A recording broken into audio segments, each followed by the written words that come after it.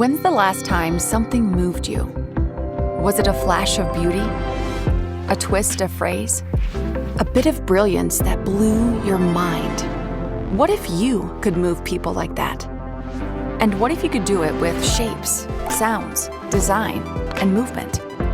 When it comes to motion design, we believe everyone deserves the chance to move from novice to superstar. So we've created an online place for that to happen, so no matter where you are, we're there too. We're opening up worlds of possibilities for our students, and we're kind of obsessed with doing it well. Our teachers aren't just skilled working professionals. They're also the top motion design experts in the industry. Our critiques aren't vague and generic. They're valuable insights about your work. Our classes aren't easy. They are intense and effective, a tidal wave of knowledge. And our students aren't faceless usernames watching talking head instructors. We're a tight-knit community of highly driven learners, filled with global collaboration, inspiration, opportunities, and plenty of fun characters. At School of Motion, we take a full art education, strip it down to the essentials, and supercharge it with real-world grit. And we're equipping our students to do amazing things for some of the best brands and studios out there. In fact, this thing you're watching right now, and even this, was made by School of Motion alumni. Now it's your turn to create something truly moving, and we're ready to help you do it. Because the things that move you forward move us too. School of Motion. We're not just a school, we're a movement.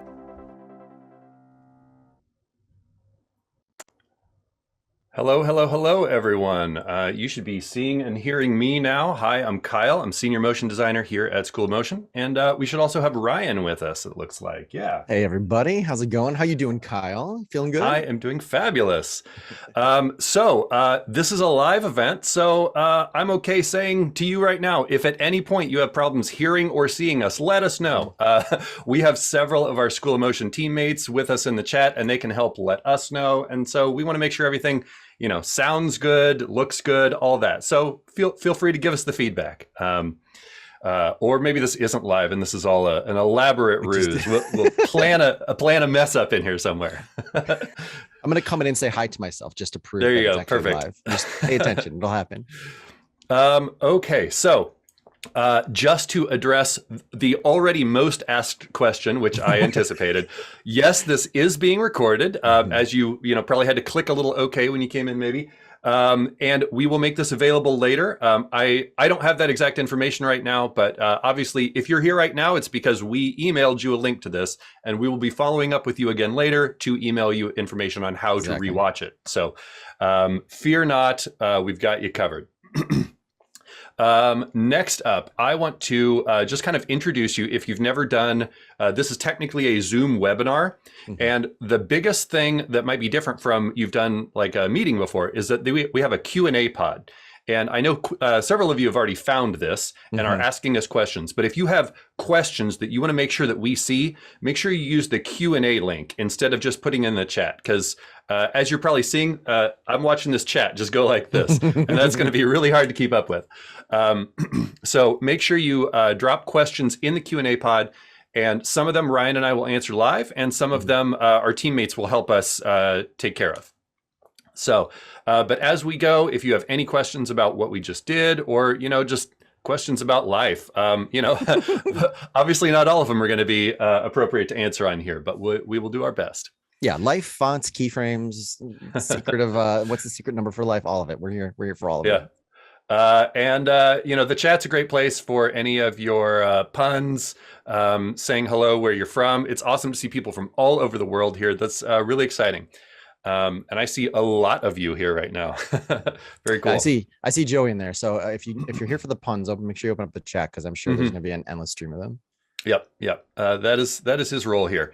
Okay, so I want to confirm if you want to. It's certainly not necessary, but we did send out project files. And so if you got those, there was a link in your email today. And you should have gotten a zip file that has 2 PDFs and then a folder called student files. So it's not necessary to follow along today. This is just if you want to, it's kind of bonus, or you can use it to practice later, okay? And inside the student files is going to be footage, an AE project, and this report. This AEP right here is what you'll open. And I've got a few extra things because I'm doing other stuff here, but this folder right here, Posts That Pop, is what you'll see. You'll see a start here. And then this is the order that we'll be going through these examples. So again, I just want to emphasize again, you don't need to do this. Like if you want to follow along, if you want to watch us and then try it later, that's what they're there for. We're just trying to like help give it to you however you want to learn this stuff. Kyle, I have a hot question coming in. I've already seen 3 of them that I feel like it deserves an answer live, just to appease a few people. I see your name in that lower third, and I've seen all the advertising for Posts That Pop. That is a very fancy little font. Lots of people want to know. Do you know the name of that one off the top of your head?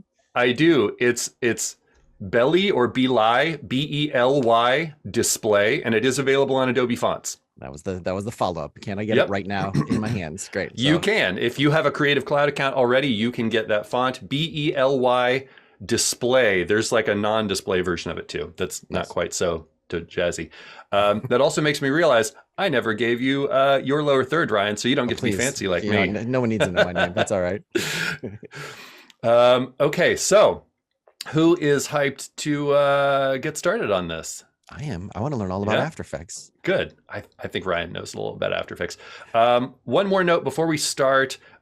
Speaking of fonts, in case you open that project file and you get a little pop-up about the fonts, your Adobe fonts should sync automatically if you are connected to the internet, which you obviously are if you're watching me right now.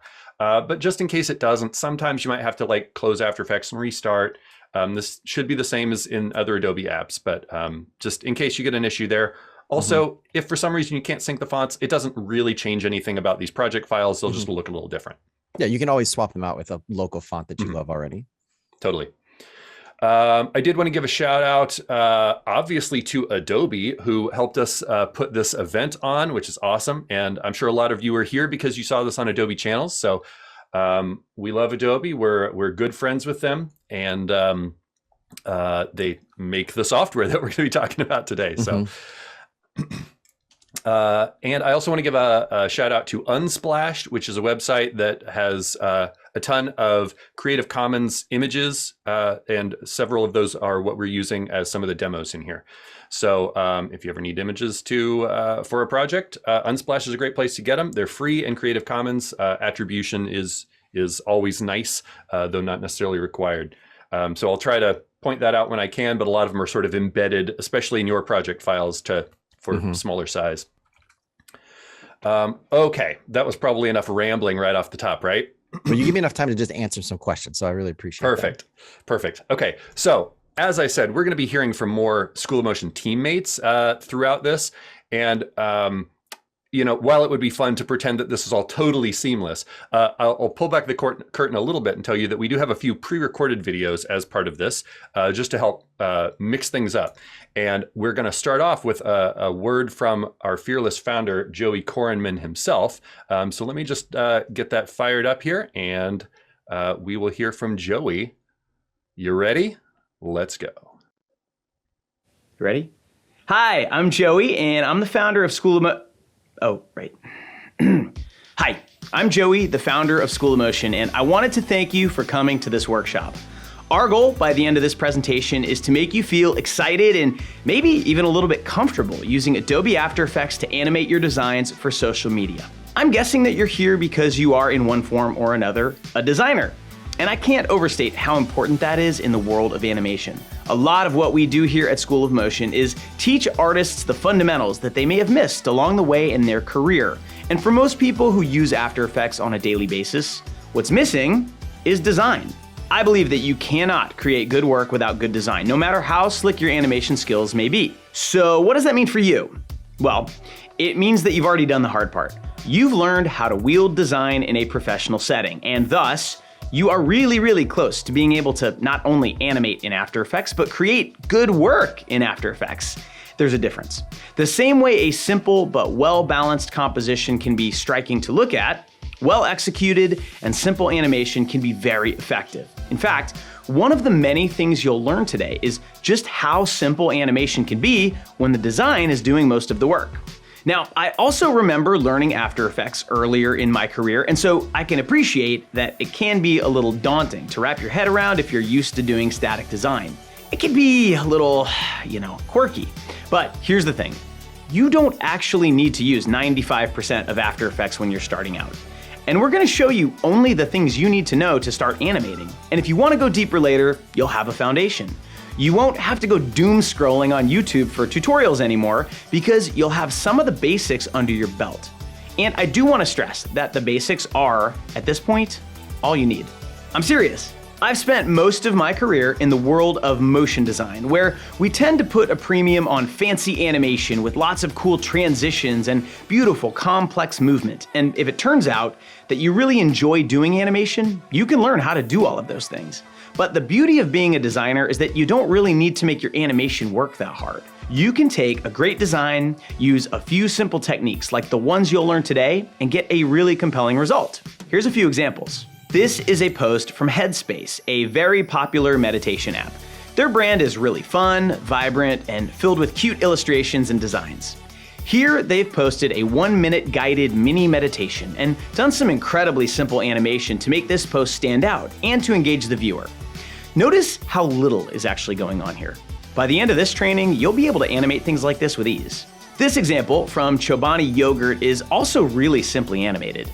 Don't be fooled by the growing vines and flowers. They're being animated on with very easy techniques, many of which you'll learn today. And this post is essentially just a series of still images transitioning from one to the next, with a little bit of a handmade, imperfect quality to the movement. If you've ever designed an Instagram carousel, you're more than halfway to creating an animated post like this one. And here's one more from a company that I have a lot of experience with, having lived in New England for over a decade. When you're promoting a collaboration between a coffee company and a beer company, you don't have to do very much. At least not to get my money. But in any case, check out how simple this animation is. It's just enough to draw your eye in and keep the viewer staring at your client's logos, which will please them. After the workshop's over, start paying extra attention to your social media feeds. You'll see stuff like this absolutely everywhere, and you can start building up your animation vocabulary by noticing what types of animation catch your eye. So think of today's training as simply adding a new tool into your toolbox, and that tool is time. I think that might be too much alliteration. But in any case, you're simply going to be adding an extra dimension to the work you're already doing. And if we do our jobs right, you'll also see that adding animation into your workflow can be pretty straightforward and much easier than you think. So with that, on behalf of Adobe and School of Motion, welcome to Posts That Pop. We've got a lot of really cool things to teach you, and we might as well get to it. So Kyle, Ryan, back to you guys. Back to us. Here we are. Thank you, Joey. Thank you, Joey. He's always around. He's just in the background all the time. Yeah, he's making us do all the hard work here. He's just here so that he can do puns in the chat while we have to sweat it out here doing demos for you. No, we get to talk to everybody. Yeah, demos are fun. It is. Let's see. Let's see how fun they can be. We also get to answer important questions like this. I saw that there was one here. Is it possible to get the project files for an earlier version of After Effects? I will say, if you need that, send a message to support. We won't be able to do it for you immediately, but we can make that happen, yes. Yep. Just not right this minute.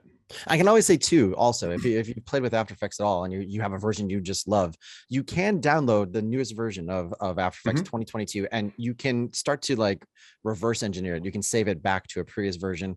It won't necessarily mean that you can't use the version you know and love right now, but you can have them side by side without one invalidating the other.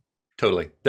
Just since we're talking about it, when you install a new version of After Effects, there's a little checkbox, which unfortunately is checked by default, that removes old versions. So if you uncheck that, you'll keep your old version and use the new one as well. So recommended.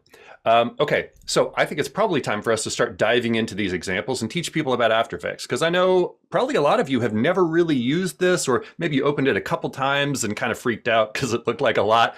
And we're here to like help make that not scary. And if you already know After Effects, maybe hang in there for a little bit. We want to make sure we cover the basics so that everyone's on the same page here. But at the very least, you'll probably pick up some hotkeys. And as we roll on, we'll start getting into more advanced, more interesting stuff. Okay, so the first thing that I want to do, going to bring my screen back up and just talk through that, because apparently that's what I need to do. So you can see After Effects here. And I'm going to show you a couple examples, and then we'll go through the UI a little bit in just a minute here. Now, Joey talked about adding time to your toolbox, right?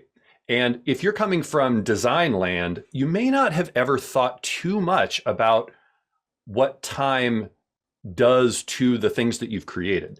And if you're a visual designer, you're used to balancing elements visually, but now you have to start thinking about balancing them in terms of how long they're on screen and how much sort of weight and influence those elements have now. So I've just made a couple real basic examples here of just a couple of squares, and technically these aren't really even quote animated yet. These are just still images kind of chasing after each other. And if you've ever used the Photoshop timeline or a variety of other apps where you can make hand-drawn animations, this is basically what you're doing, is frame by frame stuff. But you can see how it starts creating the illusion of movement, because we're sort of seeing this move in what seems like a consistent direction, right? And if I open this next example here, you'll see that this is the exact same movement, but just fewer frames on each thing. And already starts having a different feel, right? A lot more energy to it. But what happens if I start offsetting the amount of time that these get? Now see how different frames here, different squares, are getting more weight, more importance. And so this is something you really need to start thinking about just as we're getting into the world of animation. Your choices about how long things are on screen, how they move, those are going to start having just as much importance as what they look like. Just one more example here to kind of really throw that into place here. Look how much weight that yellow square has compared to the other ones. The other ones seem they just seem like, ancillary. They're just there to move you to the yellow, but now the yellow holds like all the importance, right? We're gonna be dropping stuff like this to just kind of help get you in the right headspace, okay? But you're probably not here to look at some squares that don't even move, right? We're here to learn how to use After Effects, and that's what we're gonna do. So I'm gonna start with this very basic example, and we're just gonna talk through the UI a little bit, because like I said, if this is your first time in here, maybe a little intimidating, but it's probably less intimidating than you think, because most of the stuff in here is actually pretty familiar if you're already using Photoshop or even Premiere. Illustrator less so, but okay. So right here in the middle, to start out, we have workspaces here, and you should be familiar with these with other apps. I would highly recommend that you work in probably the standard or default workspace. Mine is a little bit modified just so that I can kind of have stuff open for the demo and make sure that I'm not covering up too much of it with my head here. Yeah, you can always come up here to Window Workspace and find them there. I have more than you because I've built a lot of custom ones, or you can just choose them from this bar right here. But you can change those to suit your needs. So right here in the middle, you're going to have essentially the canvas. It's a viewer. That's where you're going to see what you're working on. Okay, pretty straightforward, right? Maybe a little confusingly, you can have other kinds of viewers, but we're not even going to deal with those today. Down here is where you see your layers. Let me just close a couple extra panels here. You're going to see your layers. Again, just like Photoshop, just like Illustrator. In this case, though, all the layers live on a timeline, because if you're working on a static design, obviously you can stack things up, you can have as many layers as you like, but everything just exists as one frame. In animation, video, whatever you want to think of it as, we have the ability to have things exist at different points in the timeline, okay? But it still works all the same. This top layer is called Keyframe, and because it's on top of this layer stack, if I put it on top of one of those, you'll see that it covers something up. So just like you would expect. If I put it below this text layer, for example, you'll see that now that text layer sits above it visually, okay? So we're gonna talk about some of the transform properties in here, and we're gonna make some keyframes. What is a keyframe? It's kind of the most basic element of creating animation on a computer. It's a value at a time. So if you're working in just still design, you can move a thing around and you don't really need to worry about where else it's going to be at other times while you're working, right? But we need to start making what are called keyframes so that we hold this value at this time, and then maybe at a different time we want it to be this value. So I'm going to go ahead and talk you through the basic transform properties, and then we'll make a couple keyframes. Again, these should be fairly self-explanatory if you've used other Adobe apps, which I'm guessing a lot of you have. So I'm going to come back to anchor point because it's a little bit tricky sometimes. I'm going to try, I forgot to test this before. Let's see if my screen zoom works. Great. Okay, so position. That's just going to be the visual position of your element on screen, right? I'll demo all these in a second. Scale is how big the thing is. Rotation is spinning the thing, but you'll notice in here, you have both degrees and full rotations. Because remember, we're animating this, and so you might want to take something more than 360 degrees so it can keep tumbling over time. And then we have opacity here, which is how transparent or opaque the thing is. Let's zoom back out, and let's just quickly see how each of these work. So I can animate, or I can change this position property. I can highlight it down here and scrub these values, or I can also just drag things up here in the viewer, which is probably going to be a lot easier for you. If I want to change the scale, I can just grab a corner. I can scale, without it being locked together if I want, or I can hold Shift to scale it like this. Again, you're probably used to this from Photoshop, Illustrator, etc. If I want to rotate, I can scrub it down here to rotate this, or there's actually a special tool to do that. You don't get the little curly Q over the corner, but that's okay. I'm just gonna reset my scale down here. So like I said, we're gonna work with a value at a time, right? So if I go to 0 frames, the very beginning of my timeline, over my position property here, I'm going to click this little round thing right here. It's called a stopwatch. And now that I've enabled this, if you look over here, there's this little diamond shape. This is called a keyframe, and it's going to hold this value at this time. Okay, I actually want to change that. Let's start it over here. So now I changed the value, but not the time. So it didn't do anything else. It just held this value here.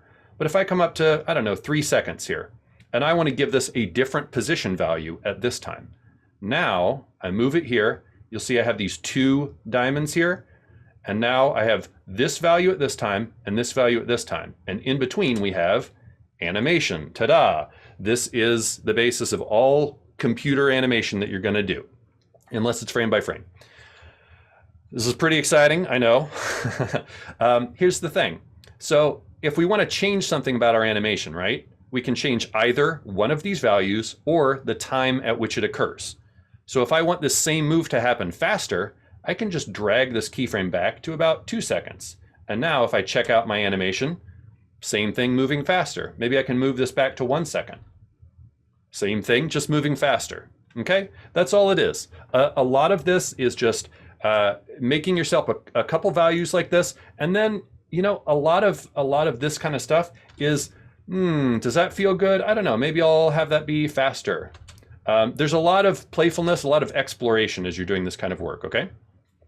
And these basic transform properties are going to be the majority of the work that you do. Even I've been doing this for 16 years, and these still make up the majority of the keyframes that I make. Just to kind of show if we want to add more complexity here, all we have to do is just keyframe other properties. So let's say I would like the scale to start at 100%, and then I move up to this other time here, 1 second, and I'm going to set my scale way down to 10. And so now it's both moving and scaling, okay? I could add rotation into this. So I could come back and add a keyframe for rotation at the beginning, add another one with some kind of random value here, and you'll see it's scaling, moving, and rotating, okay? And if I want some of those to happen differently, I can move the position here. I could maybe start the scale a little later, but have it happen very quickly. Same thing with the rotation. I could kind of have that happen late. And we'll see a lot of it just becomes very playful about figuring out what you want the thing to look like. Tweak it, preview, tweak it, preview. How am I previewing, you might ask? Well, there is a preview panel right here, and you can set some of this stuff up. If you want to spend your life clicking this little button, that is up to you, but I highly recommend just using spacebar, or you can use the number pad 0 if you have a number pad, or there's actually other things you can use. This is more advanced. You can set up different previews for different keys, so whatever you like. I just recommend spacebar. Crucially too, we could spend a lot of our lives watching it preview all of this time where nothing's happening, but that's not very fun. So if you look right here, there's this little bar up top. This is called your work area. And this is what you're going to use to sort of restrict what you preview and ultimately what you export if you want. So you can just drag this if you grab right on the end here, or you can also use, we'll throw a lot of hotkeys at you. Remember, there's a PDF with some of these too. If I want to set the beginning of my work area here, I can hit B. And if I want to set the end of the work area, I can hit N, okay? I'll also point out that I'm using an English keyboard in the English version of After Effects. It's possible that your keyboard, as we get into some of the more advanced stuff, if you're using a non-English one, you may run into some hotkeys that are a little different. You'll just have to navigate that, or you can write into support if maybe we can help you there. I'm just gonna reset some of this because, oops, let's keep position, but get rid of that other stuff. So I'm gonna keep this amazing position animation that I've made here. And some of this gets a little more advanced. We'll talk about this later, but remember, I've got this value at this time, this value at this time. And After Effects is just doing kind of this very straightforward, like pretty basic movement between these 2 points, right? Here's where it starts getting interesting. We can change the way After Effects moves between these 2 values in a couple different ways. So you'll notice that it kind of made this line here. This is called a motion path. You'll see this specifically on your position property when you start animating. And if you click on this, if you look closely, you'll see this actually has Bezier handles, which I bet a lot of you are friends with already from other design programs. And you can drag these out. I want you to direct your attention down here. I did not add any more keyframes down here. It's not adding any new values, but I have just changed the way this is going to move between these 2 points. Check this out. Pretty cool, right? So you can start tweaking stuff quite a bit by massaging what the motion path is for this. And you can also start changing this stuff over time as well. We'll get into this too, just a little bit, but I can start changing this. If you look closely, each of these dots is actually one of the frames, okay? But if I start affecting, I'm using what's called an ease here. And you even have a whole fancy graph editor where you can change things like how fast this moves. This move happens over different parts of time of the move. And you'll see how it's spread out these dots. Now watch what happens to this move. It's going to be slow and then fast. But again, I didn't add any keyframes. So there's a lot of power here. We're going to step through all this stuff in a more basic way, but I just want to kind of open your mind to some possibilities that are going to exist here, okay? If you have any other questions about the UI or anything like that, we are going to be touching more stuff as we go, but I just wanted to introduce you to the basics. Before we hop to our next thing, let's get rid of this keyframe. And After Effects has a lot of stuff in it, right? I've already thrown a couple hotkeys at you, but I want to throw a few more at you. And then I need to revisit anchor point. So you'll notice, already with just a few layers, it's already a little crowded down here, right? We need ways to help make that a little smoother. If I close this layer back up, I can hit P to reveal the position properties of the selected layers or all layers if I have nothing selected. I can hit S to reveal my scale. I can hit R to reveal rotation. I can hit T to reveal opacity because O was already needed for something else. And I can hit A to reveal the anchor point, which I need to give you a quick study on. I don't think I demoed opacity, pretty self-explanatory. It's just that you can animate it here, right? So the thing about anchor point, you probably haven't thought about this too much when you're working in static design because it doesn't matter as much. But see this little thing right here in the center? This is our anchor point. And all these other transform properties are relative to that. This is the point that's going to scale from and the point that it's going to rotate from. So you've probably seen this when you've done rotations in Photoshop or something. You can actually move your anchor point somewhere else. And now when I rotate, for example, it's rotating around that point instead of around the middle of this layer, okay? So as you start worrying about animating things and the way they look, this has a pretty different feel, right? Than if I was rotating this from, thank you, autosave, from the center of this object. So these are just a lot of the choices that you need to start making as you get into this, using this creatively. So blah, blah, blah, lots of talking, right? Let's actually put this into practice. So here's our first example. And if you're following along, we do have this for you. It's the make it move example. To start off, Ryan, I think you had just a little bit of creative feedback for me on this. Is that right? In terms of make it move? Mm-hmm. Just the way it looks to start out. Yeah, I mean, I feel like the keyframe itself is like really close to the actual make it and move. Okay. Easy enough. Maybe I'll put that there.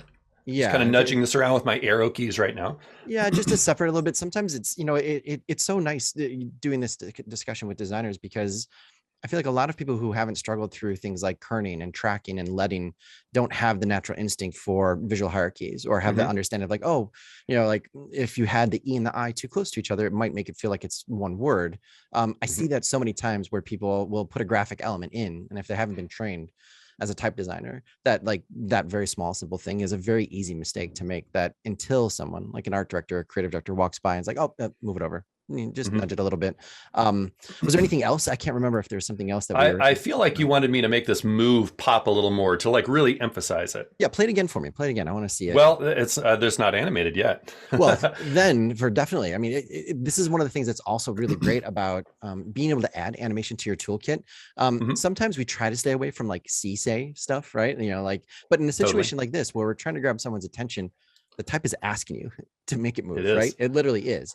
But the interesting thing, I'm really interested to see what you do. And I think we'll talk about this later as well. There's a lot of different ways to make something move. Not technically, not just talking about keys, but why you're making it move the way you're making it move, right? Very much so. You got to ask yourself, like, again, it's the same thing that you do with design every single time. Like, you're choosing a font, not just because it looks good, because it also has a message. It has an instinct. It's trying to tell you something, right? You know that, and listening to this, that your design decisions do that. Animation is, honestly, you could almost put it in a bucket under graphic design, as it's just one more tool, like visual contrast and the choice of fonts and the choice of composition. Now you just have another thing. It's easy to get overwhelmed by all the buttons and tools and techniques inside of After Effects. But really, it's just like, hey, should this move really fast and slam to a stop? Should it be slow? Should the letters bunch up together and, you know, animate out like it's really cartoony? Should it move as a brick, or should it move as individual components? So that's the question I'm going to give back to you, Kyle. It's like, how are you going to make it move, and why do you want to make it move that way?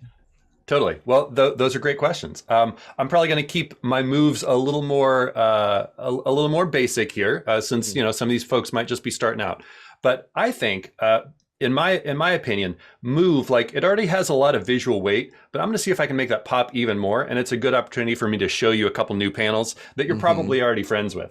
I should have told you that. Somebody even said it in the chat. Somebody said, Ryan, make it pop. I'm like, that's make right. it pop. So we're going to make it pop. Today. That's what we're doing today. All right. So if you look close down here, you'll see that I have a couple different kinds of layers down here.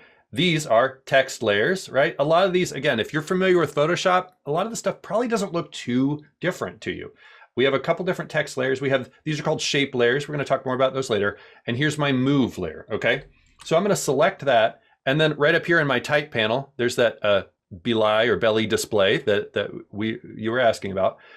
This is the exact same character panel from other apps. And I'm just going to eyedropper this yellow color from one of my Adobe libraries that I have set up here with my brand colors. And wow, look at that. That already pops, right? We've had so many questions about that. Like, oh man, I didn't know there was a color palette inside of After Effects. And that, so people know that we're going to see us diving into this panel quite a bit, but that Adobe Libraries panel is very powerful. And honestly, graphic designers probably are using this in Photoshop people a lot more than motion designers. Right. So yeah, you can make color chips like this. You can make, color themes.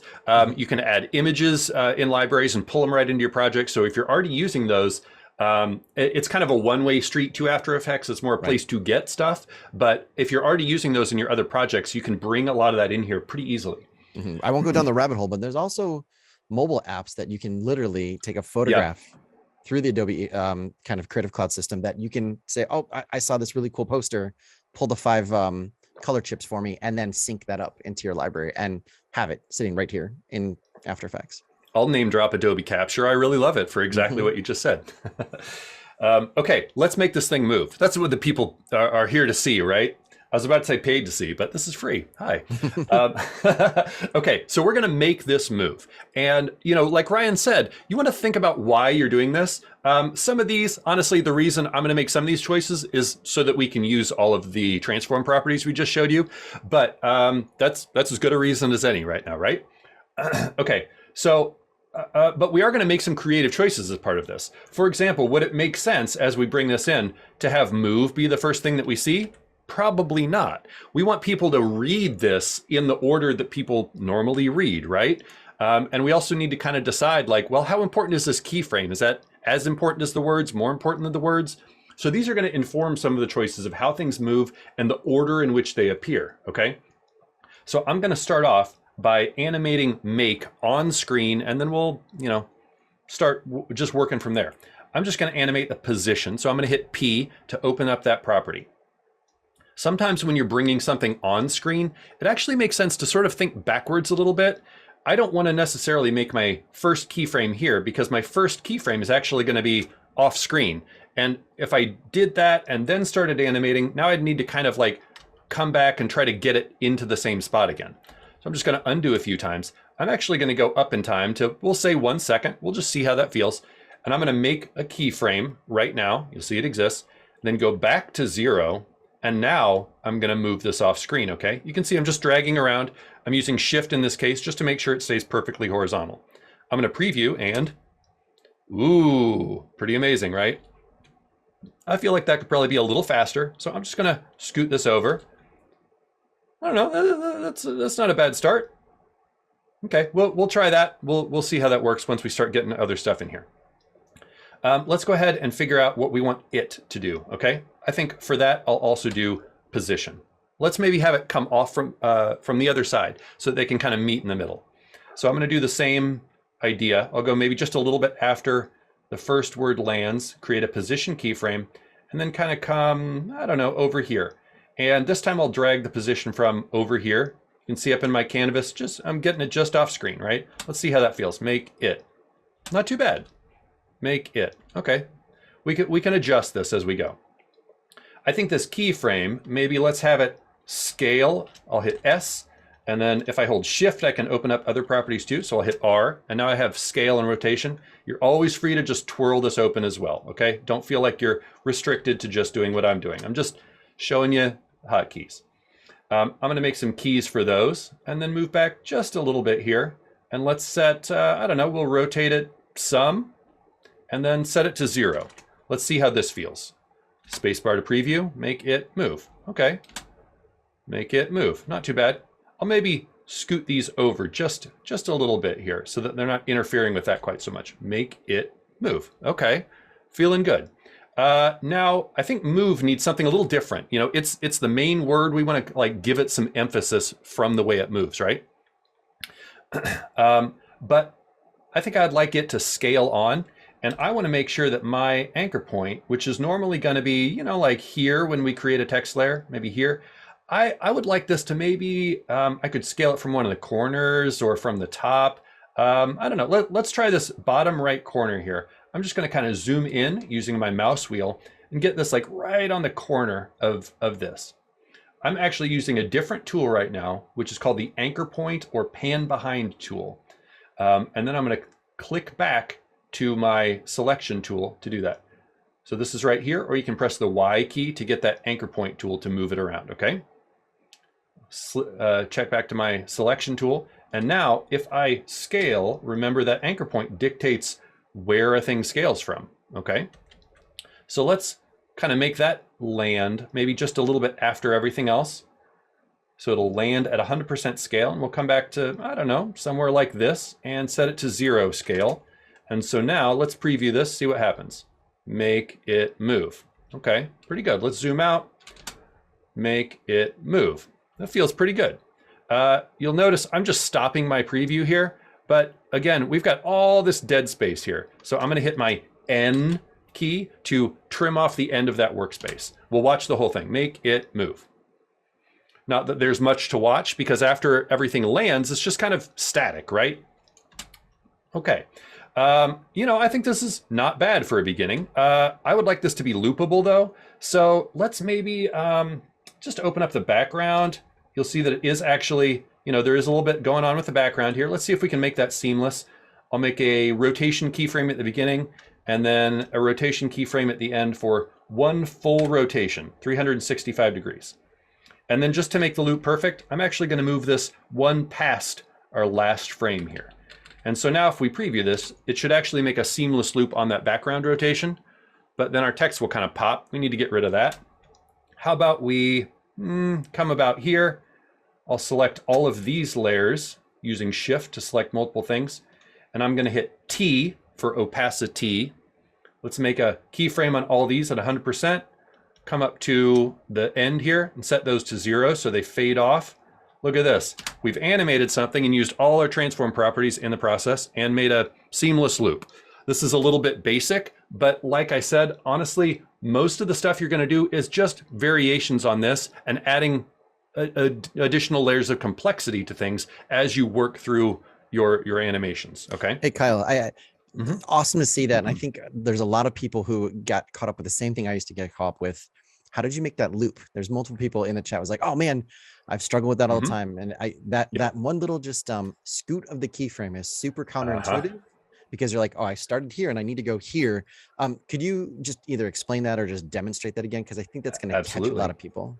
It is. So it's a little counterintuitive. I think rotation is one of the best properties to show it on. Let me zoom in on this rotation value so you can see it here. So as I click through, by the way, I'm going frame by frame right now. You can see my little timeline indicator. I'm using page up to go back and page down to move forward one frame at a time, okay? And you can see every time I move forward, you'll see that value creep up, okay? So I started at 0 here. Let's maybe close a couple panels, and I think I can make this so that can't quite squeeze it all in here. Almost. Okay, so as we go through time, we start at 0 rotation and we get all the way to here.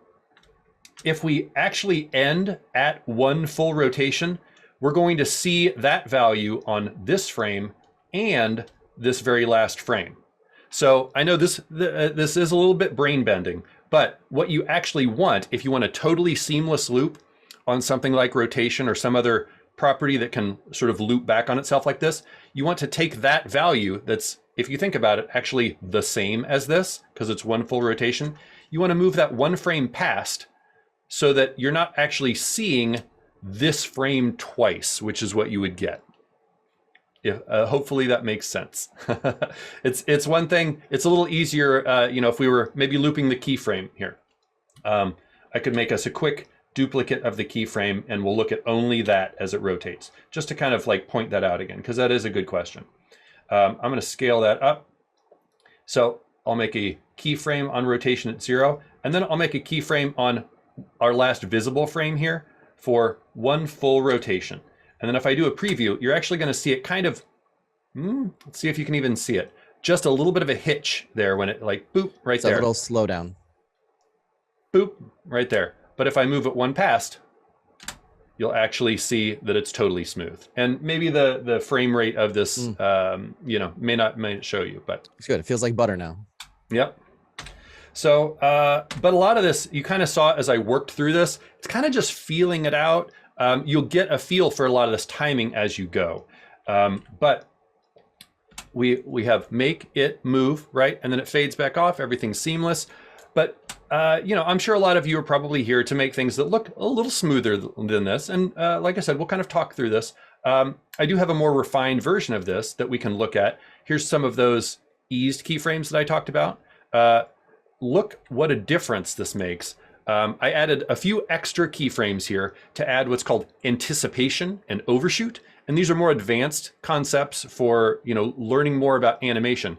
But see how everything has a little bit of bounce to it? Sort of bounce when it lands, and then before it leaves screen, it's got a little like whoop. And how much character and energy that adds to it. Again, we're not necessarily expecting you to know how to do this stuff right now, but just be thinking about what that adds when you make things, okay? We talked about timing and what a big deal that is in terms of the way you emphasize things and how that compares to the way you might design things and balance things visually. So the way that things move, in addition to that time and all the visuals, the way that things move convey a ton of meaning here. So I've got a handful of examples where this square and the circle change places, and just kind of look at what a different vibe these have, just the different way these move. And so start thinking about how these might apply to your brand or the elements that you want to move around. And obviously, if you're making a very sort of stoic professional kind of ad, that last one where they flip around and spin around each other, not appropriate, right? But if you want something to be exciting and eye-catching, the first one where they just slowly move between those, also probably not very appropriate. So start thinking about what the movement you give to these things communicates to the people that see it. And then you can kind of start working, the how is the next step, but you got to start putting your brain just in the space of even thinking about why you want to make these choices. You want to riff on that at all, Ryan, before I leave this? No, I mean, I think it just goes back to that same thing. As a designer, you're always trying to, I always say that there's like three things you're always looking to talk about: theme and tone and like your audience's response. And animation is just another tool. When you start diving more into it, we talk about timing and we talk about posing and spacing, but those are all just like fancy ways to say, like, how do you want the audience to feel? And do you want to make these things feel like they're characters or they're objects or they have intention or they're driven by gravity? Like if you want to make this about something that's about collaboration, the little square could, animate up to where it touches the circle, and the circle could drive it and take it around. And as it spins around, they both become the same color and pop to the same scale. Right. And you're like, that's storytelling. It's the same thing you do in design. It's just kind of getting over the fact that like those tools may not feel super familiar to you, but the thinking that goes behind everything you did to say, I need a purple square and an orange circle, that extends directly into it. Whether you're making those decisions or you're handing it off to an animator, sometimes even just playing around a little in After Effects can help you so much if you have an animation team, because you know what's available. I think that'll be a thread that we keep on pulling on here, is that just knowing what is available starts to change your design thinking brain, because it opens up a bunch more pathways and possibilities. So, I mean, when I see this, there's already 5 or 6 different ways that you could animate this to try to create an emotion, right? You can create fear, you can create excitement, you can create laughter, you can create a sense of communion, all through animation. You can make it poppy. Yeah, you can get your audience emotionally involved with, a yellow circle by the way that you make it move. Yeah. And you know what? There's a lot of people asking the same question in the queue. I think I probably asked it 4 or 5 times. People are like, how long should I make my videos for social media animations? And I think that's probably, it's a very instinctual question. It's probably the wrong question, to be honest, because it's not necessarily just about the time. It's what impact you want to make and how fast can you make it, right? Because I think like if you had a social media animation that's 3 seconds and it impresses someone, it gets them enough to lean in or to press in Instagram, like on a story, click and take me to this site. It doesn't matter if it was 20 seconds or 30 seconds or 2 seconds. I mean, obviously you want to go as short as possible for a lot of this stuff to just try to like wrap people up. But if you can put a really compelling 2-second animation and then just have it be, text, you're good to go, right? Yeah. That does a lot of the work for you.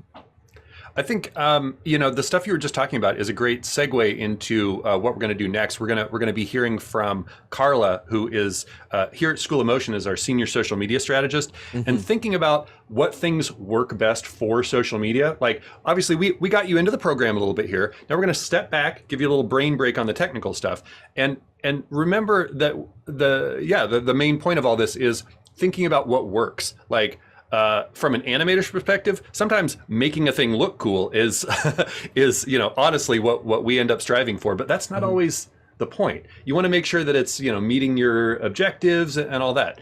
Do you want to kind of lead into this at all, Ryan, before I run it here?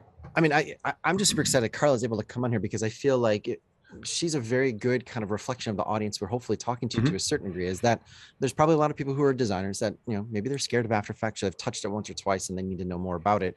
But I bet there's a lot of people who have never opened up After Effects that know there's this world of video and motion and additional things beyond just a still. That they can play with it. And Carla, I think, besides being an awesome social media person at School of Motion, is in a very similar scenario, right? Like, I'm assuming she probably wants to learn more about all the stuff we're talking about now. So I think that's probably the best way to just cue this up, is to let's hear from someone who's probably doing the same thing a lot of people on this call might be doing right now. And we're going to start off with a couple of the great stuff that Carla has made for our channels, and then we'll roll into a conversation that we had with her. Yeah, keep an eye out for Loki. Loki is amazing. For any designer out there, cutting things out in Photoshop is just a bread and butter task. Every designer has to do it. You have the magic power to make people disappear inside Photoshop, but now I'm going to show you the magic power to make them move.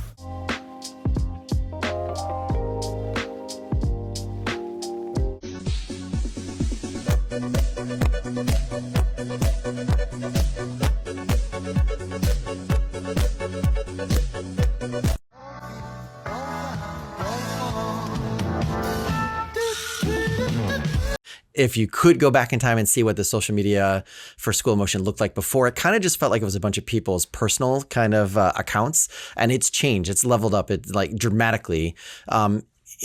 Like what is possible, I think, for making social media videos, I was kind of shocked by. I didn't really realize like what you could do, which is why we have you here on, Carla, because you're our expert. But I think you're also kind of like the perfect person for people watching right now to hear from, because video seems like, from somebody who's not an expert, it seems like it's taking over social media, and there's so much you can do. But I also feel like animation plays into that as well in a really nice way. Hey guys, I'm so excited to be here and chat with you today. And definitely, social media has been changing and changes by the day. And video is definitely not the newest thing, but it's a thing that is taking on, and it's becoming the king of content. And it's definitely interesting to see how video is just presented in different ways across different businesses and across different platforms as well. We can definitely give it off to TikTok for bringing and kind of boosting video content. But it's interesting that you touch on like, mentioning animation coming into video, because a lot of what we're seeing today in social media is a lot of raw content, right? A lot of, like, for example, I created that reel with Loki, and that's just like a tripod, my phone, and just me recording on it. And there's so much that could have been done and added to that with creativity and, After Effects to that specific reel. If I only knew how to use After Effects, everyone here kind of already knows my secret that I wish I knew, and I wish I could use that tool to kind of bring in a little bit more of that creative side and animation piece and just stand out a little more. Raw content is now trending, yes, but I think in order to stand out, you have to have a little bit of balance of both worlds, and how you're bringing in a little bit of that creative side into something that it's, unfiltered. Yeah, I think it's so easy to get intimidated. I think Joey at the top of this whole workshop did a great job of explaining, because you hear the word animation, or God forbid you actually hear motion design, which a lot of people don't even know what that means, right? Like you hear that, or you said it, After Effects. That can be very intimidating, right? Like it's a completely different kind of set of tools. But animation doesn't mean like you have to be somebody who knows how to animate The Lion King or Toy Story, or a video game animator. It can be something a lot more simple. I think about, if you ever worked in broadcast, you'd have to make lower thirds, and that almost felt like it was like the lowest hanging fruit possible. But those skills now are almost expected. Yeah, exactly. Expected. And like, I think to you, like, you work at School of Motion, we teach After Effects. It would be amazing to see what would you do with your social media videos for School of Motion if you had some After Effects knowledge? Like what kind of stuff would you wish you knew? Just adding something that differentiates you from the rest is key in order to stand out on social media. And it really comes to, you don't need to always have and create something from scratch, design it, and then animate it. But it also goes to, what are some marketing trends that are, hitting the top right now, which is, again, this unfiltered content. What creative things could you add to that? Is there an opportunity to add animation to that, whether that's to the text or, creating something coming out of the screen, or just little things like that can make it different? Yeah, we have the two influences, right? You have big brands who are still kind of trepidatious or trying to figure out like social media and how to feel authentic, but still let people know they've got something to sell.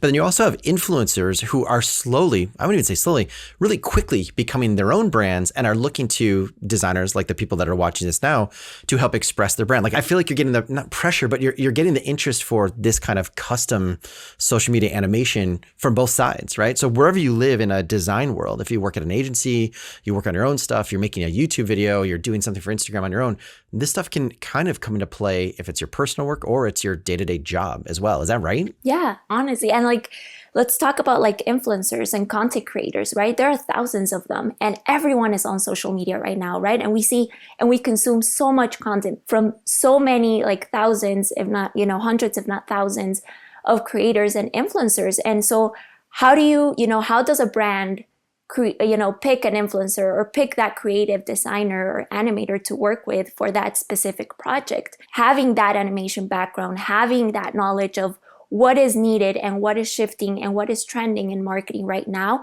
and adapting your own style to it. Even again, you don't need to be the most seasoned artist, but adding little things that will give you and differentiate you from the rest in the market. And I think that's what brands are really looking for, because everyone is creating video content and everyone is on social media and everyone is creating, trying to create 15 to 30 second reels and TikToks that stand out. But what makes you different from the rest, right? And I think it's finding and using these tools that we're teaching today and how you can implement them and make something different. You already, as a designer, have 90% of the skills you need to be able to offer this to people, because you already know how to differentiate a brand. You already know how to look at a person's personality and translate into type, into color, into shape. You just need to know how to set a couple keyframes. It really is that little. This is the moment where video is rising, and this is the moment where you're taking on whatever people are learning throughout this workshop and their background that they already have. And you don't need to reinvent the wheel. Yes, video content is king right now. There are so many new and things that you're going to learn here that you're going to want to apply, but you don't always have to be starting from zero. You can always grab things that you've already made for different clients, or go back to the client's account, or say a client that you would be interested to work with, and kind of look at their content and say, what could I offer that's different? How can I bring that carousel that just has, static images and static typography to life? And here's a marketing secret. In social media, we love to repurpose content. We're not always reinventing the wheel. We grab our best performing posts and we see how we can bring that back into a different format. So if the creative also understands that and says, okay, I want to work with this client. Maybe if I pinpoint that we could offer, maybe, hey, I can grab that carousel that performed really well in your account and bring it to life and present it to your audience and your clients in this different way. Their marketing team, their brand, their business is going to absolutely love that, because that's what the marketing teams and businesses are looking for right now, is how can we bring that content that performed well and how can we turn that into something different. We've talked a lot about, and I'm sure there's probably a lot of people yes, okay, I know I have to make video, but do you have any stats or figures that prove to people how important this is? Yes, there are. And I think by the day, this is just getting bigger. For example, 96% of video marketers and brands plan to maintain or increase their spend in 2022. That means that the opportunities of every creative here watching this and being part of this workshop in order to offer that different side of content creation is much higher than it even was last year, right? The increase of last year has been about 25% increase in video. Our attention span has gone down by there's a study in HubSpot. Oh boy, has it. Yeah, there's a study in HubSpot that says that our attention span now is between 5 to 7 seconds. Isn't that wild? It's not wild. I'm on TikTok right now, Carla. I'm on TikTok and I'm tweeting at the same time we're doing all this. That's not. I can't believe it's not 2.5. It's crazy to me to think that, like YouTube content creators are grabbing their 30-minute videos and shortening it down to like 20 seconds, and even 20 seconds right now it's considered pretty long. So definitely there's so much room for growth, right? Between not just like how much people want to invest their time looking at this content, but the budgets as well from like businesses and marketing teams are scaling up, which means there's so much opportunity for growth. Right. Yeah, I feel like with the way algorithms and social media companies are working right now, the odds are ever in your favor integrating video, but also integrating video that is stickier, right? Like it's not just views, it's how long you actually stick and watch the content itself, right? Like that's the going metric. It feels like that the algorithms are choosing, did this thing get 10,000 views, but did people watch 50% of the way through? Did they watch 70% of the way through? And I think that's where you start talking about animation being able to maybe take a YouTube video out of the unexpected, a YouTube short. Like there's something that you didn't get the last time you saw it. But it also is just a nice little just like pop of information or a pop of engagement throughout. Like there's a reason why we call this post that pop, right? Like animation can just give you that little dopamine hit or that little sense of something unexpected when you have two talking heads or a product video that just pushes people to stick around for a little bit longer. There is an increase of, I think, 20%. 20% of people that rather watch animations this year because of the loops. And that's something that you can't create with a live action video, right? It's something that animations do. If you have an animation, it's easier to create a loop. So what that creates, it's so well made, right? That you don't stop watching it. You don't know when you started watching it and when it ended. There's a gentleman who gives like freelance business advice for artists. And Jamie Brindle is his name. Yes. I have never seen someone like master loopable video in such a compelling way where it's invisible. Like you don't see the loop, like the cut point at all. As a marketer, I know this hack. Like I know people are trying to create loops in order to like increase their views and their engagement, but I keep falling into this. Like I am fooled by the content that's been pointing out. In any creative like field, you're looking to become the author or the authority, not just the order taker. And the best way to demonstrate that, and we're even seeing it on the motion design side of things. There's a amazing motion designer who started doing some really interesting things on Instagram. And this guy, Peter, is it Peter Quinn? Yeah, Peter Quinn started doing these just fun little kind of like little tricks on Instagram. And I just saw that he just directed a Snoop Dogg video and shot a bunch of Instagram videos for Will Smith over the Super Bowl, literally repeating the stuff that he was just doing for fun that is literally not technically difficult in terms of like what you can do with animation or with After Effects, but it's basically become his calling card. Yeah. And that becomes your signature at the end of the day, right? Carla, if there's something that you wish that you would be learning from the stuff that we're talking about today, like one new thing that you'd like to be able to do with the stuff that you've already been creating for us or for your own social media stuff or whatever, what would that be? I would love to be able to kind of take the things that I've created or have in Photoshop and be able to transfer it into After Effects to bring it to life. So how can I bring like a photo or like a carousel or something that is static and just bring it to life in a different way? Frank actually created one tutorial for us, and people that are watching this probably saw it, which is doing exactly that, right? Grabbing a photo and then bringing it to life. It blew my mind. It really blew my mind. And I was like, why have I not downloaded After Effects until this point? Like it opened a door of possibilities for me that I didn't know I could get there without having ever used After Effects. I think that's a really great example because Frank literally just takes one photo and does some cutouts and then brings the whole thing to life with just a couple keyframes.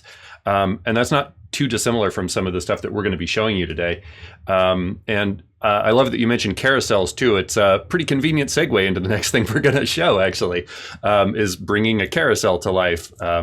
So I don't know, Carla, do you have any sort of like parting wisdom for us here? As a marketer, all I can say is don't forget to, again, find that own signature of yours, create content that will attract those potential clients that you're looking for.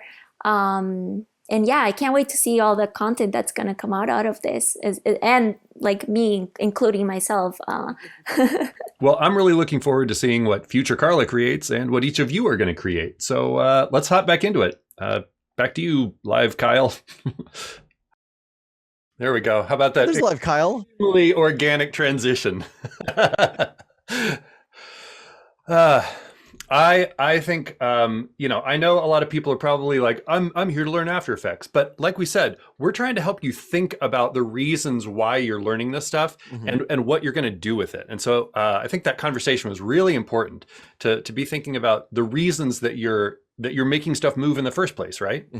Yeah, I mean, it goes back to a question Nathan asked almost an hour ago that I was looking for the right place to bring it in. But he asked something, I think that's a very fair question, right? Like there's a lot of things you could try to consider in terms of techniques and tools and even like what to make. But he asked this question, Nathan Lannon says, what do you consider the 80-20 for social media and After Effects? Meaning the 20% of animation techniques that you need to know that can get you 80% of the work done, right? Like that's a big question because like you could be doing VFX or you could be doing photo manipulation or you could be taking CG stuff in. You can do all that stuff in After Effects, but it doesn't have to just be that. It doesn't have to be the thing that like keeps you from going. Would you have an answer to that? Do you have any idea? Like what's the thing that people need to use? I mean, like I said, I've been using After Effects almost daily for 16 years, and probably 90% of the keyframes I make are the basic transform ones that I just showed you before that Carla segment. Like just moving stuff on screen, and usually moving several things at once, and adding layers of complexity. But that's what most of it is. A lot of it, especially for social media posts, you saw some of the examples Joey showed before. A lot of them are real simple, like that one with the Duncan and harpoon or whatever it is. It's one layer animate or one layer rotating was all the animation in that thing. Like a lot of it for social media, it's finding that one thing that you can move, swishing back and forth between two things, or even just fading stuff on and off. Like think more about what that movement and time does for grabbing your viewers' attention and for the message that you're trying to get out. And it's less about like coming up with all these really cool technical tricks, and just think about what that does and what that means. Yeah, I always go to something well animated that's pleasing, that's aligned with the kind of emotion you want to generate from people, or like that is almost always the thing that, despite all the trends, despite all the tricks, all the plugins, all the tools you can chase, that works, right? Just like in design, a good font pairing, well kerned, always looks well. Like if it's white type on black, right? There's color combinations at work. Well animated stuff that's based off of good design. I mean, that's 101, but it will never change. I would say for me, like in terms of just like other tools, like that are like, if you're talking about 20% of the time for 80% of the work, I would say definitely understanding keyframes, but how to play with the paths that the keyframes can make, like you showed, the motion paths. Masking is a huge thing.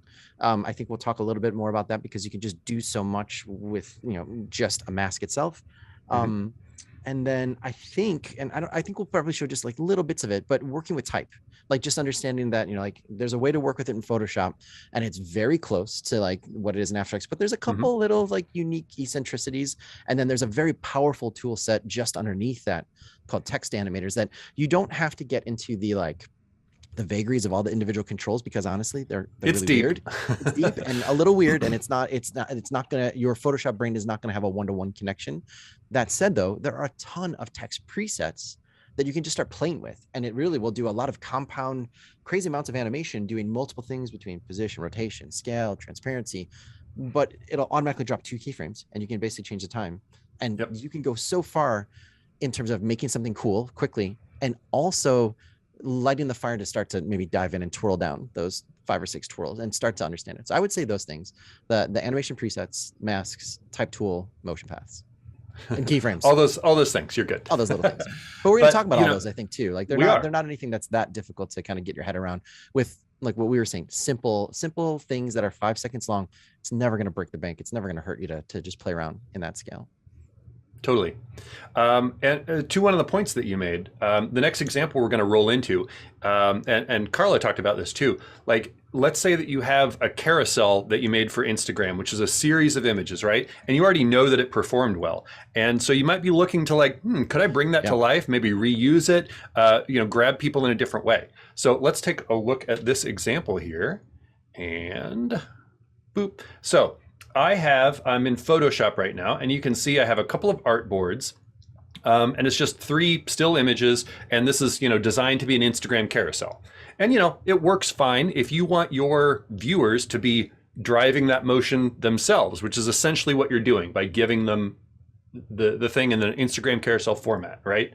But if you want to be in control of what they see and whether they ever actually see your logo, for example, right? That starts changing how you might design this. Because you're probably not going to bury your logo as the 3rd thing if some people might not ever click past this first one. So, even with just the stuff that you've seen already, you could just export these 3 artboards as their own standalone images, and you could drop a couple of scale keyframes and just kind of start offsetting each of these here. And ooh, wow, right? Look, it's just a couple of cuts between still frames, and there's just slowly scaling. And like, I'm pretty confident that everyone watching this could make this right now. It's pretty straightforward, but it's not that exciting either. I feel like maybe we could take these elements and spice them up a little bit by just doing a little bit more work before we come into After Effects. And this is another good example of the kind of thing you need to kind of shift your thinking a little bit about the way that you might approach something if you're going to be animating it. So let me hop back over here, and I'm going to step away from this example for just a minute to kind of show you something about the way that you build things and how that affects what you can do with it, okay? So I have this circle here with a little bit of painted texture on it. And let's say I want to bring the circle into a project and animate it. And if I just want the whole thing to come in and I don't care about these animating separately from the circle, then the way this is built is fine. If I release these clipping masks here, you can see just barely extends past the edges. So if I wanted to animate this, I don't have like much flexibility here, right? But if instead you kind of think about building things in a different way to give yourself that animation flexibility, look at this. I painted all this extra area so I could move these a whole lot. And I took this one way to the extreme, and I actually painted each of these paint strokes as a totally separate element. And now I could come into After Effects and I could animate individually all of those textures. I'm not going to get into the specifics of this. I'm just showing you possibilities here, right? You could start animating all these pieces separately because you kind of thought about that in advance, all right? And I'm going to get a little bit more into some of the Photoshop import options and stuff like that a little bit later on. But we're going to come back to this School of Citrus example here, right?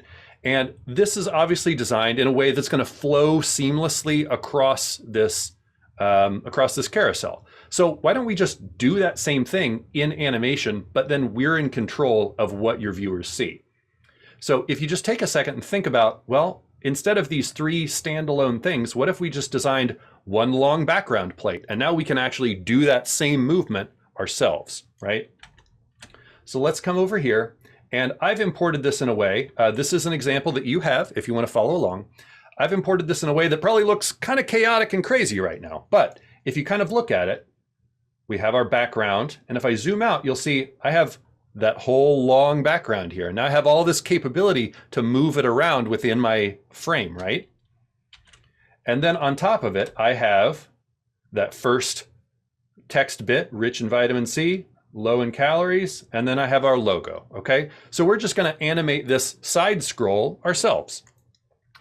To do this, I'm actually going to create a special thing and introduce you to something called parenting that I really wish existed in Photoshop, because it's one of the reasons you end up having to group things and select 5 things together just so you can move things as one piece, okay?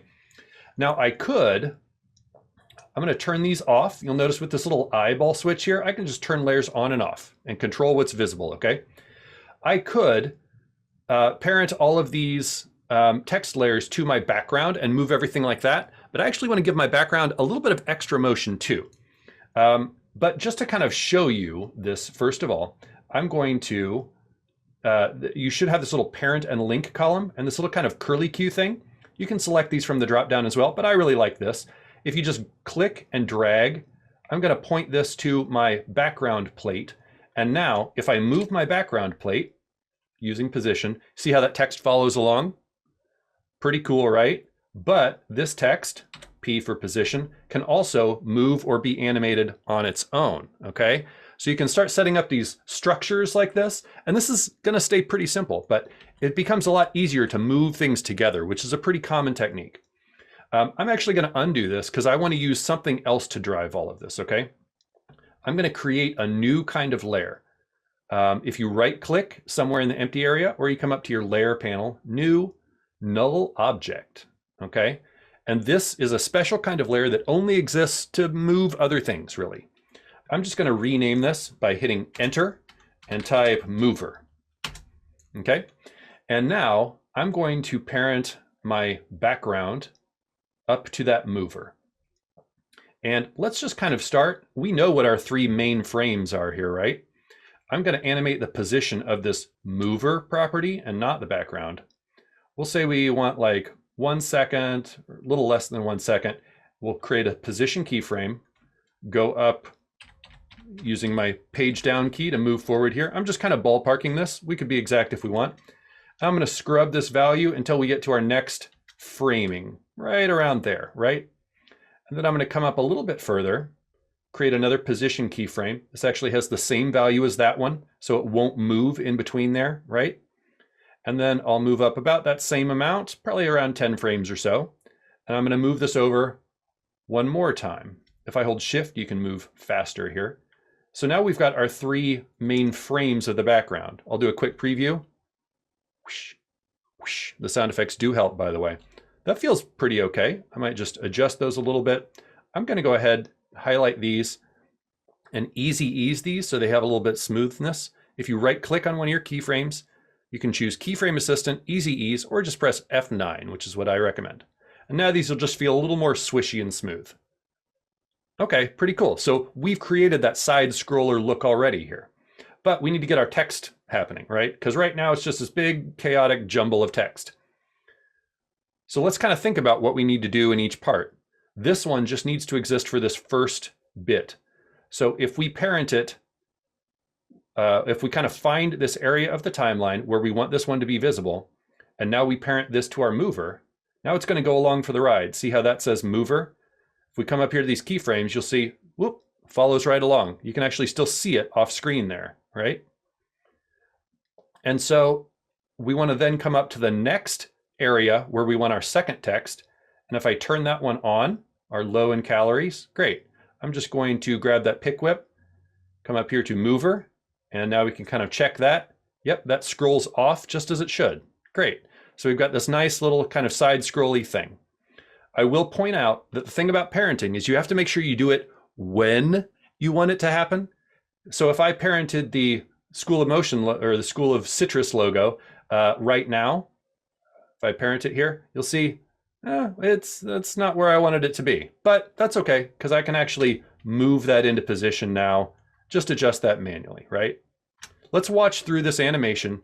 You'll see all these layers are moving, but remember this mover is the only one with any keyframes on it. Okay, great. So we've created our own little side scroller animation. And honestly, you know, we could be done right now. I have this little switch right here that we can enable for motion blur, and that'll add just a little bit of like swish to this. You could totally be done right now, but there's one more little bonus thing buried in here that I want to introduce you to. And this is kind of your first step on some of the real power of After Effects, okay? But again, first thing I want to do, this all feels a little bit long at the end. I'm just going to hit N to trim off my work area. But you know what? Those first 2 things maybe feel like they're not getting quite enough screen time. Let's just move these keyframes over a little bit.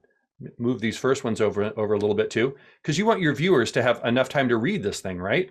Let's see how that feels.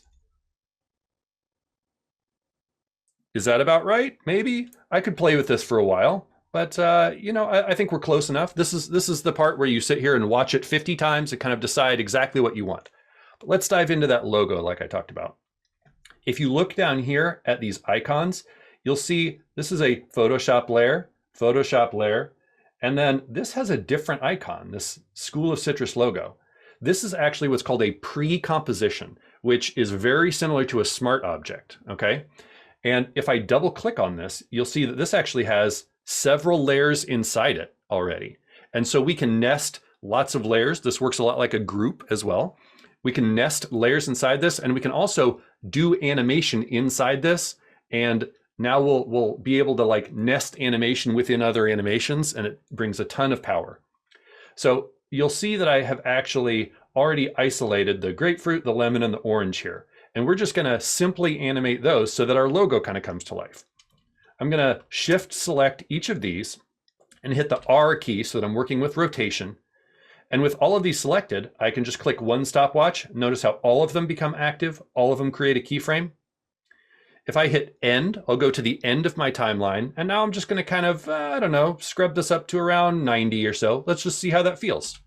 A lot of times there's no rules here. You're just kind of feeling what's right. Maybe you want that to be a little bit faster. So I'll make sure I'm at my end and select all of them again and just kind of scrub that higher to, I don't know, 148. That feels great, okay? Let's go back. Sorry, I've got a couple extra compositions open just because I'm demoing. I'm gonna see how I have more than one timeline open here. That's because this School of Citrus logo is kind of nested inside this other timeline here. And if we look at this now, I'm just gonna kind of scrub this. You can see those turning citrus fruits living inside this logo, which is a layer inside this composition, okay?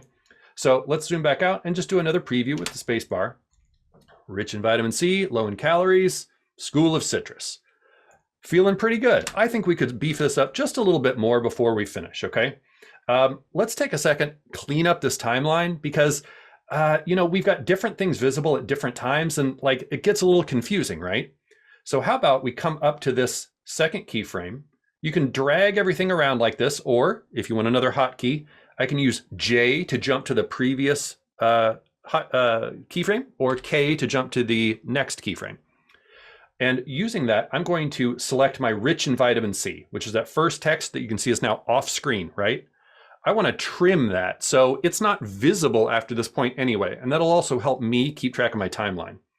Now you can grab the ends of layers, you can move them around like this. If you grab the ends, you can kind of trim them manually like this.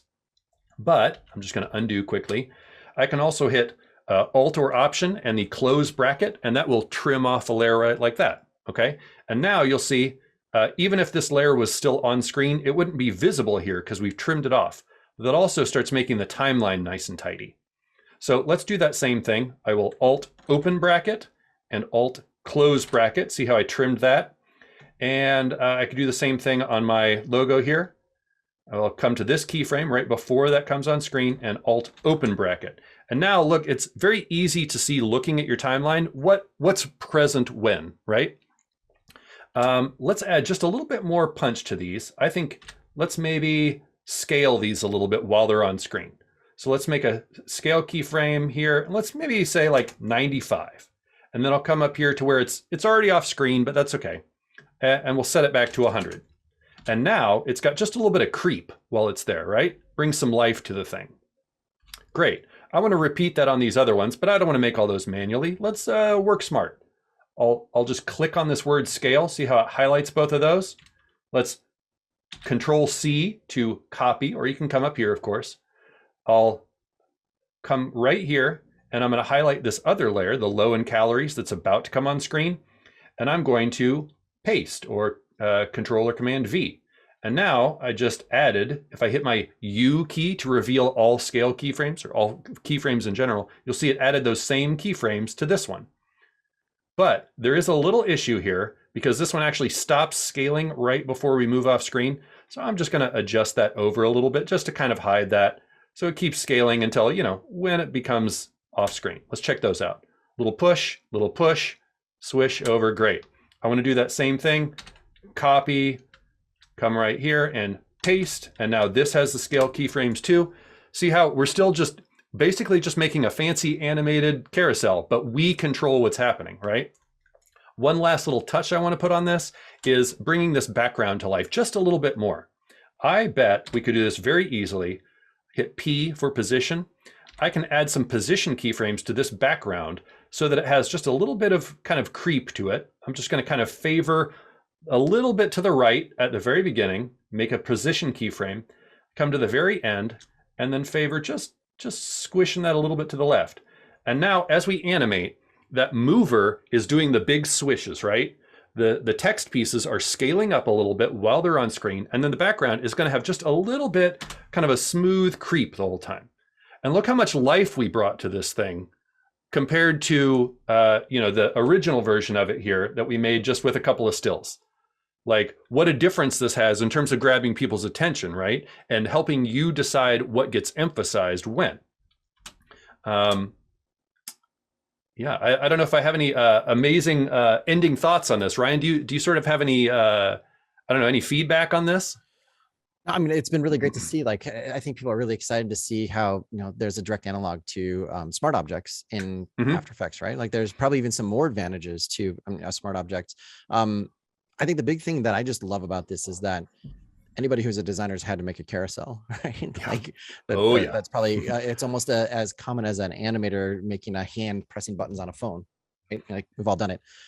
So it's pretty cool to see how this stuff can get leveraged fairly easily, but it's also starting to show like how you can get a little more sophisticated, each step along the way, where you're just adding one new tool, right? You added a null. Okay, cool. You added a pre-comp. Your brain starts expanding. We're actually seeing, I think Ben is going through this right now in the chat where he's like, oh, I did this and that. And wait, how do I move it's fun watching people in real time doing what you're doing and seeing like the explosion of possibilities.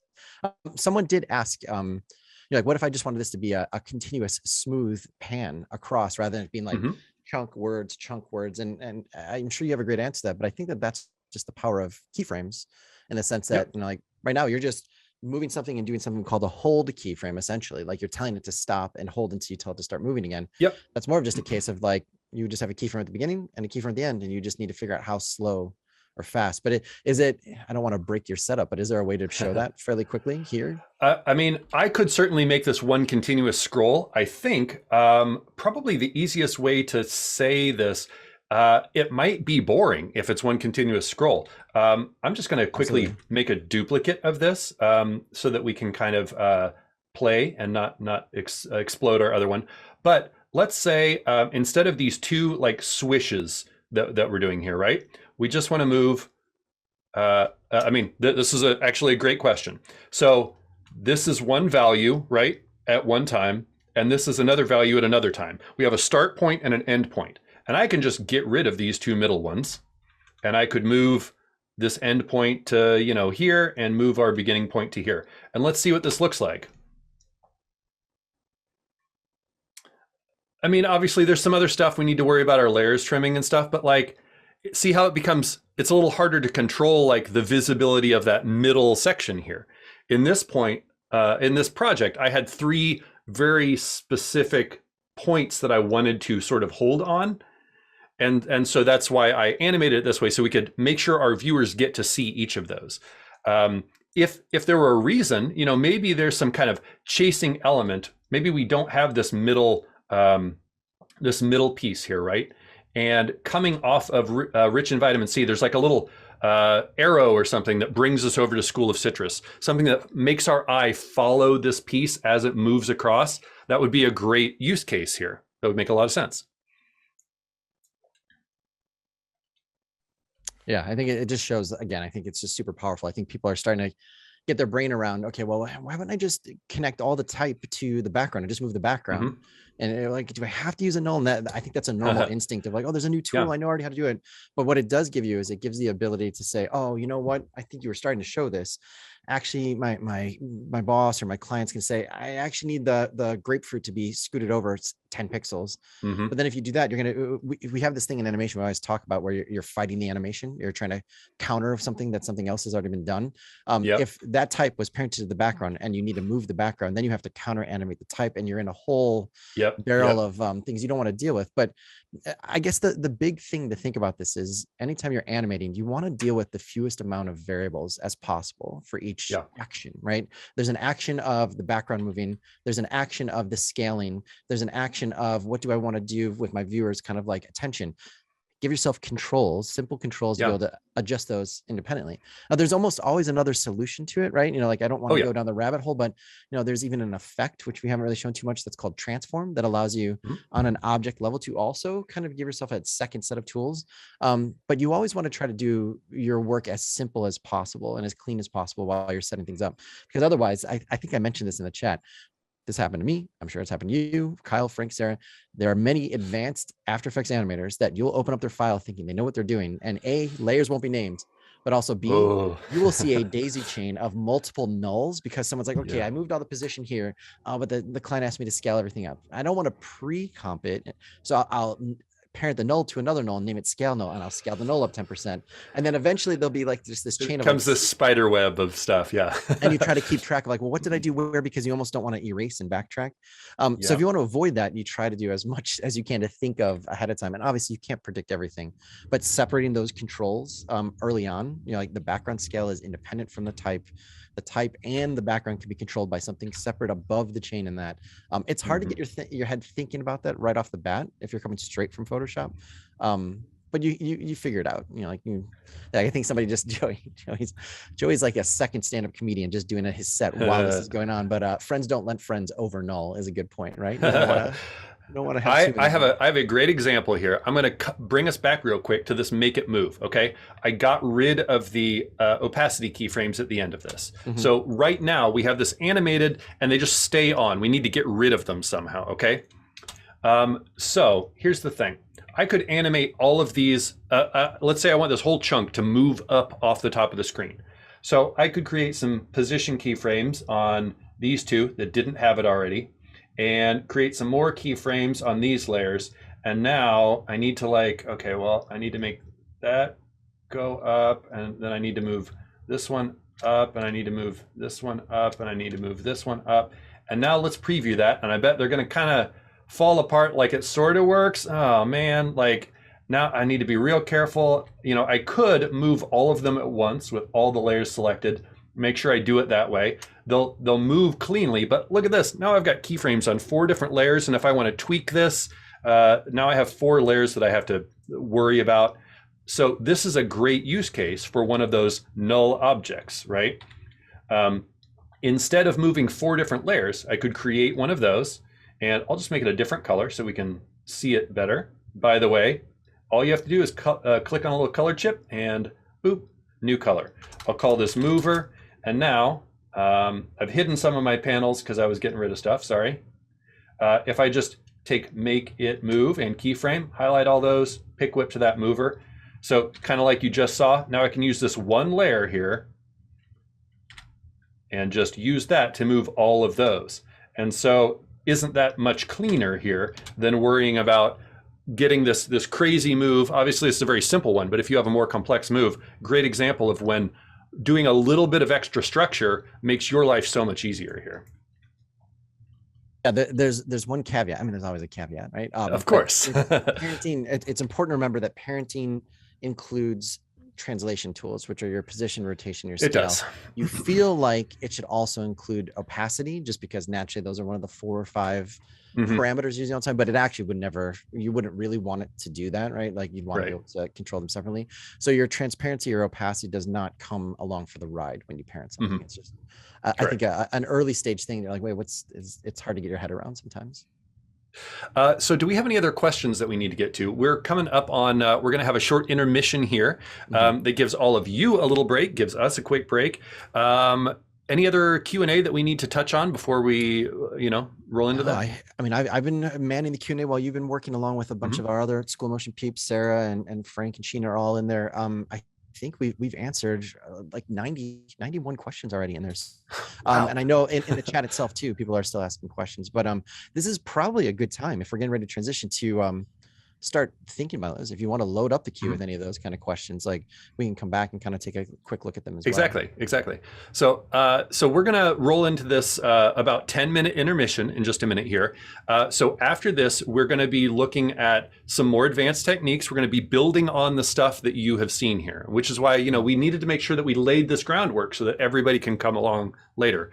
We're going to start working with importing Photoshop layers, importing Illustrator elements, bringing in video, other multimedia stuff like this, and also just kind of more advanced techniques and ways that you can start using the tools in After Effects to start doing things that, again, like what we've shown, like it's not really all that technically difficult, but you can start getting a lot of value out of them by doing stuff that, hopefully is pretty approachable for you, even if you're new. Yeah, I mean, I think the big thing I try to remember is that like you're trying to just stack talent. Like I'm sure you were saying that too, but like it's very hard. It's very easy to get overwhelmed by all of this, right? Like just one program having so many avenues. But if you just like they're individual components that you stack up and you get control of one, and then they can influence how you work with the rest of them. And then all of a sudden, 2 weeks later and 3 5-second projects in your belt, you're starting to ask, what else? What can it do? What are these things called effects? Like it starts, your brain starts expanding. You feel like Neo in the Matrix when you just start downloading stuff. But and hopefully the flow of this workshop is a good analog of how your work is going to go over maybe the next couple of weeks. You're going to start with these simple projects where you're just moving a few things. And honestly, as you've seen, a lot of times that's plenty. You don't need to do crazy animations on stuff. But we're going to start showing you some more advanced techniques too, and ways to work with stuff that you've already built, which is probably a thing that you want to do. And you'll just be building all that stuff. And it's okay. You can take those baby steps and then add to it as you go. Like I've said, I've been doing this for years. I still learn new stuff in here all the time. So don't feel like you need to learn everything immediately, because you won't. Yeah, it's nonstop. There'll always be a time where you post a question to Twitter. I wouldn't say a question. People who've been using After Effects for a while will have a lot of public questions or maybe even gripes. And then within 30 seconds, 10 other people are like, did you not just know to hit P and Q or whatever it might be? So we're all picking up stuff. There are a lot of secrets buried in the 20 plus years of After Effects' development. 27 now, maybe? It's almost 30. That's amazing. Right. Okay. Well, I think with that, so I see a few questions here. How about through this intermission, which again, you're going to have about 10 minutes for, getting yourself a drink of water or whatever you need to do. We are going to roll a studio visit that is part of our Path to Mogrt, which is a free course that you can take on our site.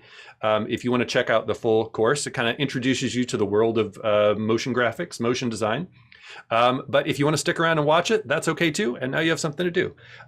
Feel free to keep dropping questions in here while we're on intermission. We'll keep watching for those. We'll keep answering some of them, and we'll stack some up for later as well. So let me pull that up, and we'll be back with you in just a little bit then. What's it like to be a professional motion designer? It's actually a tough question to answer. So we decided to take a field trip to Detroit, Michigan to visit 4 very different studios. They all do motion design, but in very different ways and with very different styles. Our first stop is Yeah House, a small studio that creates beautiful, illustrative motion design with a focus on 2D. Our studio, is kind of like a hybrid of animation and motion graphics. I feel like it's evolved and morphed into like more design-oriented things combined together within After Effects. Co-founder Michelle Willette's art background has given the studio's work a distinctive, beautiful look. I'm an illustrator. I come from an illustration background, and I do think that you should do what you want to be doing. I want to be making something that I'm really excited about. I start with basics. I'll paint in just a couple colors, usually complementary, and then I start to build on it. There's just so many plugins, there's so many things you can learn. There's only so much that you need to make something good. Yeah House has an amazing in-house team, but they'll also work with freelancers like Steve Savali. Right now I have the fractal noise kind of driving these little things, and then I'll start adding in little things like the long crossbars. Devil's in the details. If it's there, it looks good, and if it's not, it just kind of feels wrong. Doing great work with a great team in an awesome studio? This is how it's done, people. We'll just keep doing this until jobs stop coming in. Yeah. I guess they haven't, so. Across town, Lunar North cranks out amazing motion design in their own distinct style, which relies heavily on 3D. Motion design for us is way more of we're graphic designers first, and then we are animators. Approaching the 3-dimensional software with a graphic design mindset and doing more layout kind of stuff. How can we make these designs feel more tangible now? This is actually almost like building a movie set. And then you can go through and work through all little corners and details. The production techniques used by Lunar North are technical, but design always comes first. The technical side is so big in motion graphics because the tools are constantly changing, but the principles of design, the principles of typography is staying the same. So we're solving communication problems. We're trying to distill big metaphors into bite-sized little pieces. Having the confidence to go after creatively and technically challenging work has given Lunar North some amazing opportunities. The tech blog The Verge contacted us, and they were working on a 360 video for Michelle Obama for the White House. And we instantly said, of course we know how to do that, without ever having done that before. And we made an 11.5-minute 360 video in 2 weeks, storyboard, design, animation. Staying on the cutting edge of technology has helped the company stay nimble. I think we found a pretty good workflow at this point, and we're able to do lots of really heavy 3D car stuff, lots of really heavy scene stuff. These little things are rocks, and then the bushes and mountains are hidden in the distance. We'll use a real 360 photograph to fill in the background and create a sky. You can tell that everyone here loves what they're doing, and it shows in the work. So I think being able to kind of keep a hub here where people don't have to go to the coast all the time was a really big part of why I wanted to come back to Detroit and start this here. We love what we do. We're passionate about it. Next up, we check out Gunner, who are irrefutable proof that you don't need to live in New York or LA to do world-class motion design. The market's definitely at a point where you can be anywhere and you can do anything, especially if you work really hard at it. The studio's work has a ton of variety, which is possible because of their teamwork-oriented approach. There's something amazing about when you just work and mix with people. I think the biggest mistake you can make getting into this is thinking you have to do everything yourself. You can kind of water everything down, or you can get really good at one thing that you're really excited about, and then somebody will always pick you and put you on their team. Like Rachel, who is a traditional cell animator doing things the old-fashioned way. For someone who loves to draw, if you like to make things move as well, then it's I want to draw this same character over and over and over again. It takes a long time, but it's you're in your own little world and you get to make creative decisions. Sitting next to Rachel was John, who was making animations for Google that will end up playing in an app on a phone. The really interesting thing now is that there's tools that can interpret After Effects animations as lines of code. So in code, this animation actually looks like this. A lot of Gunner's work has a unique style, and this comes from their old school approach to inspiration. You'll notice the people that put out really amazing work and the work that you're they're not referencing motion design. They're referencing old paintings, they're referencing art, they're getting back into the principles and the rules, and that's where I feel the really good stuff is coming from. We were trying to not leave out any styles, but still have a stylized piece. A lot. This project for the Motion Awards shows you what's possible when a studio builds a team and a vibe like the one at Gunner. You can really feel the love that goes into everything they do. We just wanted to make cool stuff. Even as kids, you're just I just want to film the parking lot, make an explosion happen. You just want and you just do. Our final stop is Vectorform, a company that uses motion design in some of the most cutting-edge areas of technology. We do a lot more interactive work. As virtual reality and augmented reality and all the other realities start coming up on the market, we're usually better equipped to start tackling those. We focus on immersive storytelling. The company isn't a traditional studio. They create cutting-edge user experiences for some pretty big clients, and motion design plays a huge role in the storytelling process. We're creating the assets, we're building the worlds, we're building the UI, we're animating out all of this stuff. I like the variety of it. I get to have my fingers in a lot of different areas, and so that's really nice. Screens start to disappear. Now you have to find how do you design on these different mediums and how do you actually get something good out of that. Working in these new areas requires a new approach and a different breed of software. After Effects does pre-rendered stuff fantastically, but the problem is when you are dealing with virtual reality, it needs to be in real time. A package like Unity allows us to create things in a 3D virtual environment, and it allows us to then interact with that environment. The Vectorform team mixes old-school MoGraph techniques with real-time technology to create some insane experiences. That is wild. If you look on the globe, you'll see a pulsing effect. That's After Effects. Everything else we did in Unity or in 3D applications. Even though this stuff is built on the latest tech, the skills that enable Vectorform to produce such killer work are the old-fashioned ones. Being able to think like a designer, being able to break the problem down into elements and then solve it properly, in my mind, is more important than actually knowing the software. If you can do good design and you can dissect the problems, you'll go significantly farther than just learning the tools. So to recap, being a professional motion designer means mixing old school techniques, cutting edge software, and your own unique voice to create compelling work. The field is growing incredibly fast, and the future of Mogrt has never looked brighter.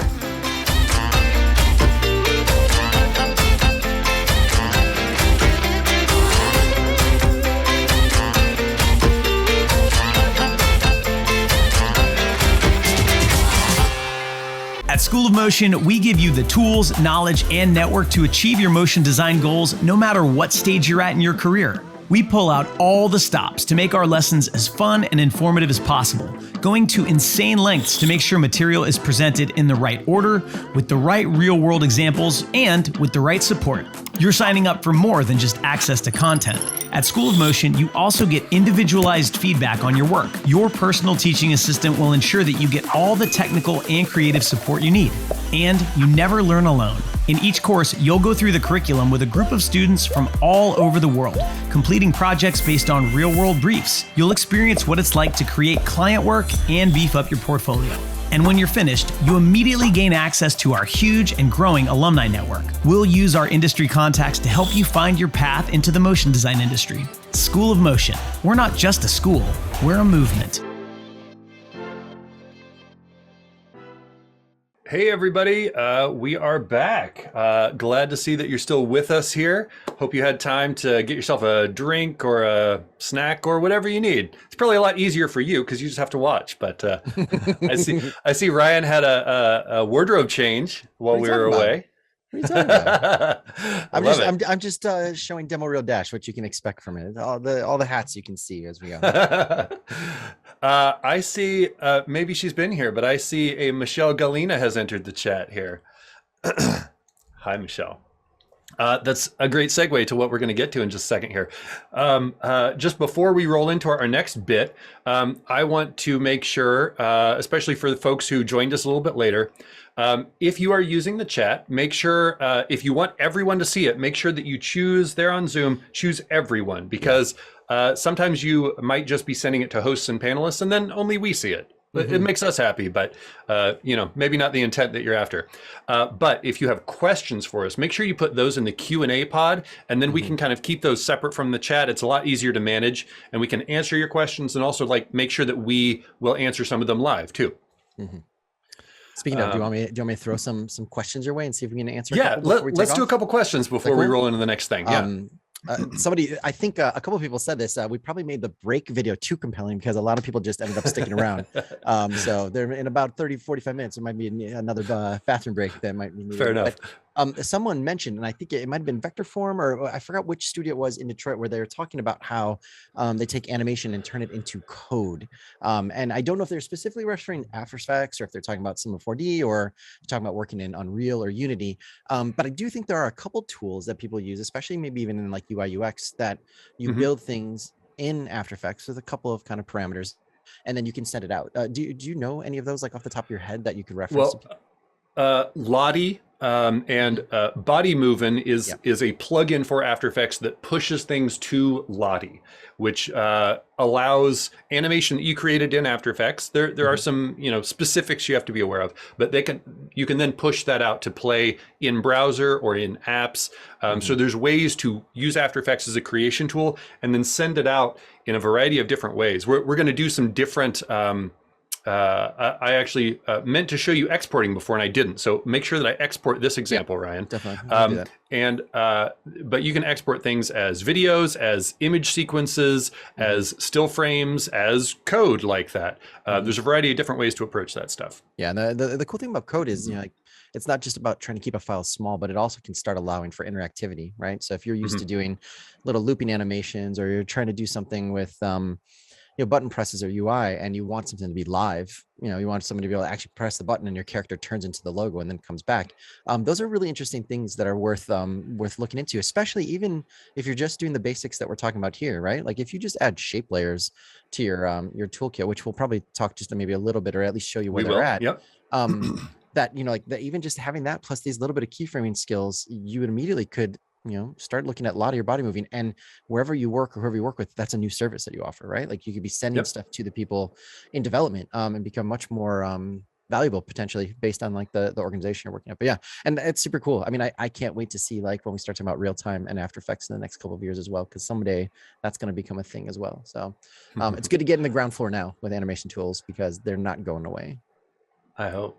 I do see one question about pre-planning in Photoshop is important before you move to After Effects. Yes, as you kind of saw with the School of Citrus example, and the next example that we'll be going to in just a few minutes here is going to help sort of reinforce that you can kind of go both ways. Sometimes you can figure out a way to animate something that was already created, or you can create with that in mind. You don't, as an animator, sometimes you don't get the choice and you're given a design and people say, make this move, and you figure it out. But if you are creating it from scratch, then you have all that control. And like you saw in the School of Citrus example, sometimes just creating one more element or like extending one element can give you all this flexibility. Okay, so before we roll into our next demo, remember that Adobe partnered up with us for this event. And not only does that mean that we, put their logo on the slides, I thought it was probably good to hear from Adobe too. So I have a conversation that I recorded with Victoria Nece, who is Principal Product Manager for After Effects. And so thought it might be good for you to hear from her a little bit as well. I wish that I could roll into these just a little bit more smoothly here in Zoom, but here we go. Hey, Victoria, thanks so much for being here. Hey, thanks for having me. So these folks have been, learning a little bit about After Effects here, and I thought it'd be really cool to hear a little bit from you, who's a pretty important person when it comes to After Effects. Am I? That's exciting to hear. I think so. Well, I'm a principal product manager at Adobe for After Effects and motion graphics in particular. And actually, I've been using After Effects since I was 13 years old. So I'm a long time user. It's just always been such a part of my life. So it's really cool to get to be part of an event that's introducing a lot more people to the world of motion. I know you hear all kinds of stuff from users. If there are any thoughts about things that they might be interested to hear about when they're getting started here. The very first time I ever used After Effects, I couldn't even figure out how to create a composition. This was a long time ago. Now there's that great big button right in the middle to tell you how to get started. It helps a lot.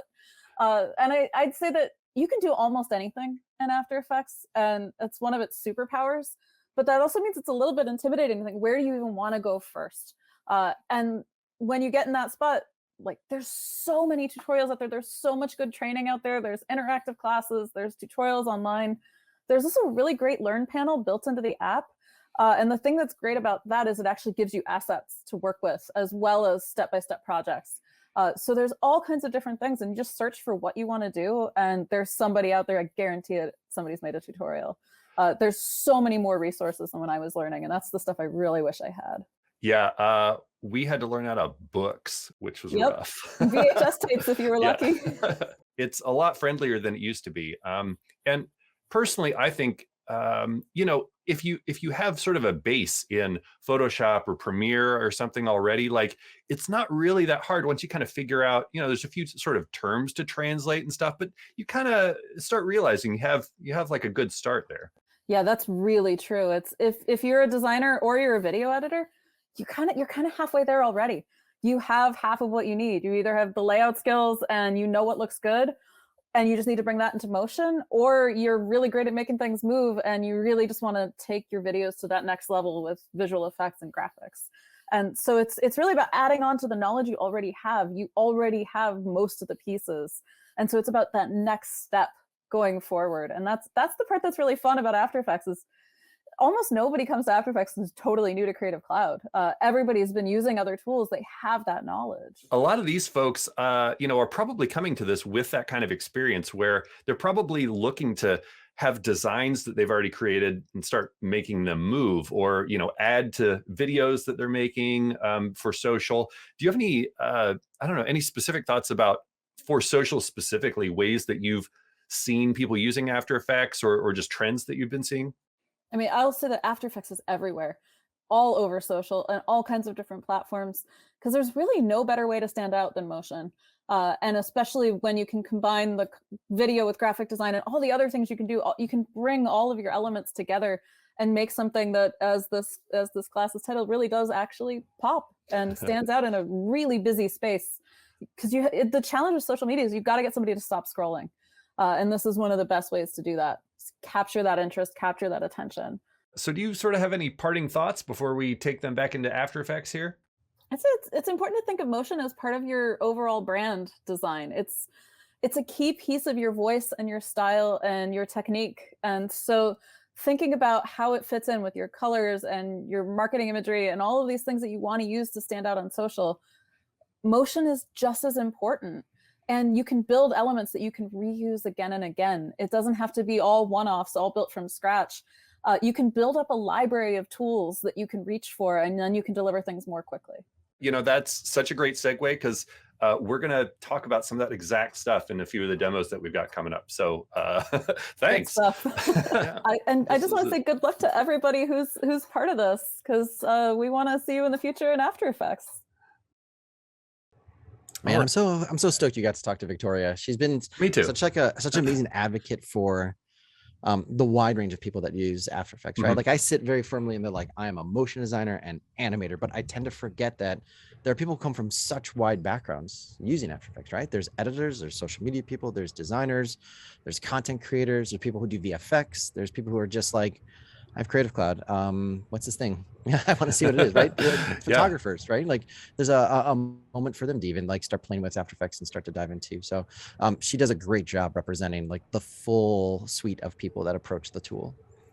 I agree, and I saw this in the chat as we were watching this. The After Effects team, and I've found a lot of the Adobe folks in general to be very accessible. So you know, if you're just tweeting angrily, that's probably not the best route. But remember, they're all people behind this too. And I will tell you from personal experience, they care about whether people like to use the software. So if you have specific feedback for them and you want to do it in a constructive way, they're super accessible in a variety of different ways.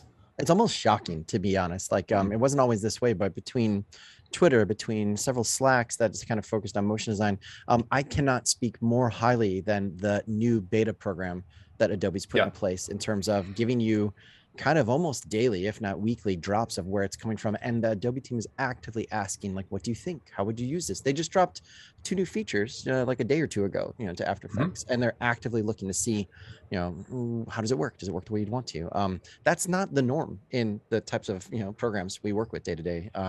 So yeah, it's great. They're very tight knit. They're nowhere near as big of a team as you'd expect. So they're all kind of knowing how everything works.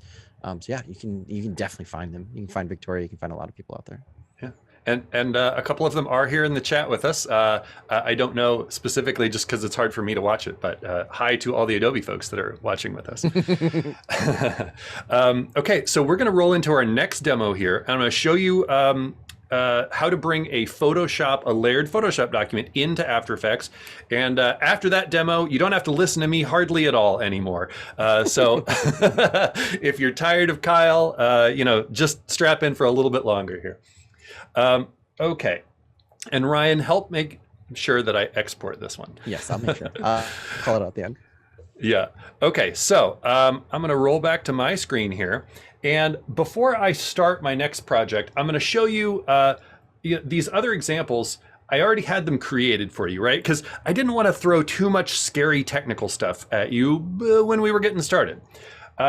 But just so that you know that you can do this, these things that we've been working in, right? These are called compositions, these timelines.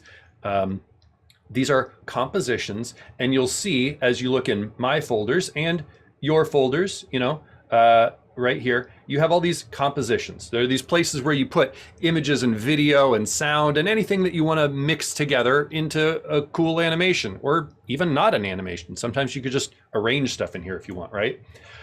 So you can create these from layered Photoshop documents, layered Illustrator documents. You can create them from any single element that you want to bring here, or you can also just create one too. I could come up here to composition, new composition. You can also right click here. You'll find there's a lot of times you can just create things in several different places, whatever's convenient, okay? I'll do composition, new composition. And just to kind of show you, I'm not going to get too deep into the technicals here, but you can see this one is 1080 by 1080 pixels. I can change that if I want. There's a ton of different presets for specific video formats and all kinds of scary stuff that you don't need to worry about right now. We do have a frame rate, which is important, and we'll get more into this later. You can choose different frame rates, and then you want to choose how long this is. So in this case, this one's set to 8 seconds and 0 frames, okay? That's the way video works. Again, don't worry about it too much right now. And then you can set a specific background color. I'm just gonna go ahead and create this. I'll give it a very important name like my composition, exclamation point. And now I'm just gonna create this and hey, it's an empty canvas for me to do whatever I want in here, okay? So if you wanna start with a totally blank slate, you can absolutely do that. It's just, that's a little intimidating. And I figure that a lot of you watching this probably already know how to make things in other programs and you're looking to figure out how to make those move. So let's do that, right? So I'm just gonna delete this thing by dragging it to the little trash can. I know it's very heartbreaking. I was very attached to that, but I have this this Photoshop document right here. And if you have the files, you will have this. It's called Moving Mountains Layout, PSD in your files. And then you can see right here in Photoshop, I've got, this is just kind of layered up from a couple things. Again, I gave some shout outs to Unsplash. This is all a bunch of layered Unsplash images. I've got a background here, okay, that I just kind of plopped into place. And then I have 2 copies of the same tree layer. If I double click it, see it's a smart object here. I just like trimmed off the background very easily here using a mask so that I could cut out the trees and have some transparency attached to them. And then I used a color overlay just to, you know, make them a solid color. I did another copy of that just to kind of create some layers here. Really gives us this nice sense of like moving into the background. And then I have this logo design that I actually created in Illustrator, and I'll show you that in just a second. And then I have some text that I created right here in Photoshop, okay? So we're gonna take this layered Photoshop document, push it over to After Effects, and we're gonna keep all of these layers as editable elements, and then we can just make this move, okay? I would bet that this is a pretty common sort of thing that you might wanna do. So I just need to save since I've played around with things. Let me come back over to After Effects and I can just import that in a couple of different ways. You can go File, Import, File, and navigate to it. You can right click here, Import, File, or my personal preference, I have this open in a file browser on my other screen, so I'm just gonna drag this PSD, see it? I'm just gonna drag it right here into my project panel. Boop. Like I said earlier, project panel is just a place where you put stuff before you do things with it, right? Now, we have a big decision to make here. How do we want to import this? If I choose footage, which I'll go ahead and do, if you're following along, don't click OK right now. I'm just making a point. If I click footage, I just imported this as just a flattened PSD. So this might as well be a JPEG or something right now, okay? And I could totally like put this into a composition and animate it, but it's all just one thing, right? Not very useful for what I actually want to do. I'm just going to delete those. And I'm going to drag this in again. And if you would like to learn more about the importing options, I have a longer tutorial about this, but I'm just going to show you now. You can actually turn this directly into a composition. In this case, I'm going to choose retain layer sizes. And what that's going to do is give me access to everything, even if it falls outside the canvas in Photoshop. Because remember, like this background here, this actually extends beyond the canvas, right? So we could have room to move that around. So if you design with this in mind, or just happen to have the extra from your designs, great. So I'm going to retain layer sizes, and I can actually keep the layer styles editable in here as well, which isn't always necessary, but can be very cool. If I hit OK, it's going to bring in that Photoshop document as a composition and all the layers that were inside there. So I'll just double click this, and now there you see I've got all my layers. I'll just scroll this open just a little bit more. So there's the text, there's the logo mark, the first trees, the second trees, and the background. So let's start off by animating this logo. And you know, Ryan, if you want to hop in with any creative feedback while I do this, feel free. The first thing I'm going to do, like this is a little hard to look at, right? I've got all these layers that kind of look the same. let's take advantage of some of those timeline just cleanup things. I'm gonna go ahead and highlight Moving Mountains and Moving Mountains logo and just choose a different color here. Let's say yellow. And that way, boom, just at a glance, I can tell what I'm looking at, right? What I'm working with. I'm gonna focus on this logo animation first, because that's kind of probably the most important thing for our brand. So this Moving Mountains right here, as you can see, I'm gonna choose a better color that stands out against the background, like fuchsia. So you can see that bounding box there. This is Photoshop text. It's live text in Photoshop, but here in After Effects, it's just a Photoshop layer. Or is it? You can actually turn this into editable After Effects text, and now you can do all kinds of stuff with it. It's a little buried. If you come up to Layer, Create, Convert to Editable Text, and watch what happens to the little icon next to that layer. Boop, changes to a T, and now I can double click this, and this is totally editable. So that means I can take advantage of the text animators that Ryan was talking about earlier, which is exactly what I'm going to do here. So I just want these to kind of type themselves on, and we'll work with something fairly simple here, and then we'll maybe stoop it up just a little bit. So there's this whole folder of effects and presets, which is one of the panels that you just have by default. If you are ever not seeing a panel, you can come up here to Window, and you've got all these other panels here, okay? Spend your time exploring those as you see fit. I am just going to type in my search bar here, typewriter, because I know that's what I want. This is an animation preset, and if I either double click on this with this layer selected, or just bring it and drag it onto my layer, or I can actually drag it here in the viewer too. It's going to apply this preset to my layer, and oh no, it disappeared. That's because it's an animation preset, right? If I hit U to reveal these keyframes that it just created, see, it created 2 keyframes for us. In this case, it's a start property, and boop, boop, there it is, typing on, okay?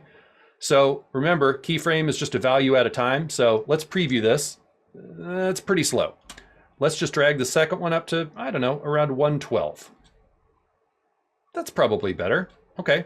I mean, a typewriter effect is okay. I feel like, just to kind of open this up a little bit, let's check out some of the properties that exist in here and just turn one of them to a different setting and just kind of see what it does. So I'm going to twirl this closed and then back open, and same thing here. And you'll see text animators have all kinds of stuff in them, and this is a pretty simple one. So these can be a little intimidating, but all we have to do is just honestly come in here and start playing with them, see what you like. You can never break anything in here. Everything is totally non-destructive forever because it's animation. So I'm just going to grab this one little property, randomize order, and click that to on. And let's see what that feels like now. Okay, that's a little more interesting. You could certainly ask like why we have them random. In my case, it's so that I can show you something else. But start making these choices. And Ryan's going to show you some of these too. There's a whole browser where you can check out what exists in here, kind of pick what's right for your situation. I will say that I really want, as I come to this first frame or two here, I want that M to be the first thing we see. So anytime we are creating like randomness like this, you'll actually have a property here called random seed. You'll find this all over the place. And you can actually kind of tell the computer which version of randomness you want it to use. In this case, just changing that number by 1 gave me that first M here, which is what I want. Just so it kind of like leads our eye towards the rest of the word. That feels a little better, right? I'm pretty happy with that. So I'm just gonna select this and hit U so it closes everything back up, but leaves those keyframes visible. And just to kind of smooth that out, I'm gonna select the second one, hit F9 to easy ease that, just so it sort of eases into that end a little bit. Not a huge difference there. Now, let's worry about this logo right here. By the way, notice what I'm doing? I am using the hand tool to pull this around. I can easily zoom in and out with my mouse wheel and then use the hand tool, which, just like Photoshop or Illustrator, I'm holding the space bar to just temporarily get that. Real easy to move around like this. Believe me, when I started, I did not know this and I was doing it the hard way. Don't be me. Okay, so there's a couple different ways to bring this logo on, but I'm gonna do a more interesting one because we already saw bringing Photoshop text over to be editable. And even though this was actually a layered, an Illustrator file layered into this, we don't actually have access to that because it's a smart object in the PSD. But what we can do, I I can open this up and just show it to you in Illustrator here. But we'll be able to bring the original Illustrator file in here, and we could use that if we want, or we can actually convert it to be totally editable here in After Effects, just like we did with the text. So I'm just going to show you something in Illustrator as soon as that starts up. I meant to do that over the intermission, but here we are. Just to sort of prove that this is indeed a logo that I created here in Illustrator. It's just one path with a stroke on it. Okay, pretty straightforward. I will say right now, if anyone in the chat catches the problem that I'm about to run into before I do it, bonus points, okay? So cool thing here in Illustrator, great. I'm gonna go ahead and just bring this over to After Effects. I didn't really need to open Illustrator except just to prove that this exists in here, okay? So I'm gonna come back to After Effects and I'm gonna import this. I like dragging from my file browser. Again, you can use any of the methods you like. You can right click, import. You just have to navigate to where the file is, right? I'm just gonna drag it over from here. There's that Moving Mountains logo AI. And this doesn't have any layers in it, so I'm fine just having it be footage in this case. And I can just bring this into my project. And what I'm gonna do is just sort of replace this Photoshop layer with this. Oh, you know what I did? I have an old version of this in my project folder. Kyle fails. Let me, I had to have one mistake here, right? So let me bring this in instead as a composition so that I can get the layer that I want out of this, which is just the, this thing. So why does this look so bad right now? Well, there's a couple reasons, and this is a super common thing that people do as they're working from Illustrator, especially when they're new. So let me hop back over here, even though I'm technically in a different file here. Remember in Illustrator, you can zoom forever. I'm at 1200% in here, and it still looks crispy because that's what, you know, nice and clean because that's what Illustrator does. Over here, why does it look so bad? Well, I zoomed in so that I could see it well, but if you look right here in my viewer, I'm at 800% scale in my viewer.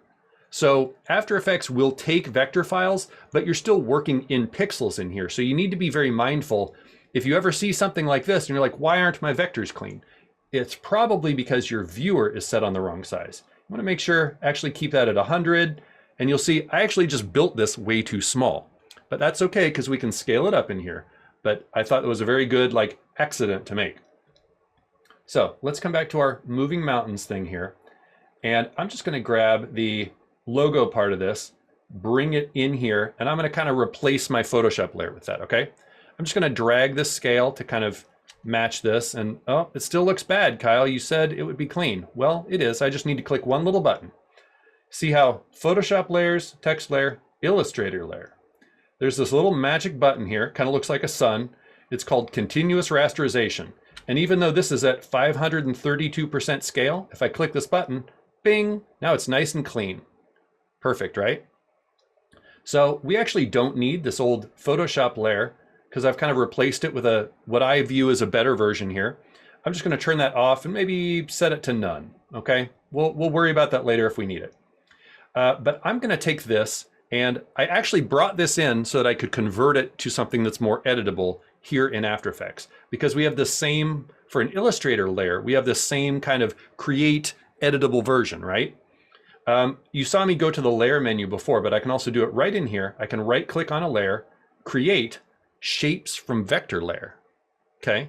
And now this is going to create what's called a shape layer, which you can also build in here from scratch. We'll show you a little bit of that later. But now, see how it kind of duplicated this? It made me another version of this thing, turned off the Illustrator layer, which I'll just move to the bottom because we also don't need that. I just kind of use that to bring this in. Now I have a totally editable like path object here, and this gets a little dense, but if you just kind of look at it, here's a path, which, there we go. You can see the path from my logo, and then it has a stroke applied to it, which is obviously the wrong color. I should probably change that. Let's just open this up and just eyedropper that text, boop, so we get the right color stroke on here, okay? We're gonna show you a little bit more in here later, but if I wanna just animate this logo pretty simply, there's some really easy stuff that you can do with shape layers, even if you don't know too much about them. There's this little add flyout right here, and I'm going to choose trim paths. This is a really great one if you have like a line art logo like this. And if I open this up, you have a little start and end property. And if I scrub the end, for example, you'll see how it just brings the line on. So all I need to do is just make a couple keyframes. Let's start at 0, right? 0% at the 0 frame here, and just kind of come up to about the same time as our text takes, maybe a little longer, and scrub this up to 100. Let's go ahead and select both of these, hit F9 to easy ease that. I'll hit U to collapse that just so I can see everything better. Let's see how it feels. Okay, we're getting there. Let's maybe have the text start a little bit first. Remember, I'm just dragging this layer, kind of just feeling this out. I honestly don't have a specific amount of time that I want this to take. Just hitting spacebar to kind of preview a couple times here. I think that feels pretty good, okay? It's not the most amazing logo reveal ever, but you know, for probably a lot of simple logos, it can be just a pretty simple number of steps like that to get to this point.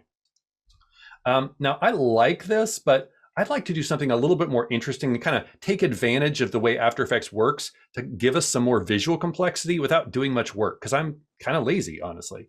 So I'm going to take both of these layers, my logo outlines and my text, and I'm going to right-click and pre-compose them. Remember that School of Citrus logo we had before was already pre-composed for us, but we're going to do that ourselves right here.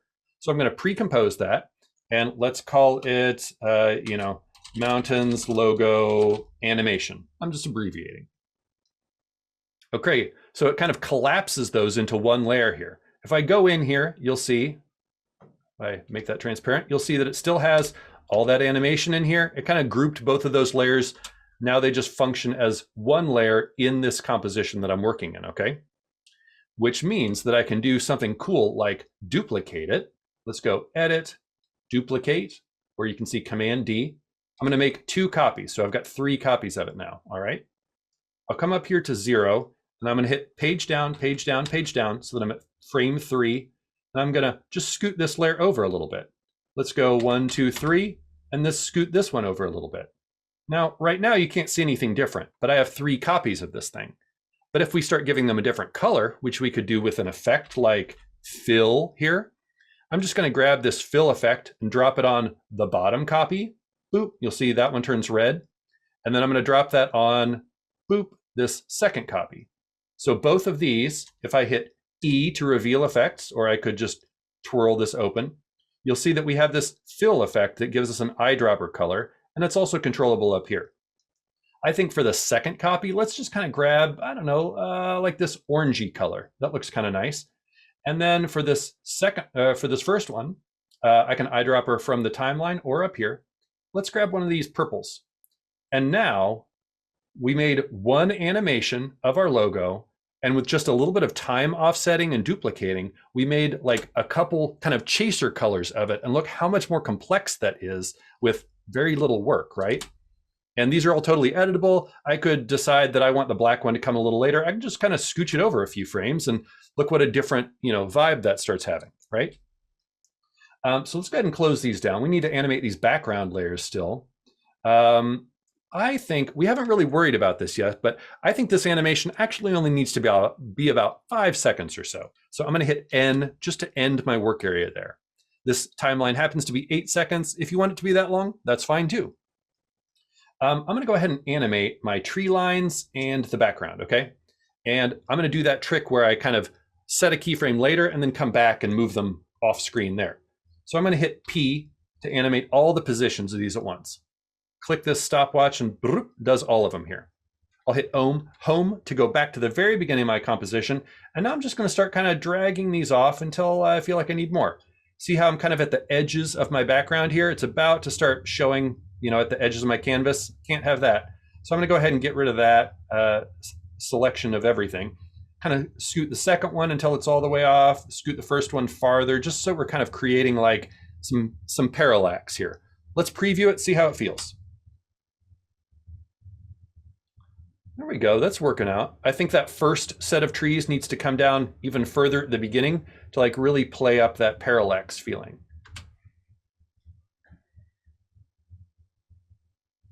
Okay, not too bad. You know, I could maybe tweak this forever, but you know, you people have other things to do with your lives, right? I do think maybe one little extra thing we could add to this is maybe like a fast blur. This is just kind of a basic blur. I'm going to add this to our background. And you know what? I'm going to work this way this time. Let's say that at the beginning, these aren't blurred at all. But then when we get to the end, I'll hit K to jump to those other keyframes, remember? Let's say, I don't know, 4. That might be a little much. 3, just to kind of soften everything. It's going to kind of really help bring our logo into focus. I like that, and I want that on the other background layers. So I'm going to grab this fast box blur effect that I added, hit Control C to copy, and then grab my second tree line effect and hit V to paste. Let's hit U to open up those keyframes, K to jump to the end. See how we're really working these in? That's too much blur for that. So let's knock this back to maybe 2. Okay, great. And same thing, we can kind of copy this effect, paste it to the top one, hit U, hop to the end, and maybe just dial that back to like 1. I think I pasted them in the wrong place. I did. So I need to just fix my values real quick. But as we look at it here, these all start off with 0 on their blur. And then as you go, they kind of just subtly animate. So it kind of helps make the logo more pronounced. Let's do a full screen preview. And then I think we're probably ready to export this thing. Pretty good. We do have some extra flexibility on these trees if we wanted them to like move sideways as we go too. Or we could create a null object and have the whole thing scale a little bit while we push in. There's all kinds of opportunities. Just depends on how complex you want this thing to be, right? But I think right here, you know, we just had a simple design with a couple layers and some logo pieces, and it's not hard to bring this to life. You could figure out ways to loop it if you want. You know, it's really up to the design and what you need it to do. But what we need to do now is actually export this so that we can give it to our client or post it to social. So let's do that, okay? I'm actually going to take my composition, and there's a couple different ways to export. I'm going to recommend for you, add to Adobe Media Encoder Q. So I'm going to click that. It's going to take a second to open up Media Encoder. And that's going to be the best way for you to export something as a format called H.264, which is basically every video online is probably that format. So this is the best way to do that, okay? So all you have to do, it'll take a second, and send your After Effects project over to Media Encoder. Might take you just a second here. And then we're just going to make sure that we choose it's already here for me, or you can kind of choose it from this big long list of stuff. H.264 right there. And I just have to tell it where I want it to go. I'll just drag this to my proper folder here. You get to watch me navigate through folders, and boop, this should take just a minute here for it to export, and then we'll be able to watch this file and you know, upload it to whatever we need to send it to. And I'll open it and prove it that I didn't like pre-bake this thing. All right, here we go. You ready for the big reveal? Ooh, wow. Thanks, Windows Media Player. Bringing it home here. Great. There's our moving mountains animation that we brought to life here and exported. Hey, Kyle. Yeah. I think you've blown people's minds with several things here, but I've seen a lot of requests for a lot of people are referring to is like, how'd you make the line animate? Could you go over just the basics of it one more time, just in terms of like draw the path, set it up, trim path, and kind of the cascading offsetting? I think that'd be. I would love to. So in this particular case, I imported an Illustrator layer and I converted that to a shape layer. Let's say I want to add another line to this just to add some emphasis, because I haven't shown you these tools yet, but I'm going to draw one from scratch using my pen tool, which you're probably already familiar with. Let's say that I just want to make this one big, swoopy, beautiful shape here. Yes. And in this case, I probably want to turn off this fill and crank this stroke way up. And maybe we'll make it like a beautiful red color, okay? So we've got this element added to the design, but it's not animated at all, okay? So I can open up this shape layer, and there's this little add flyout right here. There's all kinds of stuff in here. It's, you know, there's all kinds of stuff. Honestly, get in here and play. It's great stuff. But I'm just going to choose this trim paths, okay? and adds kind of a little effector to this, which gives me a start and end that I can use to animate along this path. So I'm going to come to the beginning and take my end property, scrub it all the way down to 0. Make a keyframe, and then come up to about 212 here, and scrub that end property up to 100. And now you'll see that that's animating on from 0 to 100 as we move through time. If I want it to come a little later, I could move the layer, or I can move the keyframes. Kind of up to you. Really adds something, that je ne sais quoi, right? Any other questions that you have hanging out there? And we are going to talk about shape layers more later, by the way.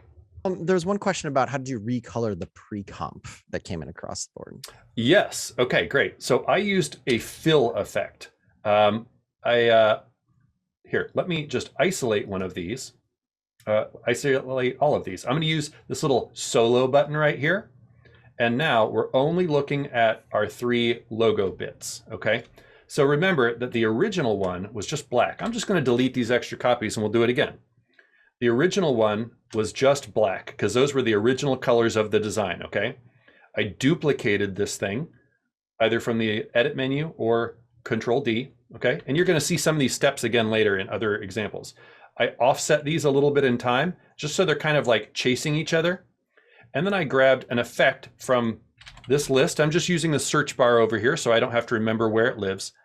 Fill, okay? And I'm just going to drop this on, say, the second one. And as I get to where this top copy isn't fully animated yet, you'll see that turned red. Let's go ahead and change that to some really beautiful green color here. And then you should also see if I drop this on the bottom copy, that one will turn red. There we go. So we're getting the red copy, and then the green copy starts animating and it's on top of it, so that's what we see. And then the black copy starts animating and that's on top of that, so that's what we see. Okay, so hopefully that makes sense. And then you could just play with this timing, play with the colors, whatever makes sense for your example.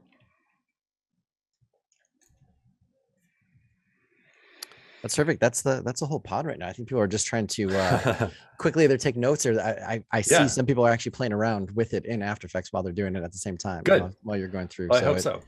I think it just goes to show too, like how these skills stack on top of each other, right? Like once you start seeing like, very much so. I don't even need to build shapes inside After Effects because that's a tool set, you know, if I'm thinking like that's too much for me.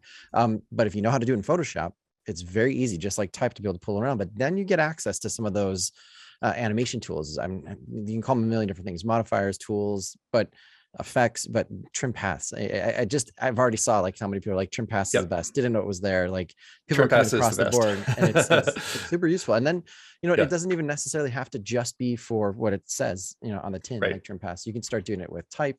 It can be essentially like an auto animated mask reveal.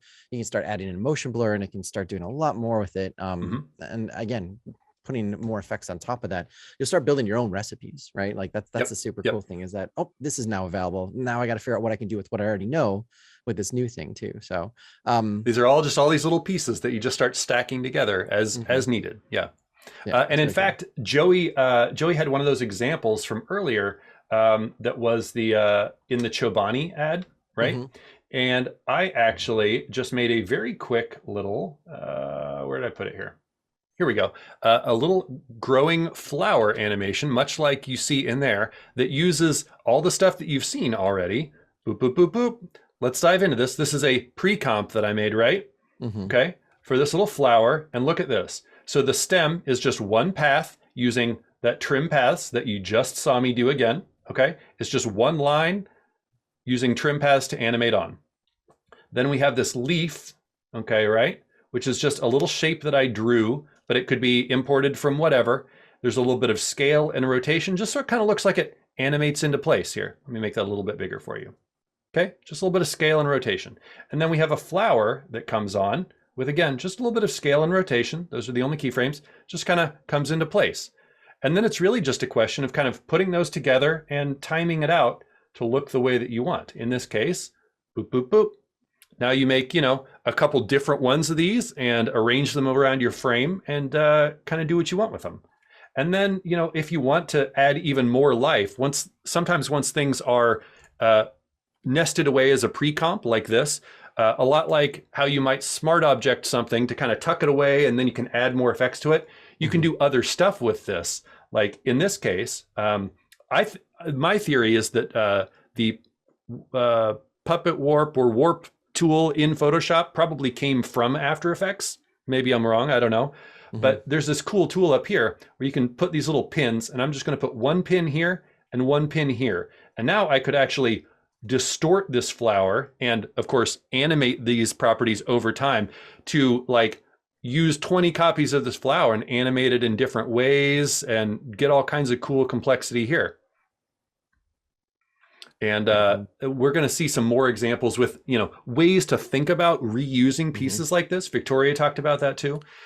So hopefully it just gets your brain moving in the right direction. It's funny too, because normally we're talking about things from Photoshop that then you go into After Effects, but occasionally something from After Effects makes its way back into Photoshop. And I think that that's one of those really great things, is that the puppet tool, if you've ever tried to do any kind of transformations inside Photoshop, warping, doing all the like liquefy kind of hacks and tricks that sometimes work and sometimes don't, the puppet tool is now there and it's available, and it's very fast and it's very flexible, but that came from After Effects. So I think a lot of times there's these calls and responses between the teams where they're like, oh man, like it'd be really nice to be able to just like take a character and adjust it, or take, like you said, like a flower or a tree and bend it for your design.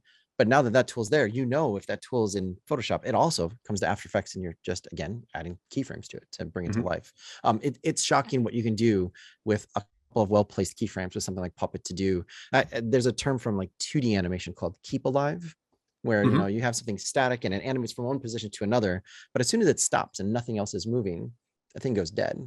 But if you can add just a little bit of like flow or overshoot, or a little bit of like, that's why you see in a lot of animation, you see like loose clothing or hair kind of flowing in the wind when the character's doing nothing. It's a great way to like reduce cost, because you don't have to animate as much stuff, but also helps you take your attention away from something. Like if a character moves into place and you don't want it to feel dead, but you do want people to look at the type that you just animated, you can do a little bit of this keep alive, like puppet animation, just very simple, like set a key from here, set a key from here, easy ease, and then cycle those back and forth. And it just makes the whole thing seem like there's more activity while I'm looking at another part of the design. So it's something that it's a 2D principle from like old school hand-drawn animation that perfectly comes into After Effects for just animating graphic design. Absolutely. So we have another segment coming up here where Frank is going to show us some other ways to work with Photoshop art, but I see a couple good questions that I want to answer real quick first. There was a question about, maybe we answered it here, but someone had a problem converting the logo layer. And I just want to point out that the way that I brought this in may have been a little confusing, that I just wanted to show you different opportunities. A Photoshop layer, a Photoshop text layer can be converted to live text. An Illustrator layer can be converted to a shape layer. Right. So I brought that Illustrator layer in and kind of replaced the Photoshop layer, and that's when I converted it. We're going to go into that Illustrator workflow a little bit later too. So just stay tuned for that. Yeah, that'll be fun to see. Somebody actually had another question too, and I think that it's just timed out perfectly that this is like a great time to ask a question.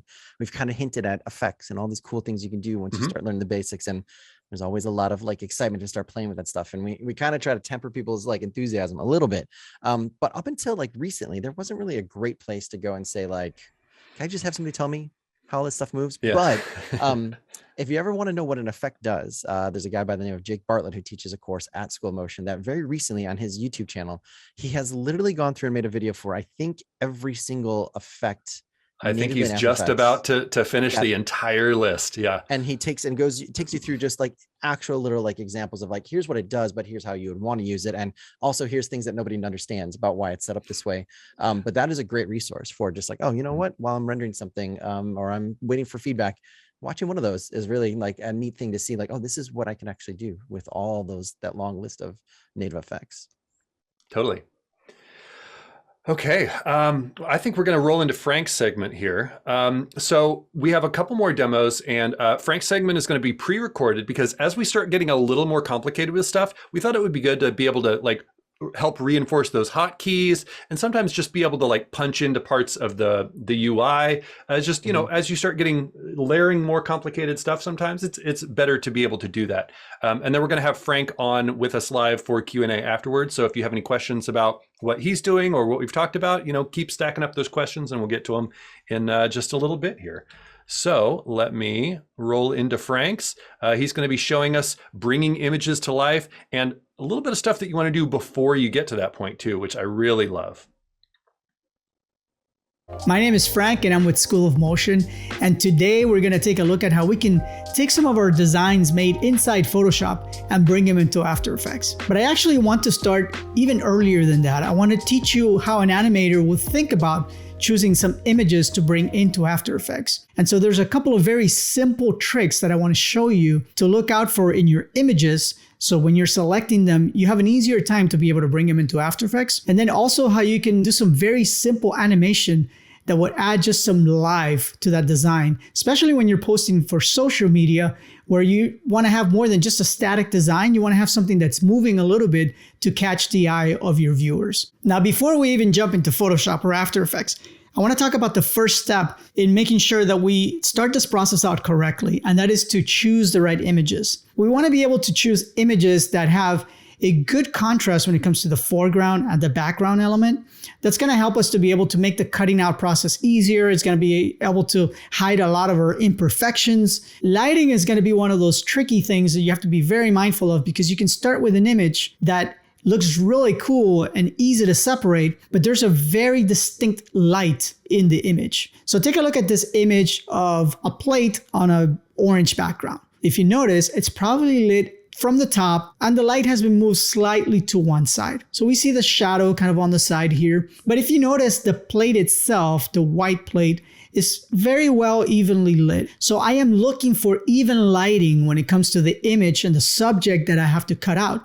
Because if, for example, I want to spin this plate around, which is a very simple thing to do in After Effects, then I can just make a circular mask, cut it out and rotate it, and we'll just kind of add just some subtle motion so that it comes alive. Whereas if you have an example like this one, where you have an image of a plate that is very contrasted, when I try to spin this plate around, I'm going to have shadows on the wrong side of the image, and then I'm going to have to like play around with the shadows, and then it's going to get much more complicated. So make sure that you take your time and you look at the lighting, look at the composition, and think about how you're going to animate this before you even bring it into Photoshop and before you even bring it into After Effects.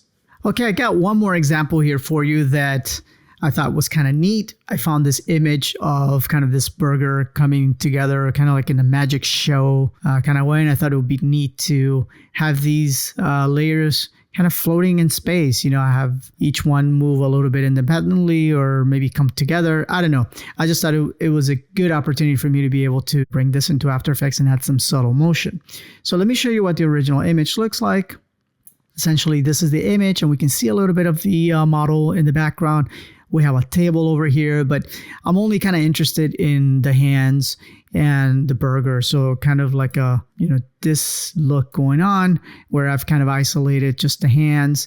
And because it's a black background, you know, the masking is not super perfect, but I did this very quickly and I just selected each one of my layers and kind of masked them out. And now I have my layers perfect to send into After Effects. Let's go ahead and open After Effects and bring this in. Okay, here we are in After Effects, and I have changed my workspace just a little bit in order to accommodate all the panels that I need for this tutorial. Since I'm working with a vertical image, all I did was move my composition window over to the left so that I can see more of it. To change any panel in After Effects, all you have to do is just grab the panel name and then just move it around to anywhere that you want to place it in your workspace. I'm going to leave this one right where it is. All right, so what I want to add on here, it's just I'm thinking of adding some very subtle movement to every single part of this image. So for example, I have my background here, which I don't need to move. I have my original, which I didn't rename and I should have. Shame on me. But we don't need to see it, and I'm also going to lock it. I always leave it there for reference in case I, screw all this up and it's like, where did things go? I have something to line them up with. Let me undo that. So here's my top one, and I think I'm going to put my top hand kind of in the top. Now, I don't want to make this too drastic. I want to keep it kind of the movement has to be subtle, because otherwise, if I try to bring this burger together, which was my initial thought, yeah, it's not going to work. Bacon is going to look weird, and yeah. So I'm not going to bring the entire burger together. I just want to kind of, maybe this bun moves up a little bit this way, and maybe, everything kind of moves, kind of like if it's hanging in space somehow. So we already know how to change our position. I'm going to tick down on here, transform, and I'm going to keyframe my position for my top hand.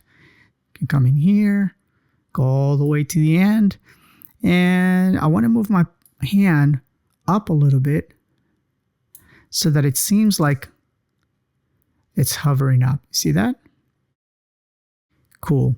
Now I have more layers than I had on the other one. So yeah, it's kind of a pain to take down on every single thing on here, look for the position. So there's kind of a quick way to do that. There's a shortcut.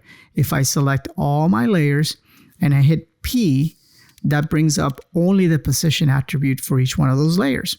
And guess what? I can bring my playhead to the beginning, and if I click on one of them, bam, it makes keyframes for all of them. Haha, magic.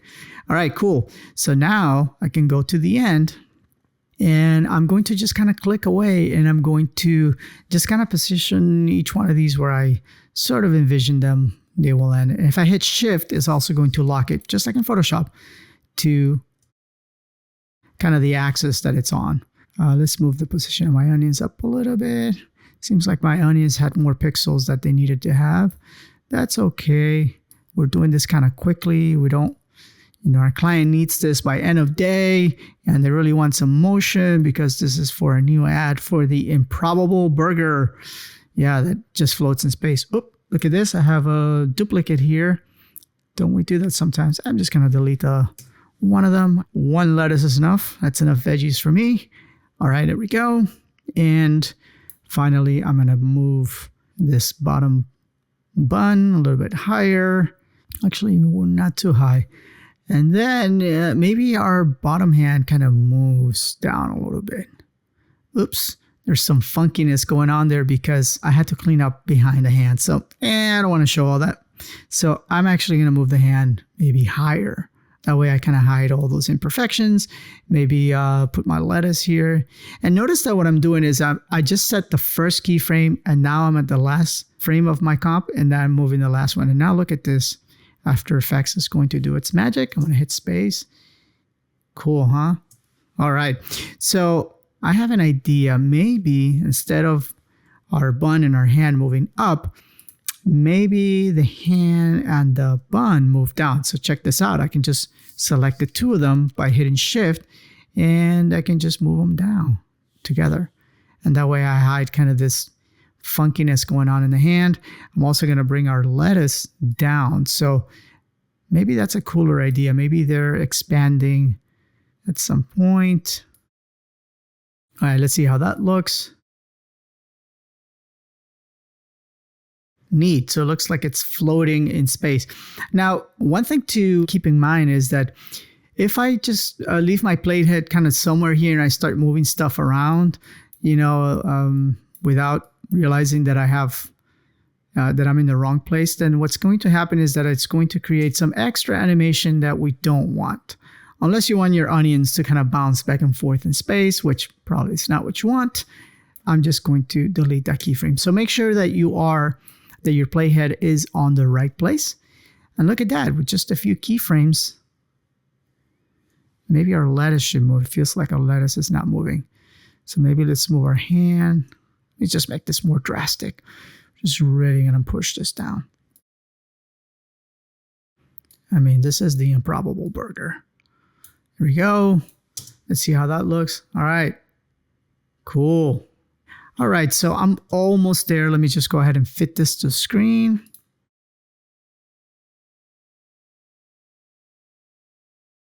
And I noticed that at the very end, my hand is kind of, my bottom hand is very close to the border, and my top hand is, has some headroom there, and I want to kind of equalize the design. Well, no problem. I can just kind of come in here on the last keyframe and make sure I select everything that I have moving, And I can just move everything up by either moving one of them, and you see how all of them move at the same time. I can also do like my up arrow and everything is kind of moving. I can try using my mouse also, although that could be a little bit more tricky, but you have a few options, just like in Photoshop where you're moving stuff around. Now I have one more trick up my sleeve to make this even more cool. Now this is a bit more advanced, so you can end your work here inside After Effects, but if you want to add a little bit of kind of more mysterious motion to this, we can add a wiggle to every single one of these layers so that it feels like they're floating in space. Now, a wiggle is just a mathematical expression that is going to affect the position value. So in essence, what I would like to do is, let's say that the bun here doesn't just move on a straight line. I want it to move, maybe here. I want it to move a little bit more this way. And then here, I want it to move, maybe a little bit more this way. And then here, I want it to move a little bit more that way. And you see what's happening is, I'm having to kind of manually keyframe all this stuff. And yeah, it's just a lot of keyframes to keep track of. And then when I play that back, that's going to look kind of funky and weird and linear. And yeah, that's not what I want. All right. So I wish there was a way for me to kind of guess something like that, but without having to do that much work. Well, that's where math comes in. If I take my position attribute and I hit Alt on my keyboard and click on the stopwatch, it's going to not get rid of my keyframes, but it's actually going to bring up this little expression property. Now, I'm going to teach you the first expression that everybody learns in After Effects. You ready? It's called wiggle, and it does exactly what it sounds. It's going to take your layer and it's going to wiggle it. So let's type in wiggle. If you notice, After Effects has already given us kind of a template. If we hit enter, we're going to have a parentheses. And basically, you have to tell After Effects what to wiggle. So we're going to wiggle the position, but how much? We're going to wiggle it 2 times per second, 100 pixels. Let's see if that is too much. We can come back in here and tweak it. All right. So let's go ahead and play back. Okay. Kind of fun, but it's a bit too much. So we can just kind of play with these numbers and, see what we get. 150. What does that do? Ooh, that's starting to look a bit more mysterious. I kind of like where that looks. So you see, we can have a linear, or we can have all the frames kind of have this wiggle on them. And here's another cool trick. You can just right click on the position and copy expression only. And then I can select all my other layers, except the hands. I don't think I want my hands to wiggle. And I can just hit paste, edit, paste. And now all my layers. That is a bit extreme and crazy, but it is the Improbable burger. We are getting some funkiness in the hand, so I can always go back in there and clean it up in Photoshop. But now I have this kind of floating crazy burger thing going on here. Very fun. I really hope that this was helpful so that you can start seeing that you can take some of those Photoshop designs and bring them into After Effects and start adding some subtle animation to them. If you want to learn more about how to become an animator, head to schoolofmotion.com, where we have courses and we have a ton of free resources that can get you started on the journey to becoming an animator. Awesome. Whoa, that was very cool. We're going to have Frank with us here to help answer any questions. I saw a couple stack up while we were watching that. But personally, sorry, go ahead. Is this where I come up? Yeah, come on. It is. The Improbable Frank. Welcome. I love the Improbable burger. That was great. I'm still laughing at some of that. That was fun. What's up, guys? You guys have done an amazing job. It's been a lot of fun to watch you guys. So. Well, I love that because it's the thing you just showed. What I thought was so cool about it is that it really shows the strength of if you pick the right stock, if you pick the right imagery, if you have it well designed, you've got so much power, right? And I think there's a lot of people on the other side, my side of the equation, the animator first people, that you just pick something that looks cool, right? But you don't know if it's like designed well. You don't know how it will work for animation, and you don't know how much manipulation would have to go into it. So again, somebody who has just a strong design eye, like. I feel like so much of the advantage of that was that, the arm faded off into blackness. It was easy to select. Each layer was, well placed together where you had a little bit of room to kind of like, wiggle with it a little bit like you did. I mean, I feel like it wouldn't take that much to even go further with the stuff that Kyle's even started showing, right? Like start playing with that puppet tool, right? And start layering in some smoke. Like you can get even animate a logo to put over the corner. Like, yeah. There you go. You know, you learn a little bit with masks, and that logo could sit in between those two layers of like the onions and the burger, and they get revealed when it comes up. So it's really neat to see how this stuff does stack, you know, like even just watching this for a couple of hours, even if you don't feel confident in it, you can start to see the pathway that, you know, learning this stuff starts to give you these, like, I think of it as superpowers at a certain point. When you're confident and you start imagining what they can do, it's not just a skill, it's kind of like a superpower. So it's very cool, man. Very cool. Was there anything that you got frustrated with when you're setting it up, or anything that you're like, oh man, this is a roadblock that a lot of artists would run into? I should mention it. Yeah, I think for the most part, when you're starting out, probably the hardest part is just starting. It's just, you know, being afraid to open After Effects. And part of what I try to do with an example like that one is you already have a lot of the Photoshop skills that are going to carry you around 80% of the way there, 90% of the way there. Like most of the time that I spent was in Photoshop, just separating all these elements out. And that's the part that a lot of designers already know. They already know how to use the masking tools. They're really good at them. And then, you know, just taking it to After Effects and doing those simple things, you may be tempted to think, well, you know, it's not ordinary folk. It's not, you know, buck style animation. So I'm not going to go for it. But, you know, you got to work with what you have. And, you know, you start at a simple level where you move stuff around, and that may be all you need. You know, maybe this doesn't need a buck style animation, just needs some subtle motion so that those 2 seconds that someone's going to be scrolling through social media, they're going to be like, oh, wait, why is that burger floating? You know, maybe that's all it took for them to click on it. So think about that as you're like starting to go into After Effects. Like, don't be afraid. Just go in there and start it up, play with it, and give yourself enough room to mess up and not try to over perfect things. Like there were things I wanted to over perfect. To your question, the hand, I was like, should I just go in there and like draw the hand and like, you know, comp another hand? And I'm like, no, that's going to take me too long. I just need to like animate the hand down and cover my mistakes. And it's okay to do that sometimes. And because will your viewers ever even be looking at the hand? Probably not. They're looking at the burger. A lot of times you can get away with a lot because you are controlling where they look by the way that you move things.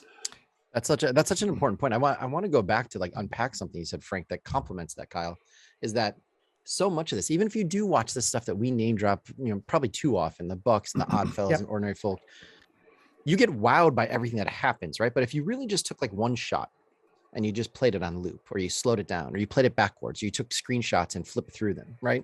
What you really discover is that they're doing a lot of simple things artfully well offset and placed at just the right times, right? Like it's not just that like this is Glenn Keane and it's some crazy 2D animator that knows how to create life and performance, and every single thing you do is like a master stroke of genius. A lot of it is literally what Kyle just showed. Animate 20 things and then offset them, hold them, give them a little bit of follow through, keep alive, like we were saying, and then reverse it back twice as fast, right? Like that's more than enough to do what we're saying here, to grab someone's attention, keep them watching, and get them to keep reading and press the button, right? That's a superpower. That's something that if you're just doing stills and swiping between stills, you don't have that capability. And I think it's important to just say that, like, if you understand that, and then you understand what Kyle just said of like, yeah, you know what? This stuff doesn't need you to animate 20 things all at once and overwhelm people. It needs to just get people's eyes to go to the thing that you want people to do.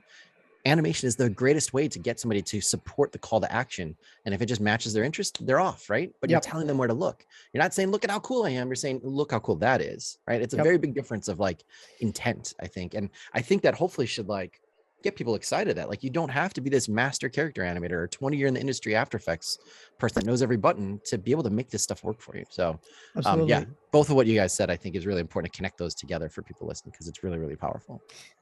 There's some questions in there already. If you guys want to start, sending them to me. But one thing that I wanted to say, because there were a few people in the chat, you know, good questions asking, like, you know, the level of that we were going to be talking about today, the tutorials, like what kind of level are we targeting?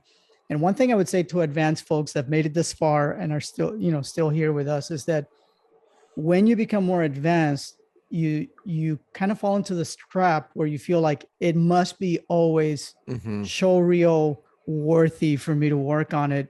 And that's actually hindering you from Like sometimes your animation, it needs to be just good enough to make sure that you get the job done for the client, and you will have those opportunities to shine and make it amazing and awesome.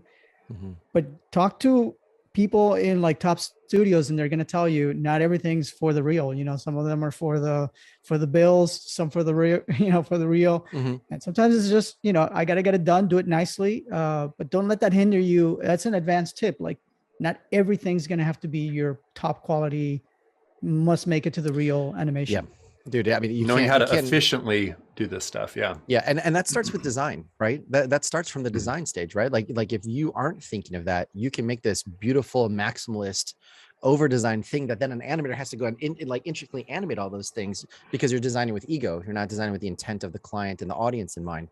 But if you can do that, you realize, I mean, we've all done it. We've been in the industry long enough, right? We all know like that last 10%, if we are not careful, takes 90% of the time.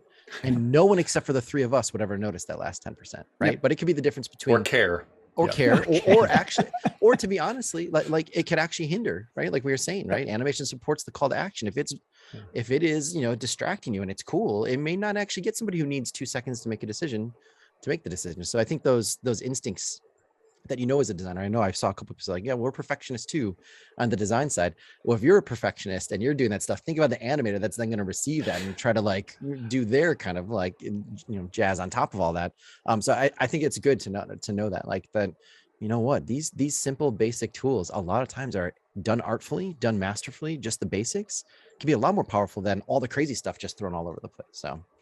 And I'll personally reinforce that. I like over the last couple of years, right before I was working at School of Motion, I did a lot of social media animations for a big brand, and pretty much all of them. There were a few advanced things I was throwing in there, but honestly, 98% of the stuff I was doing for those, knocking them out, was exactly what you've already seen today. Like it was just, variations on that, sometimes a few more layers, but it's usually not crazy stuff to get those effective movements in social media ads. I mean, somebody's talking about it here in the chat, but putting barriers around yourself, that to me, putting a barrier or a box or limitations, that is what design is you have this full spectrum of design fundamentals and you decide this is the area I'm going to play with these. And I'm going to put these other ones away, a limited color palette, limited amount of sizes, a certain set of textures, certain only a couple of fonts, right? We know don't put 8 fonts in a thing, put 2 that complement each other well. I always go back to Jack White and the White Stripes in this documentary. I think it was called It Might Get Loud, where they're talking to Jimmy Page and they're talking to The Edge, like 2 amazing guitarists. And they're talking about their setups and their history of like learning all this crazy stuff. And they talk to Jack White and they interview him. And he's just hammering a piece of board and a wire and 2 nails. And they're like, what? And he's just talking about simplicity and creating restrictions and making it hard to be creative. And you realize the whole time he's literally building the most rudimentary guitar. And then he starts playing it. And the stuff that comes out of it is like, oh my God, you just blew away these other people with millions of dollars worth of like stuff because you just know these fundamentals so intimately well. So I think that's a reminder. Like if you're already doing that as a designer, animations, we need you. We need you to come over and teach us that again. I think to the spirit of that, Kyle, there's a really good question I saw in here from somebody who said, hey, you know what, I'm starting to use pre-comps. Is there a way to think of them as templates to do exactly what you were just saying, right? You figured out once. Very much so. It's kind of frustrating to have to reinvent it, or even a follow-up question somebody else had was like, can I add wiggle to multiple layers, in one shot instead of doing it? So people are starting to hear what we're saying, but like now also, how can it be smart? Do you have any tips on that? Yep. Sarah has another piece coming up soon that's going to show some of those exact techniques on reusing pieces over and over again, which is a really smart thing because, if you're working in Photoshop, Illustrator, you end up needing to make, 50 copies of the same thing. But if you kind of think about the right way to do it, like using pre-compositions, for example, you can nest away animation, you can nest away like several things at once and start being smart about how you use those. And Sarah's example is going to play into this exactly. If you animate one composition and then you're smart about the way you frame that, you can start pushing that out to multiple sizes to export it. And so a lot of it's like you have to think a little bit structurally sometimes, but you can do really great, efficient stuff. Yeah, and as you start to mature further and further into using After Effects too, there's a lot of other tools that we're not going to talk, I think, about. Maybe you'll talk a little bit about it, but Essential Graphics or Mogrt. But there is a lot of this idea in the newer versions of After Effects. Okay, cool. We've taught you to use pre-comps, but like they're kind of a box that you can't change too much. What if you could? Mm-hmm. Well, you have a copy of a copy, but still be able to reach into just a couple things and not blow the whole infrastructure. So thinking about this now will pay benefits down the line as you start doing more and more work. So it's good to teach people this now. Frank, do you have any words of wisdom to leave us with here? No, just to go for it. I mean, if you have been doing design, you have the magic sauce that a lot of animators wish they had. Yeah. So don't feel so intimidated by coming into it's actually harder to learn design, in my opinion, than to learn animation in some ways, because design it's like a language, just like animation. But if you have the design part, go for it. You know, you can do it for sure. Yeah, I think anybody who's feeling imposter syndrome watching this right now as a designer, and you're like, oh my gosh, there's so much to learn from animation. If you knew how many people are 10, 15 years into their careers as animators that are going back to try to get what you have right now and are feeling way more imposter syndrome because they're supposed to already know that. Yeah. I'm going to raise my hand here because this is me like 2 years ago and still in progress. But I mean, Kyle and I both took design bootcamp, right? I think I took the very first run of it, and you took one very quickly after that, just because you'll know it when you know it as an animator, but you'll feel it that you're like, I'm hitting some ceiling that I don't really have the terms or the language to explain why. But you know what? You learn that, you learned a lot of tools, you learned some animation, but that design, that look, that taste, that understanding of less is more, and where to put just the right circle next to the right square. Like that is, that's a huge thing to have to go back and admit to yourself that you need to learn, versus someone who's a designer is like, oh, I'm going to just add animation. Like it's not as probably scary as it feels like it is right now. Agreed. Awesome. Well, thanks so much, Frank. I mean, if you want to hang around, well, we're going to roll into an example from Ryan here in a minute. Of course. Yeah, great. Awesome. Cool. Well, I know Ryan has an example that's going to, we've been like bringing in layered Photoshop files and stuff, but a thing that maybe you should also start thinking about, remember that After Effects is a multimedia program. And I've kind of talked about this, how you can bring in images and audio and video clips, and you can start like doing stuff that, again, pretty much a workflow you're already familiar with, but maybe just thinking about the pieces a little bit differently. Yeah. So this is it. This is my time.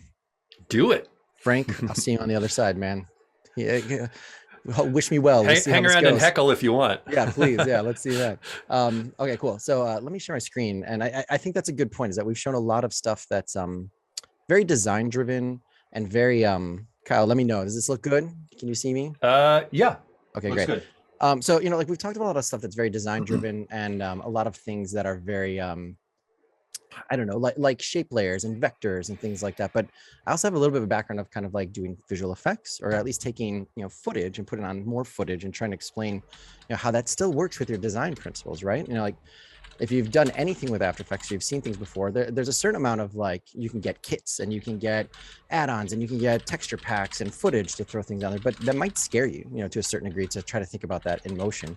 What I love about After Effects, I think, is a really unheralded feature, and Kyle showed a little bit, is the whole idea of Adobe's libraries and the stock capabilities that are sitting inside of that. It's something worth talking about. So I just want to talk about, like maybe this is a great way to show like how you can activate. I'm sure people have had this happen to them before. Here's a still, here's an image. Can you do something to make it, come to life? Can you get people to click on, this? And I think being able to think of footage as almost effects, or things that in animation we call it plussing. Plussing an image to get people to stay on long enough to entice them to be able to click. That can go from a still image that people fly by really quickly and just swipe as fast as possible, to get them to stop and get them to read and build up anticipation, right? I have this big theory all the time that anticipation is story fuel. We are all addicted to it. So if you can use animation, or you can use video to help you do that, you're going to build that. Like, okay, what's happening next? What's coming? Oh, okay, a $4 grande, great. If I just see this, I read it and there's no anticipation, but maybe there's a way to do that. So I just want to show a little bit about how like you can actually take something still and turn it into something fairly quickly that's animated. So if you don't have it already, Kyle showed the color panels, the kind of palettes that everybody's flipping out about, and a lot of motion designers don't even remember is here. But there's also in the libraries, you can actually go down to this tiny little button over here. And I just want to show you the pathway, because the pathway might be a little bit confusing how to get there, but you can go to Stock and Marketplace, and this is built into Adobe's Stock platform. And that will actually take you to the Creative Cloud desktop, where all of your apps and everything live, and it'll take you to Stock and Marketplace, which is cool. But it also might freak you out a little bit because I don't see a lot of video here. You'd think stock means photos or videos. There's a lot of themes. There's a lot of free vectors. All are great. There's a lot of stuff talking about UI kits, but what you really need to do is go over to apps and just come down to the resource side where we mentioned, I think in the chat, people were asking how to get onto the beta that Michelle talked about. Beta apps are right here. That's where After Effects beta will live, and you can get into it if you have Creative Cloud. But what we want to talk about is going to stock, and then that will bring you to the Adobe stock site. And this is kind of similar to a lot of other stock sites, but it's all tied into your library. So if you use Premiere Pro or use Photoshop, this stuff can all get synced together. So I'm just going to type in, I want to just animate some steam, right? It's nothing super, super fancy, but very utilitarian, very useful. And I have tons of different kinds of steam here, right? Actually more than I could ever probably sit and go through, but I'm going to probably pick this one here. And when it's nice, when you scroll over it, you can see it kind of just play through. I want to just create some steam coming up off the coffee. And I don't even have to download the preview. I can literally just say save to library, and it'll take a hot second, and you'll see it's saved to my default library. And if I just go back to After Effects now, you'll have to click on your actual library. That's where this is being saved. And I have this little icon here. What's super cool about this is it still says, hey, you can license this and you can hit the shopping cart, but I can drop this in and I'll get a watermark, but I can start playing with this like it's footage that I own, and I can test it out. I don't have to license or buy footage and then get it and then see if it'll work. It's all sitting right here. You can audition it. So it might be a little weird that right now there's nothing here, but like Kyle was saying earlier with animation presets, just scrub through. And again, we're dealing with video footage, right? And then you start living in the same world that you're used to living with in Photoshop. I don't remember if we mentioned this yet or not, Kyle, but you have blending modes. And if you don't see them in After Effects, you can either hit F4, or you can just go down to this little toggle switches and modes, and it gives you all these different commands, these controls. Kyle showed motion blur and a couple other things, but if you don't see that, just hit F4. And now this is really Photoshop on a timeline, right? I want to get rid of that black background. I don't have to use any fancy effects. I can just go straight to my screen blending mode, and all of a sudden black's gone. You might notice, or you might not notice based on what the stream looks like, that it's really difficult to see though, right? But just like what we're used to using in Photoshop, you can go to effects and presets, and like all these other crazy effects, we also have a lot of Photoshop style commands available as effects. So I'm just going to double click on levels, and then in my effects control panel, I have the same interface I'm used to using, and I can start pushing and pulling this, right? I know if I go black, it's going to go too much, but I want to just make this more visible, right?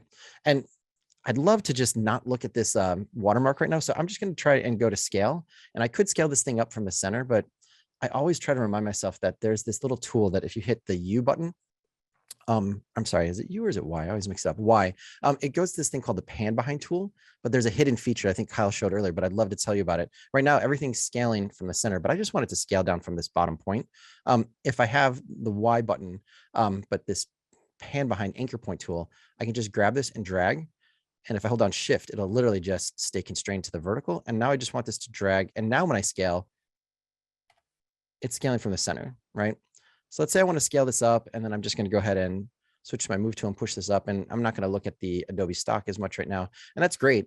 Another thing I like to do sometimes too is I'll put on effects that are just almost like diagnostic tools, right? Right now, I don't want the final version of this to be blue smoke, but maybe if I add a color, it might help me a little bit just to see.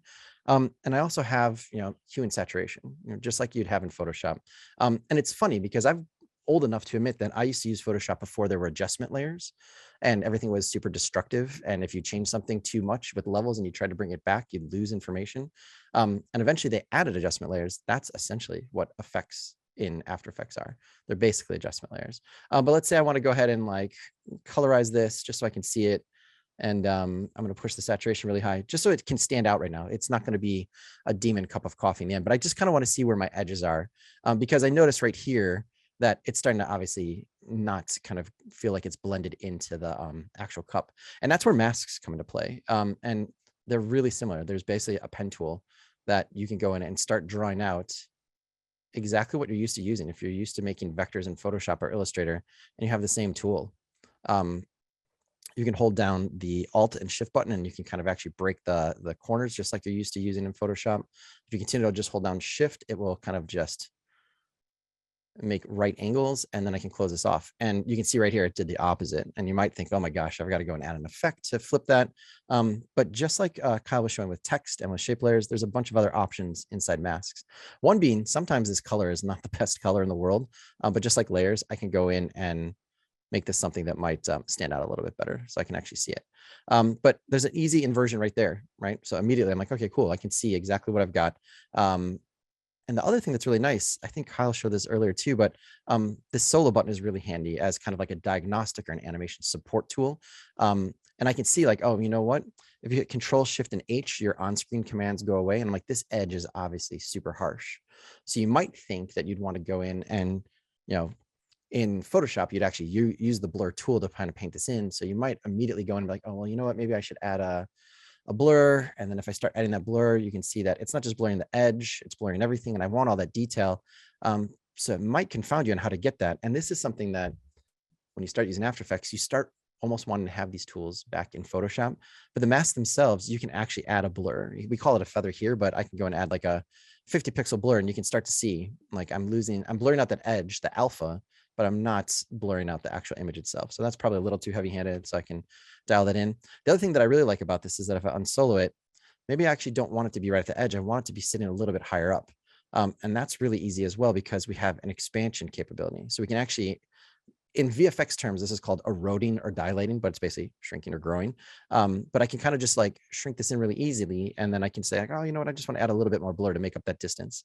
And now I have, let's turn off our color and our blur. Now I have something that if I preview it, I've got some smoke, steam coming off of this coffee mug that it might be just enough, like we said earlier, keep alive, just so that someone feels like, oh my gosh, this is great. There's something going on here. What more will happen? But that's when we can start adding in some of those actual storytelling capabilities we were talking about as well. And Kyle kind of stole my thunder on this by talking about animation presets, but let's see if I can give you one extra like little bit of information that I think is really useful. You know, I always try to remember that, you know, animation presets are up here and you have your text and all that stuff is great. But if you haven't used these much and you don't have the muscle memory for it, it's kind of hard to know what some of this stuff might mean, like organic and graphical. And then you have to, if you don't know, like Kyle did, that you want a typewriter animation, I don't know what hummingbird means, and I don't know what leapfrog means. And I may not want to spend a lot of time going through these. There's a kind of underused or underheralded feature that if you click on here and you go to browse presets, it will pull up Adobe Bridge. And yeah, everybody has their opinions of Adobe Bridge. It's one of my favorite tools. It's a Swiss Army knife.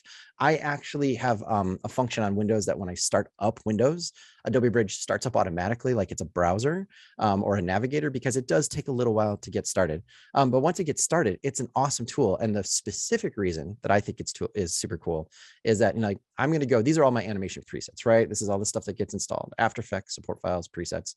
And let's say I want to look at text, right? I still have all these folders. If you're using a regular browser for this, you have to go in, you have to come out. It's super annoying, but there's this tiny little feature. If you just click on that caret at the very end of your path and you go show items from subfolders, and then if you just say, show me the effects and not the folders, all of a sudden I have this very customized browsing experience where there's all these little icons, but guess what? It gets better. I feel like I'm on an infomercial. If I wanted to know what the heck 3D spiral rotate out by line means, if you click on it, you get a little autoplane demo of what it is. There's a little GIF that just shows you, oh, that's cool. So that's super, super useful as kind of just like a little way to kind of like find something. I know what I want is an animate in. So I'm going to go into that. And I think there was one that I just wanted that was just fade up. There's a lot of these in here that are very unique cases, right? Like there's the matrix code case called raining characters. But there's some stuff here that's really, really useful. Like I just want to fade up my characters, right? Just have a slow fade so it feels like it's coming up the same time my steam is coming up. To animate by the hand would be really difficult. You'd have to mask out each letter. You'd have to fade up the transparency or the opacity. You have to time it, like Kyle was saying, lots and lots of keyframes. But if I right click over this, and in After Effects right now, I have my type selected, right? And I want it to be Motion Mocha Monday. I want that to animate up so you don't see the reveal of the price until the smoke and steam starts rising. So if I go to Bridge, I have it here. If I right click, I can go to place in, and let's hope I pick the correct After Effects because I have too many installed. I think I have 2022. Say place in After Effects 2022 with the type selected. I go to it, and then when I go back to After Effects, the type's gone. And that might freak you out, but hopefully we've taught you not to worry about that, because if I hit U, the Uber key, I see I've got 2 keyframes. And if I hit preview, now I have a nice animation, right? And if that's too fast or if it's too soon, you know, again, we were talking about the texture and the timing and how that affects how you feel about animation. I can make this happen a little later. So I'm watching the smoke come up. And then as that smoke hits where that type would be, I can start to have it reveal, right? So I'm starting to do some storytelling. I'm telling the character, the viewer's eye, look at this beautiful piece of photography that shows coffee, see the smoke coming up. When the smoke comes up, see the bit of information I want, right? So there's an A, a B, a C. There's some storytelling, even just in those things. But maybe I want it to happen really fast, right? So when it does come up, I don't want it to wait a long time. And then we'll use my favorite key in the world, Easy Ease, just to hit F9, just so it slowly kind of comes to a rest. And now all of a sudden, I've got something that for 2 seconds, when someone's scrolling through an Instagram and you're wanting them to stop, this is a very different thing than just a still and then a swipe 2 seconds later to Keyframe Cafe and then another swipe to where you have to see the price, right? Like how many times have we done that where we just see something that's not doing anything and you swipe, swipe, swipe, swipe. So that's kind of, I think, Kyle, what I was wanting to show in terms of there's so much there for Adobe stock. There's so much there for all these cool little tools, right? Like there's all these cool little things that are just sitting there waiting for you to use them.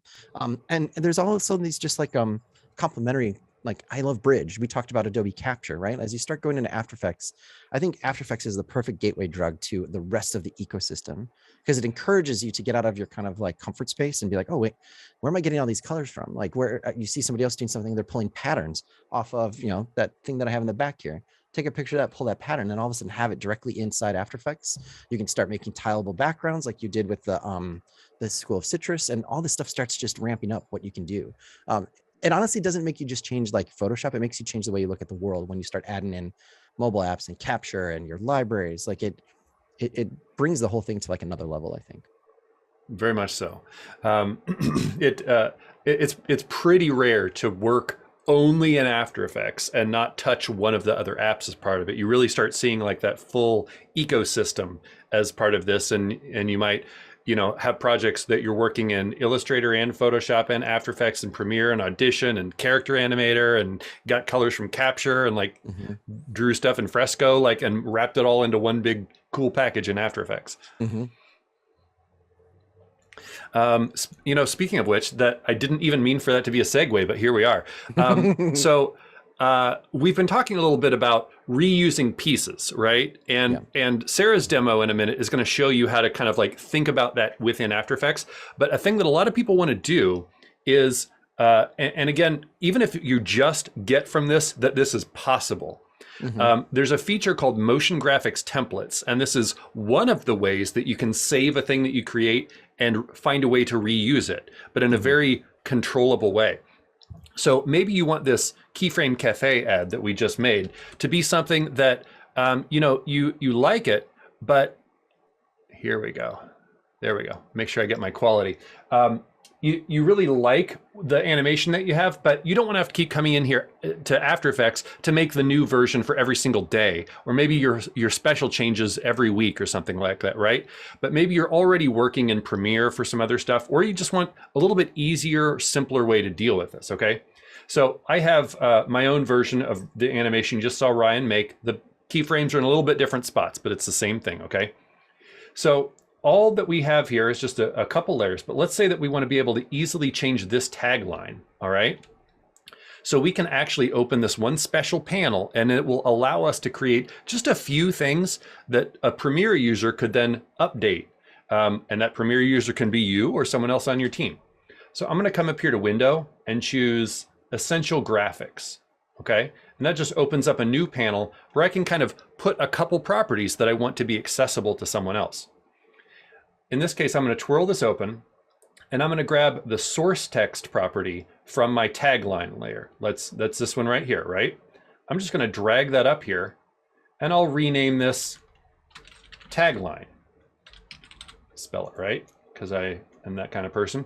And then let's say, just because, you know, we want some flexibility here, let's add a fill effect so that we'll be able to change the color as well, just in case we want to really add some pop to it, okay? So down here, oops, looks like I already put one on here at some point in the past. I'm going to set this back to our white though. But what I can do is now drag this color property right up into the Essential Graphics panel too.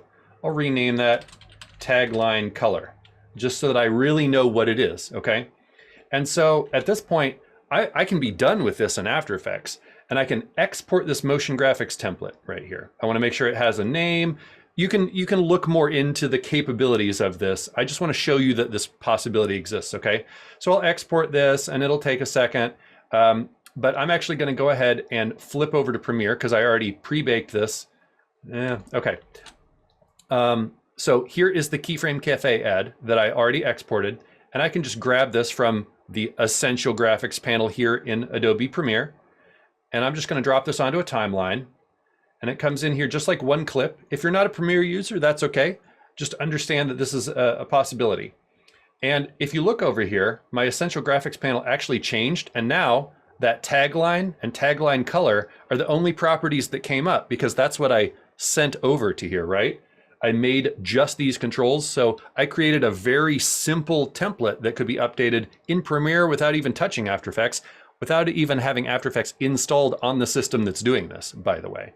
So I could change this to, you know, amazing deals every day. They're really excited about it, right? And I could change this color to this beautiful red because we just want that to really, really, you know, show up. But all the animation that was baked into that, right, should come right over. This version actually didn't have the text animation, so sorry, that's my bad. But you can see all of the video clip there. Any other animation that we baked into this template is all wrapped up right there. But you can have very simplified controls here, so it's very easy to update. This is great for titles and lower thirds and all kinds of stuff. And if you just want to see what's possible, Essential Graphics panel, browse Adobe stock. There's tons of stuff in here, and there's even a little free button if you just want to see what exists for free. There are literally hundreds of these, and you can find all kinds of cool stuff. Just play around with these and see what's possible. And it might open you up to all kinds of really neat possibilities and capabilities that you can use these for. I mean, the thing that's so cool about that is it's also, correct me if I'm wrong, like you can essentially do the same thing with like a pre-comp and say expose inside After Effects, right? You can send stuff over, but that general theory of saying, oh, I made something, I want to make a duplicate of it. But what if somebody wants to change a font, or somebody wants to be able to change the color, or I want to be able to say, I want 4 different versions of a lower third, or a, you know, something that animates over something. You can do that too, just natively inside of After Effects now, right? Like the pre-comp isn't a static container anymore. It can be duplicated, and you can promote certain adjustments to it. It can. It gets a little trickier within After Effects because you can start making iterative copies that are different, but they all lead back to the same thing. Your brain can get a little tangled in knots in there. Yeah.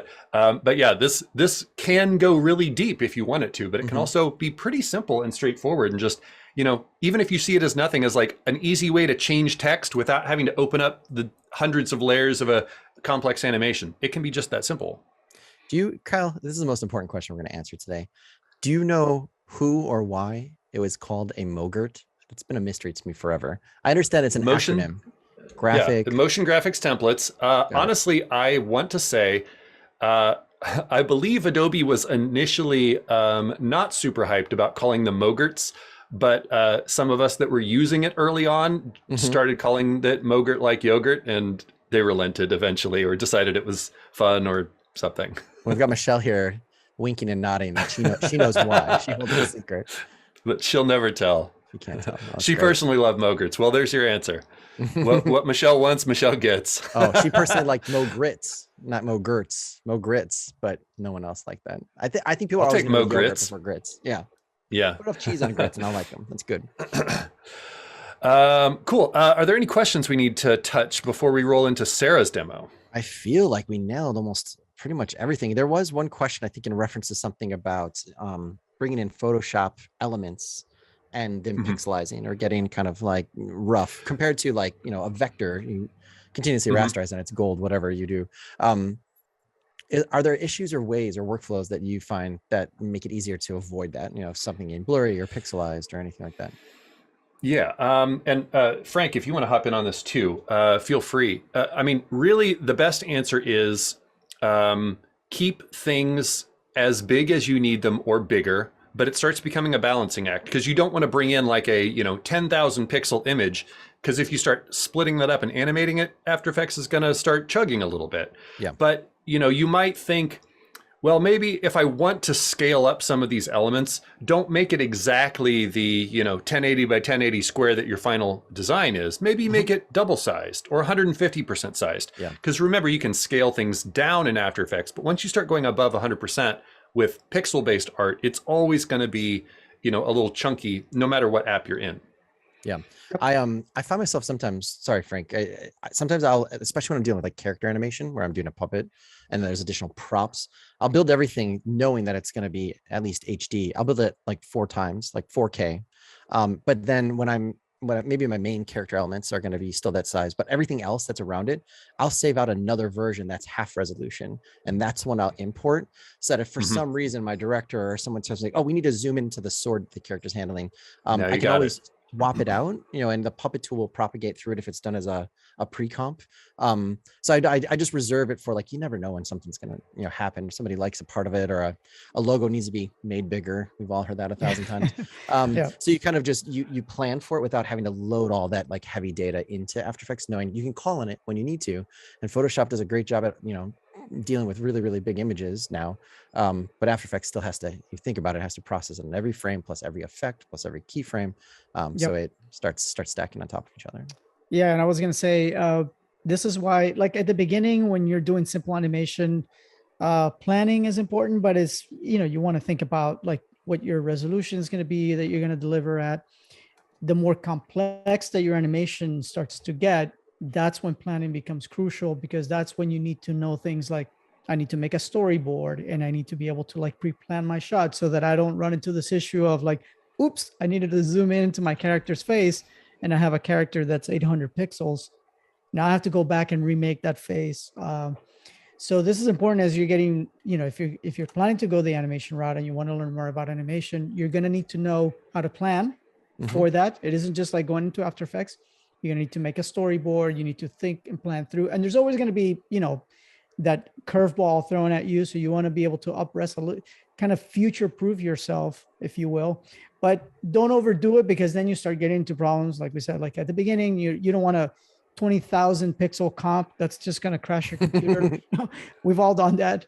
But, don't make it 800 by 800. Yeah. If you need a 101, give yourself a couple of, like, some buffer size for you to be able to move things around. So it was a good idea.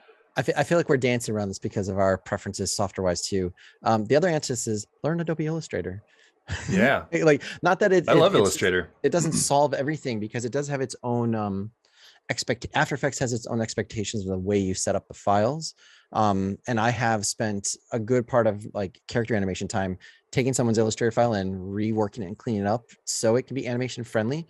But if you do that, like, you are living in a world where you get that continuously rasterize button and you can zoom in as close as you want and zoom as far back as you want. Absolutely. So we're going to see in Sarah's demo, we're going to see working with shape layers, which are those native vector layers that live within After Effects. And then we're also, when we bring Sarah on live, we're going to look at an Illustrator design, a layered Illustrator design that gets brought in here, much like we do with the Photoshop art. I do want to point one thing out real quick, just because I think it would be good to clarify, and then we're going to bring Sarah on to say hi before her demo. But let me just very quickly point something out, because Ryan showed you the masking tools, and you saw some of these earlier. The shape layer tools use the same tools, okay? So you want to make sure that you sort of understand what you're doing. If I want to make a mask on this layer, I make sure I select it, and then I grab one of these shape tools. If I want an ellipse, for example, I'll just grab that, and then I draw this on the layer. And you can see that I actually have sort of a little mask on my icon, or on my cursor, right? But if I have no layers selected and I use that same circle tool, I'm going to draw a shape layer, which is one of these native vector layers, okay? So, and again, notice now it has sort of a little star here on the cursor. So you have the same tools that do two different things depending on whether you have something selected or not. I just wanted to make sure to really call that out, whether you want to use these shapes, or if you want to draw things, using the pen tool, you can hand draw things or use this to create very specific masks. Just wanted to call that out. That's a common beginner hiccup there. Cool. Sarah, do you want to come on and give us a quick hello before we roll into your demo here? Yeah, let's do it. Here I am. I'm You want to tell us a little bit about? Sorry, go ahead. I'm excited to follow all of these master animators here. And what we're going to look at in this demo is basically how you can use both masks and shape layers, or the tools that are available to those, to really quickly create something that can be ported into an Instagram sticker, which is a great way. Like, we've looked at a lot of content that you're creating from scratch, but sometimes you have video content and you just want to kind of punch it up, and stickers are a great way to do that. So that's what we're going to learn. Awesome. All right, well, here we go. Okay, to get started, I'm going to create a new composition. I'm going to leave it at 600 by 250 pixels, 8 frames per second, and I'm going to name it IG Sticker Yummy. The first thing we're going to need is a background layer, and this is just so we can see what we're doing while we work. We're not going to export this, but we'll talk about that later. Let's add some text. I want this sticker to say yummy because I'm going to post it on some food posts that I have. I'm going to move that text to the center of the comp by dragging it. This isn't the color I want the text, right? That's just the color After Effects was set to. So I'm going to come up here and add a fill layer effect. That effect is going to let me change the color of the text without having to go in and actually select the text and change each letter. I'm using an Adobe library that I set up for this project, so I can just drag and drop. The next thing I want to do is I want to actually make each letter of this text separate. So I'm going to duplicate the layer, and I saw that that key code is Control-D. So I'm just going to duplicate that layer enough times so that I have one layer for each letter. Let's turn all of them off but the first one. And now what I'm going to do is I'm going to draw a mask using that rectangle tool while the layer is selected. And what that's going to do is only show the area that I mask off for this layer. So I'm going to create the Y for this one. And now I'm just going to go through the rest and mask off one letter per layer so that we have each layer separately without having to retype one letter at a time and manually set the tracking and arrange them. Instead, we're just duplicating and masking. Okay, now I've got all my layers separated, one letter showing per layer. The next thing I'm going to do is type into this search bar so that I can isolate the property I want to edit, which is the color. Now I can change the color of just one letter at a time because of the way we set up those masks. And I'm just going to use that eyedropper tool and select out of my Adobe library where I've set up those colors. And now I've got one letter in each color, and we can get ready to start animating these. So the first thing I want to do is set a scale key. And before we set another, let's make sure our anchor point is centered. I'm going to do this from the menu, but take note of that keyboard shortcut. That is going to be really helpful. Okay, so that has centered all of the anchor points, and now we can go on and scale, and they will scale from the center. We're going to do this one a little bit bigger than the size we want it to be in the end. And then we're going to go one after and set it to 100%. And we're going to go back and set the first one to 0. And now let's select them all. And I want to apply some easy ease to these. So I can find this by right clicking and finding it in here. Note again, there's a keyboard shortcut for that, which is F9. And what that's going to do is allow each of these to scale up from 0, sort of overshoot the final scale, and then scale back down. So all of these are animated. I'm now going to use the Alt right bracket shortcut key to shorten them. And then I'm going to use the keyframe assistant to sequence them. It's going to sequence them end to end. And now I've got all my letters coming up one at a time. Now, instead of having them disappear, I'm going to again use that shortcut, the Alt right bracket, to extend all of those layers to the end. And now they will all stay on screen. While I'm here, I'm going to set some keys to get those off screen. I'm going to just give it a couple frames to fade out from 100% scale to 0% scale. And let's just play that, see how it looks. Okay, that's looking pretty good.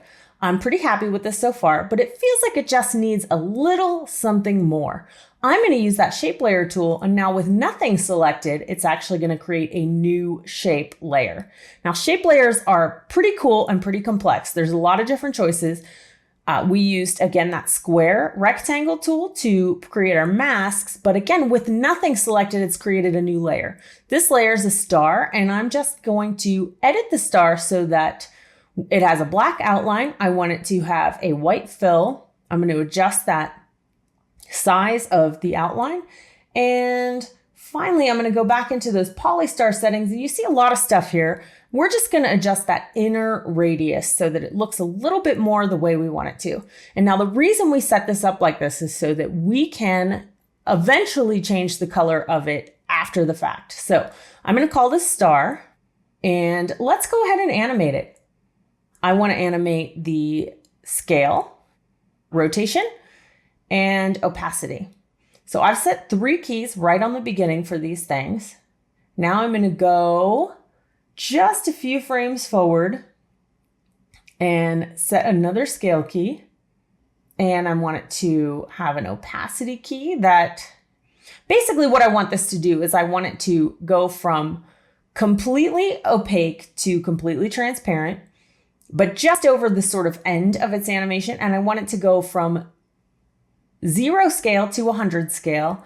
And then I want it to rotate during this little thing. So it's basically going to start tiny, rotate and scale up, and then disappear.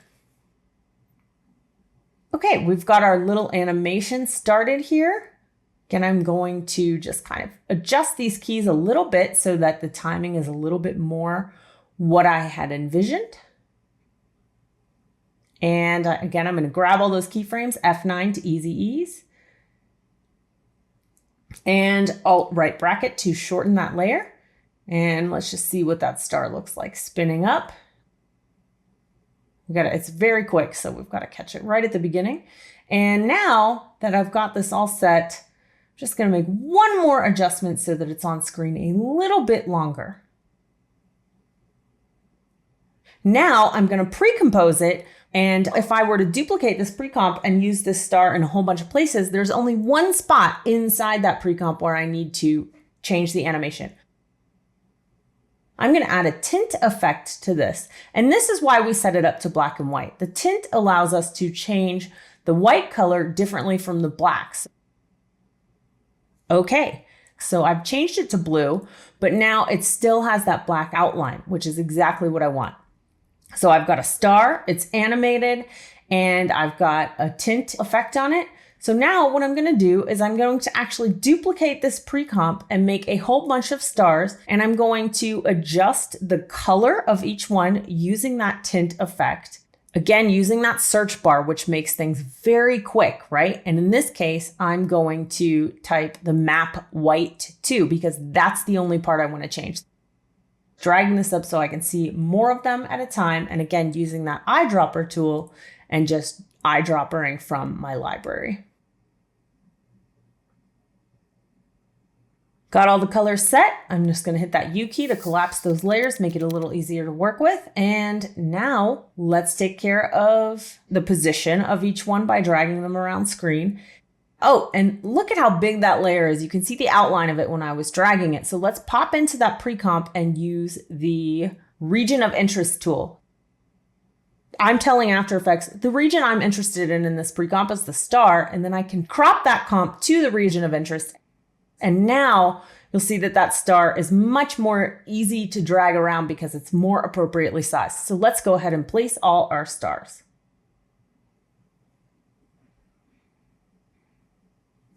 Now I'm hitting the S key to reveal the scale, and I'm just going to go through here and just sort of randomly drag that scale value so that each star is a slightly different size. I'm not being super precise here because I want sort of an organic kind of randomness to it. And finally, let's place that last star right where we want it. Okay. Now, these stars are offset in space, they're offset in scale, and I'm going to hit U to collapse them all, and now I want to offset them in time. So I've been dragging these layers around, and now to make sure that they sort of reveal in a little bit more even area around the screen, instead of revealing all on the top first and then all on the bottom, I'm just going to adjust these layers again, just by dragging them through time so that some of them come sooner, some of them come later. And once I get it to a point I like, then we'll be pretty well set here. Okay, that's looking pretty good. I'm pretty happy with how this turned out. Now I want to make sure that the background layer is turned off, and then I'm going to add an adjustment layer. Adjustment layers let us basically adjust everything that's below the adjustment layer. It's an empty layer that can hold effects like this one called Roughen Edges. Now what this Roughen Edges does, as you can see, is it kind of roughs up the edges of those letters, right? Let's zoom in a little bit so we can see what we're doing and take a look at these different values that we can play with here. Let's just adjust them until we get sort of almost like a hand-drawn variation, right? We haven't hand-drawn anything, but we can get a little bit of that hand-drawn kind of rough-edged look just by using this effect. And now take a look at this evolution value, and notice while I'm dragging it, it's basically animating those edges. I'm going to use that to make this appear like it's a constantly moving animation by setting some keys on that evolution value. Hitting that U key to reveal the keys I've set. Let's go to the end and let's make it a pretty big value and just see where we land.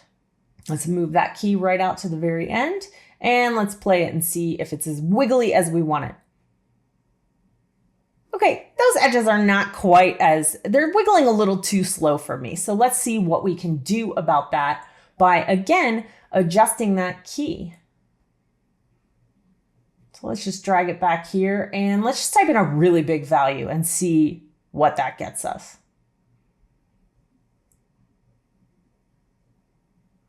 That's a pretty nice wiggle. I'm pretty happy with that. What I'm not happy with is how those stars have a funky black edge around them. So to fix that, I'm basically just going to drag that adjustment layer down in the layer stack so that it is only affecting the text and not adding that funkiness to the outline of those stars. And now it's looking just how I expected it to. Okay, I'm pretty happy with this sticker. So now all that's left to do is export this thing. Using a format that supports transparency, also known as alpha channels, allows you to use your animation on top of other images or clips in all sorts of creative ways. Just like with image formats, there are a ton of different ways to export video and animation files, and the right way depends on what you're using it for. Instagram stickers have to be exported as animated GIFs, and that particular format does take a couple of extra steps. But once you get all that taken care of, you can import those into Instagram and start using your very own totally custom animated stickers. Doesn't that look yummy? It does. Thanks, Sarah. I'm hungry. How many tips were oh my gosh, were packed into that? It was really dense, but just great, information rich. Did we plan on getting super hungry by the end of this just by the stuff we chose to kind of like talk about? Like, yeah, that's my fault. Sorry. Yeah. I have a request from Joey. I'm sorry, Joey. I didn't do a this. request. Yeah, there you go. Sorry. I was sleeping. I apologize. There you go. Joey made the request. And one more hat. Sorry. Sarah, do you want to follow anything up on that before we take questions or anything? You know, just what I think is so cool about that is how fast and easy it is to make something that, you know, it doesn't look perfectly hand-drawn, but to somebody who's seeing it as an Instagram sticker, they don't know the difference and they don't care, you know, Yeah. like it's just so fast to get such a custom look like that. Yeah. And you started in After Effects. You didn't have to use any other apps. You just start in After Effects and you export it and you're done.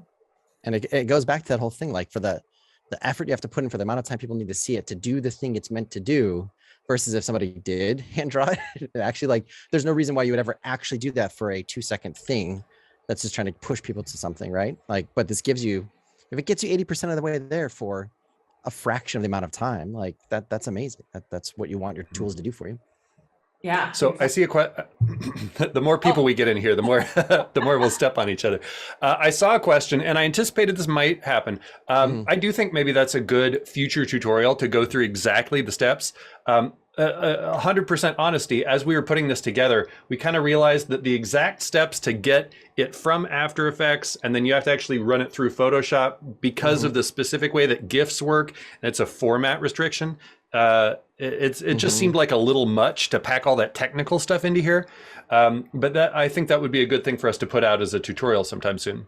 I think, yeah, that and actually showing like in the different services how to implement it as a sticker. That's where you kind of like got me excited, Sarah. I was like, oh, now I got to go find out like, okay, how do I take some stuff and put it in and use it and make it custom? That's we left a little bit on the table for that, I think.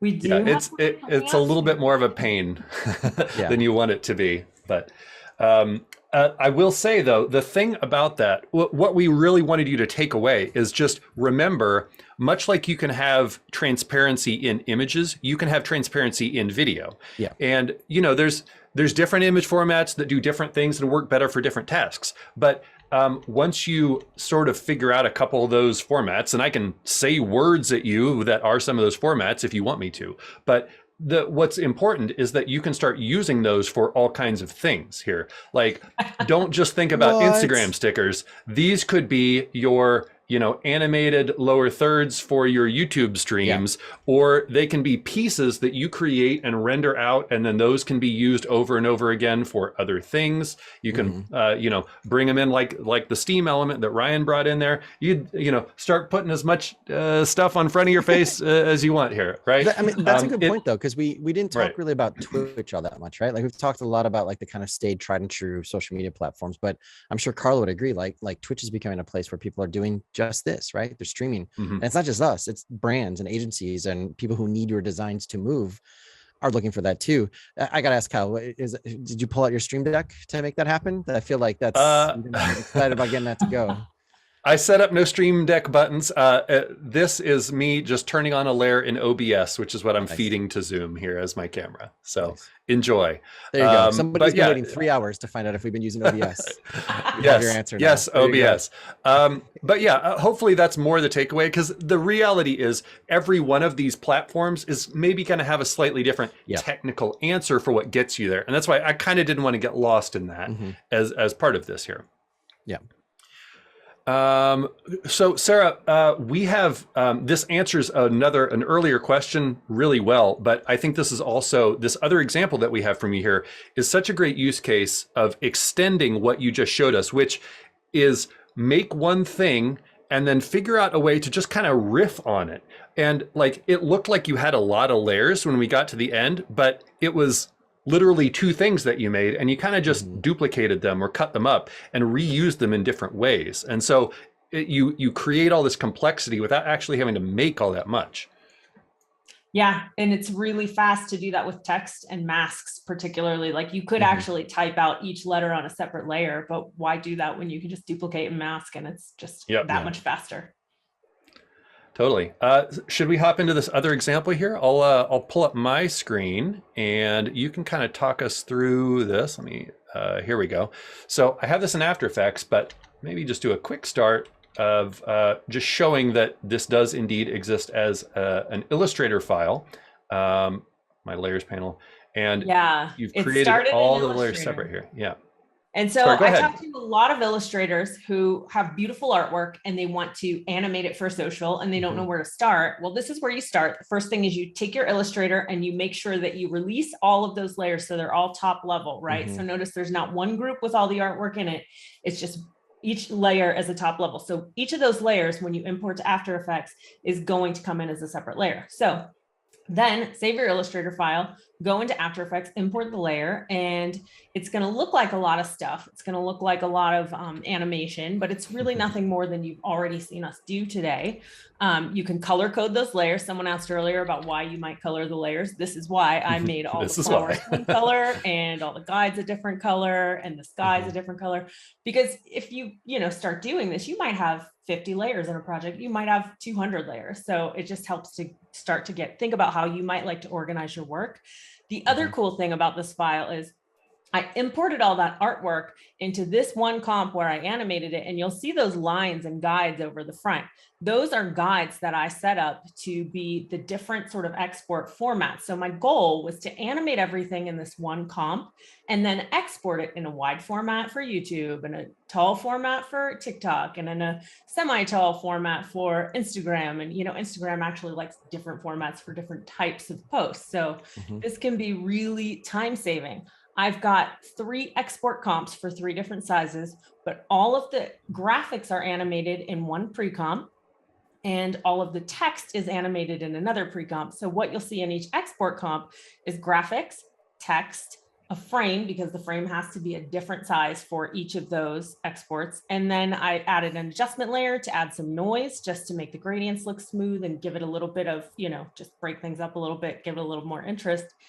And that's that. So I animated once instead of 3 different times. And that's the power of pre-comps. The other place that we used pre-comps in this was if you go into that background animation layer, all of this artwork was sort of brought in and just animated per layer, right? I just rotated the sun, I rotated the flowers, I moved the clouds a little bit.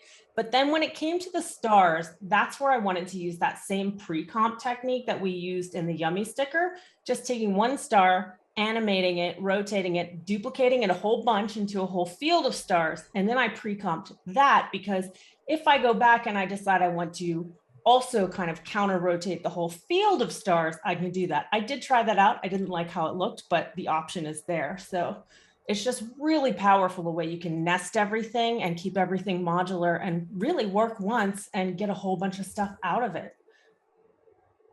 Yeah, I love it. We didn't, let's dive into that text thing too, because it's a good thing to point out. This is basically the exact same technique that you just did with Yummy. Yeah. It's right? exactly the same. It's just instead of using the tint effect, I wanted all the colors to be the same. And I used an effect called the wave warp, which is what kind of, this is like a plain old font, but when you add that wave warp effect, it sort of animates it for you in that wavy gravy kind of psychedelic thing, which like this whole artwork is based on like Peter Max, who is famous for his 1960s and 1970s sort of psychedelic poster rock band art.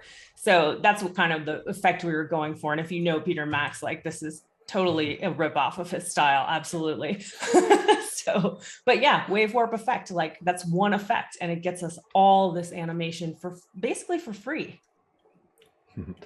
Yeah. So, I mean, I think all the techniques that we've shown you today, I don't think that there's anything in this that you haven't seen that, and thus probably you could do here. This is a bigger file. It may look denser, but this is in your download. You can explore this and kind of see like, it's just, again, like there's a lot of flowers in this pre-comp, but they're all doing the same thing. And the clouds are kind of just moving around a little bit. It's a lot of these simple moves just on a lot of layers. Yeah, a lot of complexity from just a few different techniques. Something I actually don't have the beta open. Maybe I can bring it up if we want to tap dance around this a minute.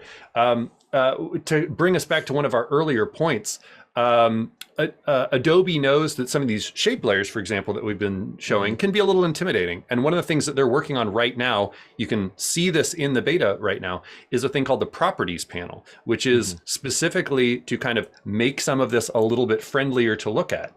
And it's still in progress right now. So they're actively looking for feedback on what particularly newer users think about it and if it makes it easier to use. Yeah, we need the viewers of like this audience from this actual live stream to check it out and start playing with it, because there's a lot of us that have been using it for 20 years that have had our opinions for a long time, but I think there's people who are using type in slightly different ways for like different means that need a little bit of adjustment as well and be considered at. And I think that's gonna be super useful. Plus, man, if it just gives you a reason to get in the beta, it's that seeing After Effects change and grow live in front of you. I think it's pretty awesome to have. Agreed. Michelle dropping all the goodies in the chat. Oh my gosh, yeah. I didn't want to bring it up until somebody else said it, but man, there's a lot of little hints at what's going on in the After Effects team. Not stuff that's not even in the beta yet. She's starting to hint at. I'll see if it's worth. I can very quickly show it here. I was firing up the beta in the background here. You know what? Actually, this is a great opportunity to show a brand new thing that just came out. Is these little call outs here. This is a new thing. So especially for newer folks, they're starting to add these little call outs that you might be familiar with from, say, Photoshop. Like, okay, point out what some of the features are. I'm just going to very quickly just draw a rectangle. I think some of these new things are going to get in my way as I'm trying to draw stuff. I'm not sure why that's not visible right now, but you can see over here in the properties panel, this new panel right here is going to start giving me a lot of the information that's buried inside the shape layer, but in a hopefully friendlier way. And as we said, this is a thing that's in active development specifically to help make this easier for folks like you. So check it out and let Adobe know what you think. That's cool. So that's like a procedural, that's for parametric portions of the, oh, cool. Yeah, it's meant to mimic right now it's for shape layers. It's meant to mimic like what designers are used to from Photoshop and Illustrator, where it's context sensitive. And I saw she said it here, so I feel okay saying it, that also text is intended to be in there as well. So right, like you used to go to 4 different places for all different things, but whatever your selection is, that stuff should be included in there. So it's like a one-stop shop where you don't have to hunt around as much, and a lot of the things are there. Because if you have used shape layers or text animators, there's a lot of twirling involved, and there's a lot of just mental space in your head to remember, okay, where was that at and how did I adjust it? And I honestly, like, I rename a lot of those so I can know exactly what each kind of animator was doing. This will make it much cleaner and easier to have your head around everything that's happening. I mean, I don't have to twirl down 20 times to change the button. I mean, you still can. No one's going to stop you, but you shouldn't have to, in the future. Cool. Well, I think we're going to kind of start the process of bringing this in for a landing here. We're 2 minutes shy of the 4-hour mark, which was kind of the upper limits of what we wanted to do. So congrats us for filling up 4 hours with this. Hopefully you've learned a lot during this. So let's real quickly maybe just kind of take you back through some of the stuff we looked at, and then Ryan and I have just a couple thoughts of ways that that you should maybe be thinking about this kind of stuff as you leave today, right? So let me just bring my screen back up here, and we'll just kind of take you back through. So we made this thing move, right? And that's something after watching this, you can do this simple transition, simple transform properties. Maybe you could even experiment with seeing if you can make it a little more refined like this. You could ease your keys, maybe add a little bit of this anticipation for this move here. That's just moving down a little bit first. Something to play with. Here's the thing. You can't break anything in here. The worst thing you could do is have to undo a couple times. So get in here and play around with it, okay? We animated this School of Citrus example so that we kind of like made our own swipey Instagram carousel, but we get to be in control of this, right? And in the process, we learned how to parent things and how to kind of have one thing moving while other things kind of move, and just adding to that complexity a little bit. We brought this moving mountains design to life. We kind of learned how to add some complexity by duplicating a pre-composition, which we learned how to make here. Kind of maybe that color chasing effect, which can add a lot of complexity pretty easily, I think, right? We got Frank's awesome Improbable burger here. Just bringing a photo to life. You cut it up in Photoshop. If you know how to do those masking tools in Photoshop, you've got most of the work here. We just added literally one keyframe to all of these. And then sure, he added an expression, which is a little more advanced, but pretty straightforward stuff, right? You're just moving it apart. We got our keyframe cafe example here, and we learned how to just add a video on top of something else, made use of some blending modes, made use of another text animator, so that we could bring like a simple image to life with just one element. And we learned how to turn that into a motion graphics template so we could kind of make it editable easily later, or for someone else too. And then we got Sarah's great animated yummy sticker here, where we made use of iterating on a thing or making several copies of one thing and kind of changing it just a little bit so that you can add all of this visual complexity without actually making all that much. And then we kind of put a lot of those things together in this, here we go, this groovy composition by, a lot of simple transform animations, just on a lot more layers and kind of offsetting some of them in time. Making use of a couple of effects to bring that text to life and give it a lot of style and personality, right? And careful planning in this case, as you can see, to make this into a loop as well. The key to loops is really just thinking how to get back to that original state somehow. Making the more stuff you have, the harder it becomes. But ultimately, you just kind of have to figure out a way to get back to home and then keep it rolling, right?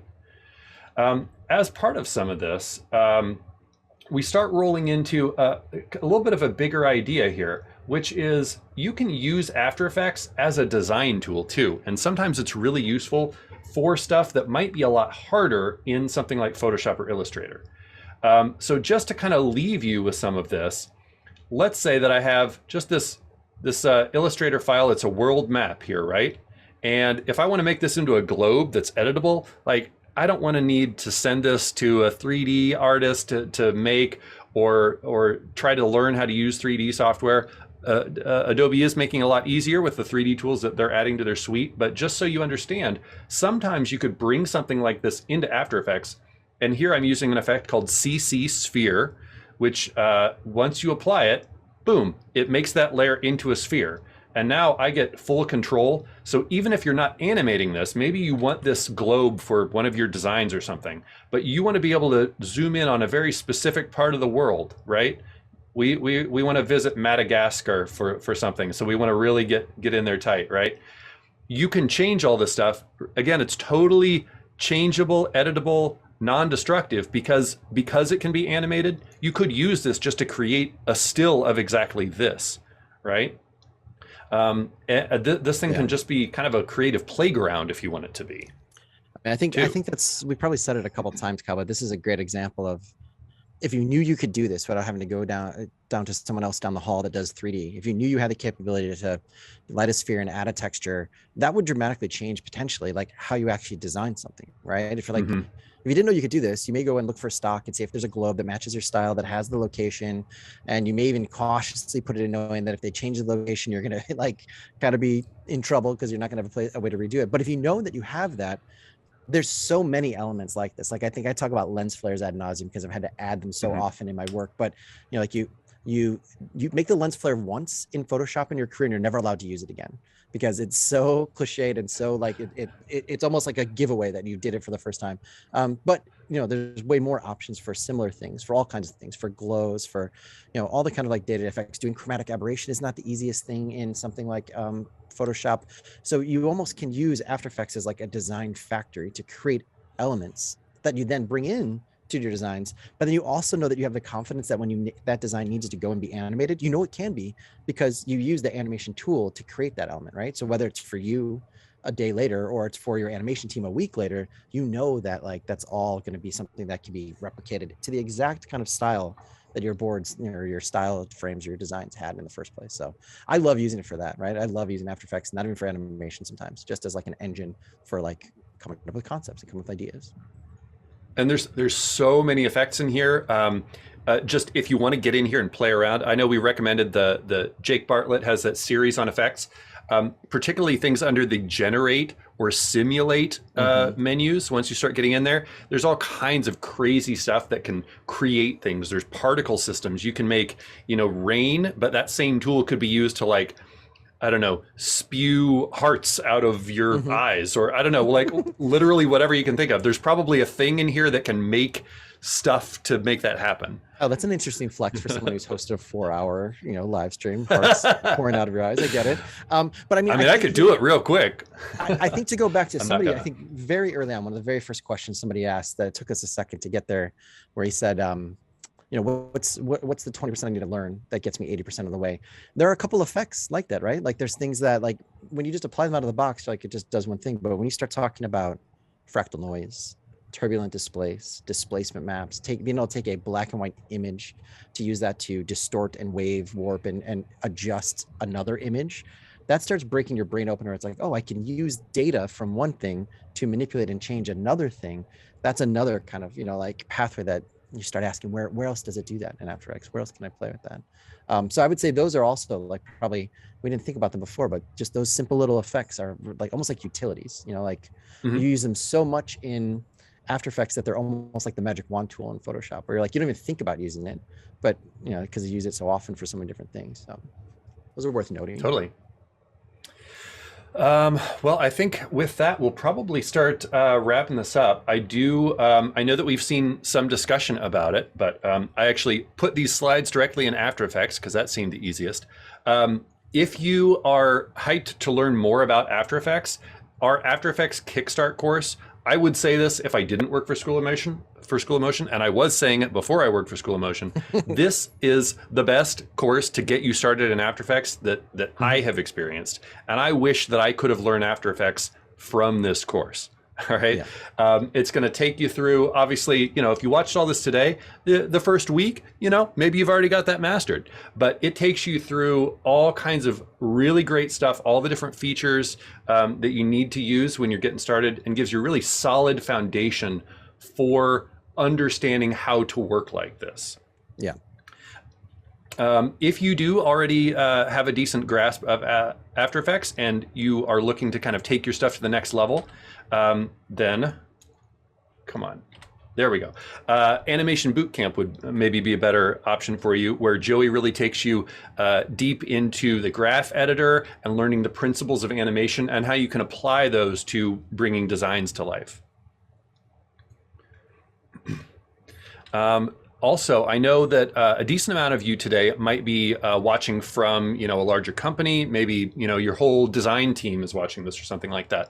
We do have team training available as well. So we have a link that we can drop in the chat about that. I think I see some links coming from our Animation Bootcamp and stuff as well. So if you are interested in training your whole team, you can get in touch with us via this link or our support as well. I think, let's see, huge thanks to Adobe for helping us put this on and helping make it happen.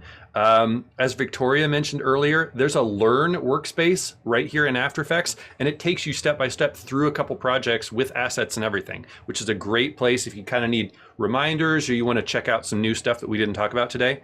Obviously, on Adobe's website, there's a ton of information. On Adobe's YouTube, there's a ton of great tutorials there. On School of Motion's YouTube has a lot of great stuff too. A couple, yeah. But I think even if you walk away with nothing else today, I really hope that we made After Effects more approachable and you're excited to just get in there and play around. Just like take a thing that you made a couple weeks ago and just see if you can bring it to life. See what you can do. Like I said, you can't break anything. So just get in here and have some fun and don't be afraid of it. And you might be really surprised how quickly you can start bringing stuff to life and adding a lot of that magic to the things that you've already created. Mm-hmm. And I'll just add to that the community needs you, right? The motion design community, the motion design industry, whether you're just using it for your own stuff or you have, you know, designs on trying to do more motion design for like your day-to-day, we don't have the amount of amazing designers who understand the principles that we need, right? We desperately need them. So like, if you come in and you don't know everything about animation, we've got your back, but we really need you to come over as well so we can learn from you, because it's something that I think the whole industry could be, you know, could benefit from having designers. And I think you'll find as you start working your way through the Twitter worlds of motion design and After Effects and the Slacks and these kinds of communities, or the school motion community, the motion design community itself is an incredibly like open and collaborative one. It's one of the things that I've worked in TV animation and visual effects and gaming. And I've stayed in motion design, I think mostly because the kinds of people you see here and the kinds of people you run into in all the different places that, you know, these conversations happen. So, if you are intimidated, still know that there's a lot there's a tenfold amount of people out there that want you here that can help as well. So if it's us or someone else, the industry is here for you. 100%. Well, I think on behalf of Adobe and School of Motion and me and Ryan and Frank and Sarah and Joey and Victoria and Carla and everyone who is working behind the scenes to put this together, thank you so much for hanging out with us today. And let us know if you want to see more of this sort of stuff. And I don't know, we hope to see you in one of our courses and making cool stuff. Tag us when you post something. Can we just say we have to say this because you have to understand the mastermind behind this in terms of operationally and Zoom and structure and making stuff and keeping us all like on the straight and narrow. I just want to see like 1,000 claps just right now in the chat just for Kyle, because he really pushed hard to get this to. It's the first time we've done something this big and this long and this involved, and there was a lot to go through with it. So if you got anything from this, like please, like this, it's a lot of it goes to Kyle. Cool. Well, thank you. And just to address this question one more time, because I saw it pop up. Yes, this has been recorded. Yes, we will try to make sure that the pre-recorded portions are nice and clear when we send this out later. Yeah. And I believe that we will be sending out an email with that link as soon as we have that ready for you. So thanks again for watching. And we really enjoyed doing this. I thought this was a lot of fun, and hope to see you around. Thanks, folks.